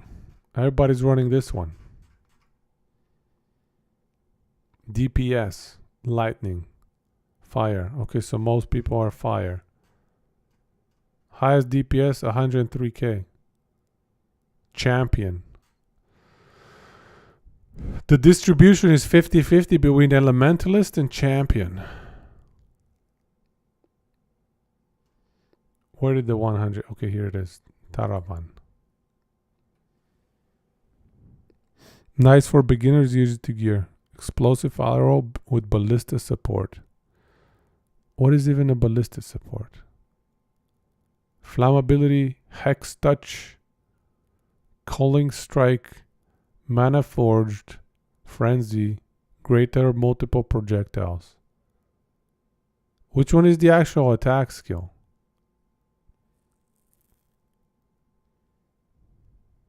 Yeah, I'm so confused.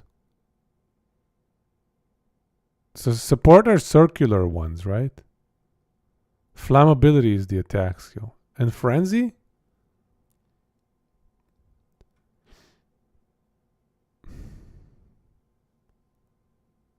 So where is his where's his whatever that was called, elemental arrow, or what was it called? Oh, it's up in here. Ballista totem support. Awakened elemental damage with attacks. Explosive arrow. Here it is. Explosive arrow with ballista totem.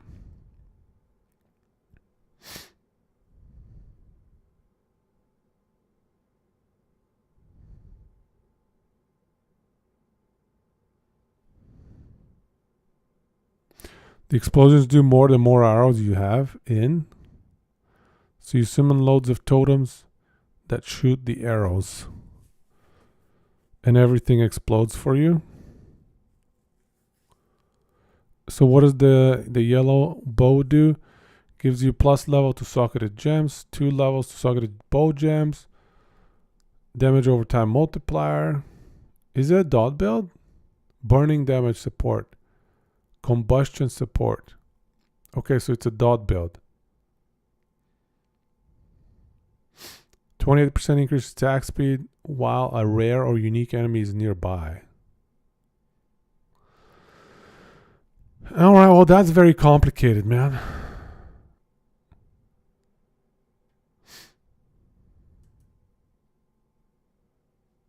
Oh, there's this Hierophant. Initial hit is usually minor component.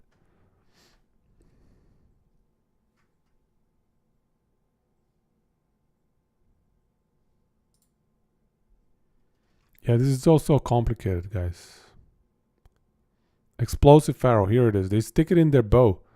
I can't believe it. They've got these like champions with massive armor with little bows running around. Oh, okay, here's the skills. Explosive, ballistic totem, inspiration, burning damage, combustion. So all of them seem to be running burning damage.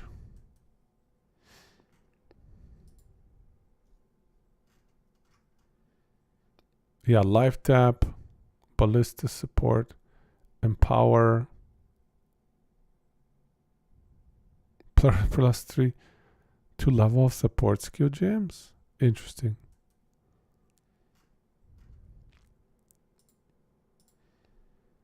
Elementalist.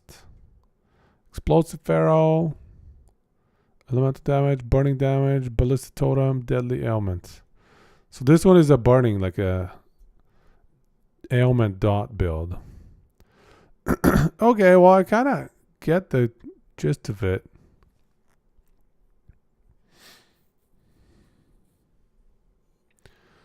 And they seem to be using the same belt, the same ring, the same whatever that is.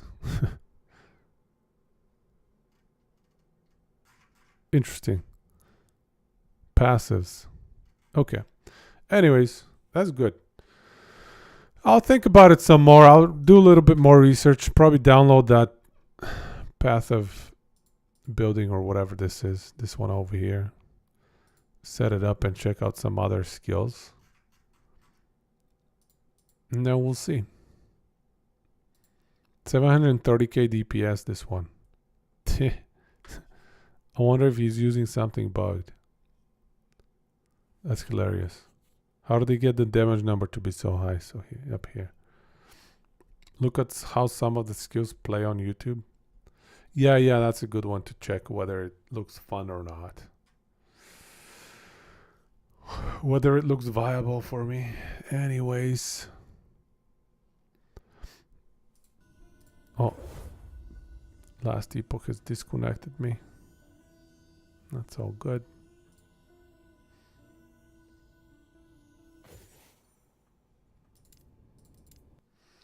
Those explosive arrow numbers on DPS are wrong. Okay. And must not be accounting for dot damage in secondary. Okay. Probably the initial hit. Okay, I see. Okay. Why does everybody have energy shield? Literally everybody's got energy shield. So this is a totem build actually, by the way, right? Like it's a minion totem build. It's not an actual right-clicking build. Right. You sometimes get a little bit accidentally just through running through the passive skill tree, hey? Rapid fire bow totems. And they just explode everything for you, huh? Okay, well that's cool. Yeah. Bow totems sounds like a pretty simple and straightforward first kind of noob cake setup to try, I suppose. But minions is a same thing, you know. Minions, bow totems, both of them sound legit. And so wait, so they attach. So you gotta attach. Where is it? Oh, this one doesn't have the totem. Oh, it's probably the damage numbers are all wrong because it doesn't calculate totem stuff properly.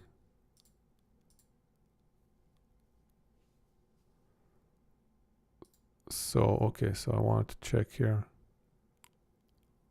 Explosive Pharaoh, Ballistic Totem. So you could do Ballistic Totem with any skill, really, right? You could Ballistic Totem any skill. Any ranged skill.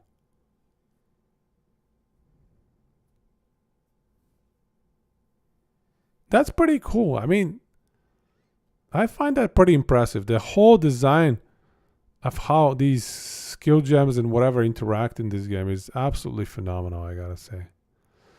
It's pretty impressive. Other totems for other skill types. Makes sense. So ballista is the bow ones. Let's search it real quick. Why didn't it show up the totems in here?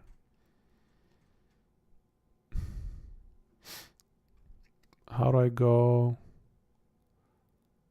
Totems. There we go. Artillery ballista. What was the one that everybody was using? Ballista totem support.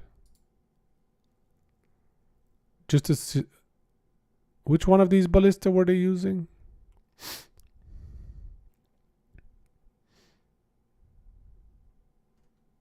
Focused ballista totem support. Oh, this is its own totem. Oh, you want... Okay, I see. These are the ones. Support gems. Okay. So ballista totem support. Flame wood.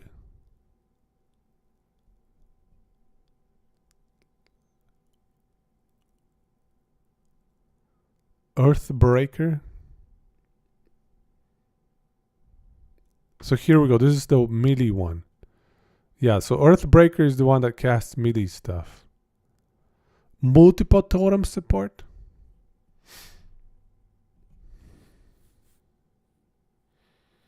So you spam multiple totems at a time.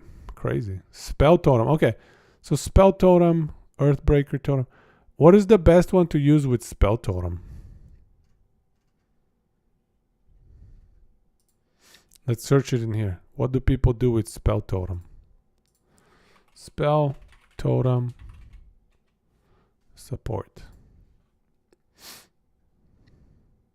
Hex blast.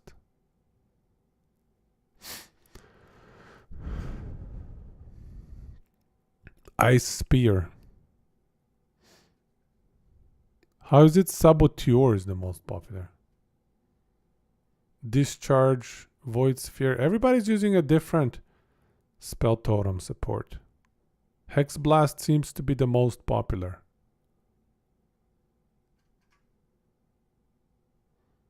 There's a trap in there. Hex blast. Okay, so everybody's running hex blast.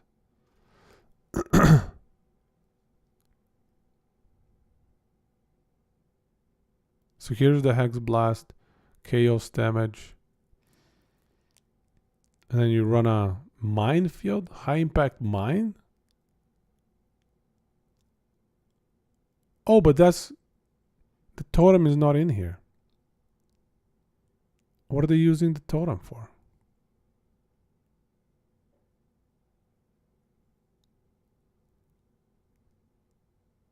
I'm so confused. Where'd the totem go? Multiple totems, spell totem, wither. Oh! Oh, so they use the totem to cast Wither for them? Oh, I see. So the totems actually don't do any damage. So the totems are pure support in this setup. And Hex Blast is the damage. And I see. How about this Ice Spear one? Is that the one where the actual totems do damage?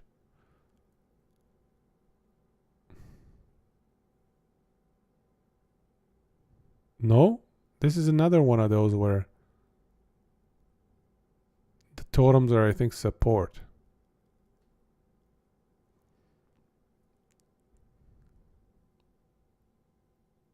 Where did the totem go, bro?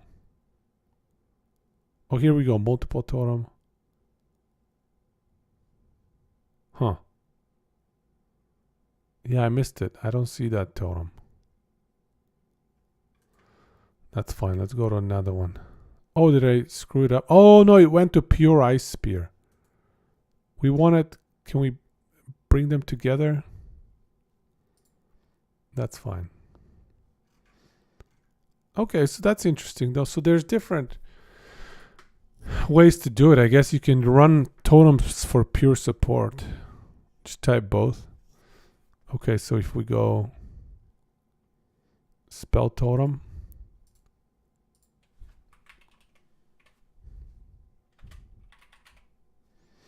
This one. And then can I add this one? Like,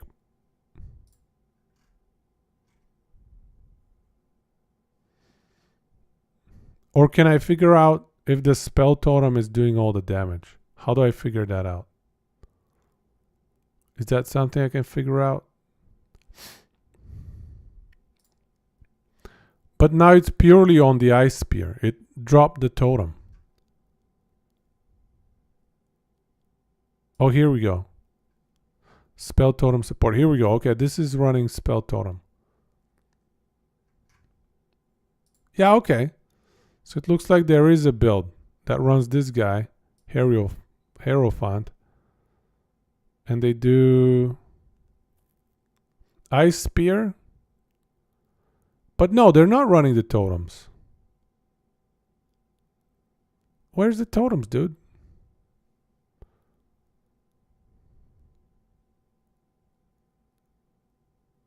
I'm so confused. Where did the spell totems go?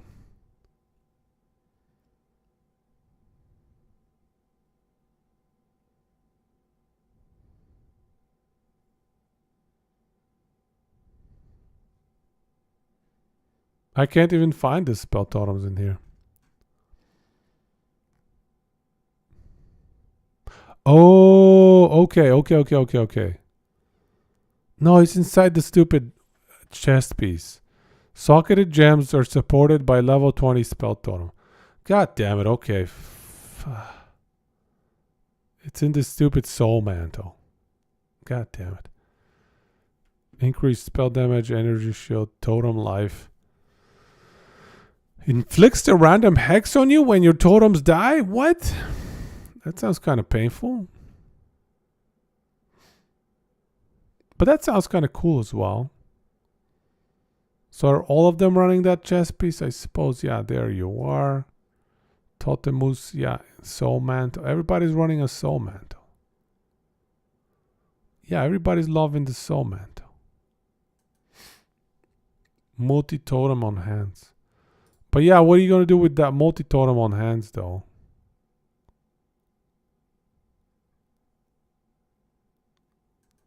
Because that's on the hands, so it's not going to help, no? Multiple totems. Supported skills have +2 max summon totems.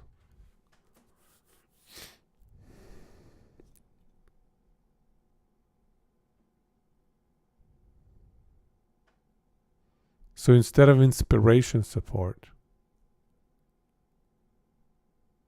Oh, it's a DPS boost for boss. Secondary. Oh my god, this game is so freaking complicated. That is ridiculous. Ridiculous, I say. That's nuts. Okay, well, at least we understand something now. I was so confused. I was like, where's the freaking spell totem?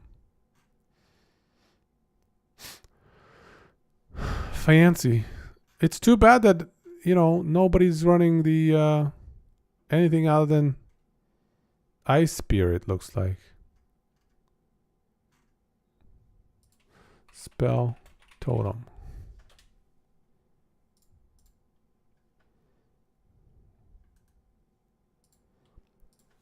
Spell totem. So, okay, so let's check these ones with the Hex Blast. Were they running that chest piece? No, they're not running that chest piece. So they're doing something else. Yeah, okay. Spell totem support. I think the totems are just to buff up the damage of your Hex Blast. They're not actually totems that cast stuff. Yeah, debuff totems. Yes. Yes. Okay. I get it. I'm starting to get things a little bit at a time. Anyways. That's pretty neat. There's a lot of possibilities out there. Anyway, I'll think about it and I'll pick something for Friday. I think there's just like infinitely many viable builds, so we'll pick something and we'll go with it. We'll pick something that is simple, hopefully. Simple, and itemization looks easy enough for noobs like us. Anyways, time to call it a night, I think, guys. Yeah, I think, yeah, thanks for the help, though. Hermit and Waro and everybody else, thank you for the help. I'm starting to understand parts of the game, obviously. It's too deep to be solved in an evening. Yeah. All right. Thank you, guys. Let's see. Do we raid somebody? Last Epoch is so dead these days. There's nobody to raid. Ain't nobody there to raid. Yawny Maze. EMP is playing POE as well. That's funny. All right, let's raid Yawny Maze, since he is streaming Last Epoch.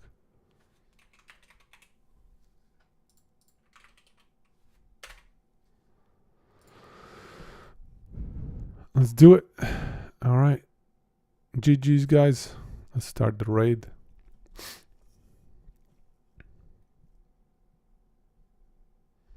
Yeah. Good points, guys. Thanks again. Have a good night. Take it easy and go to souls. All that stuff.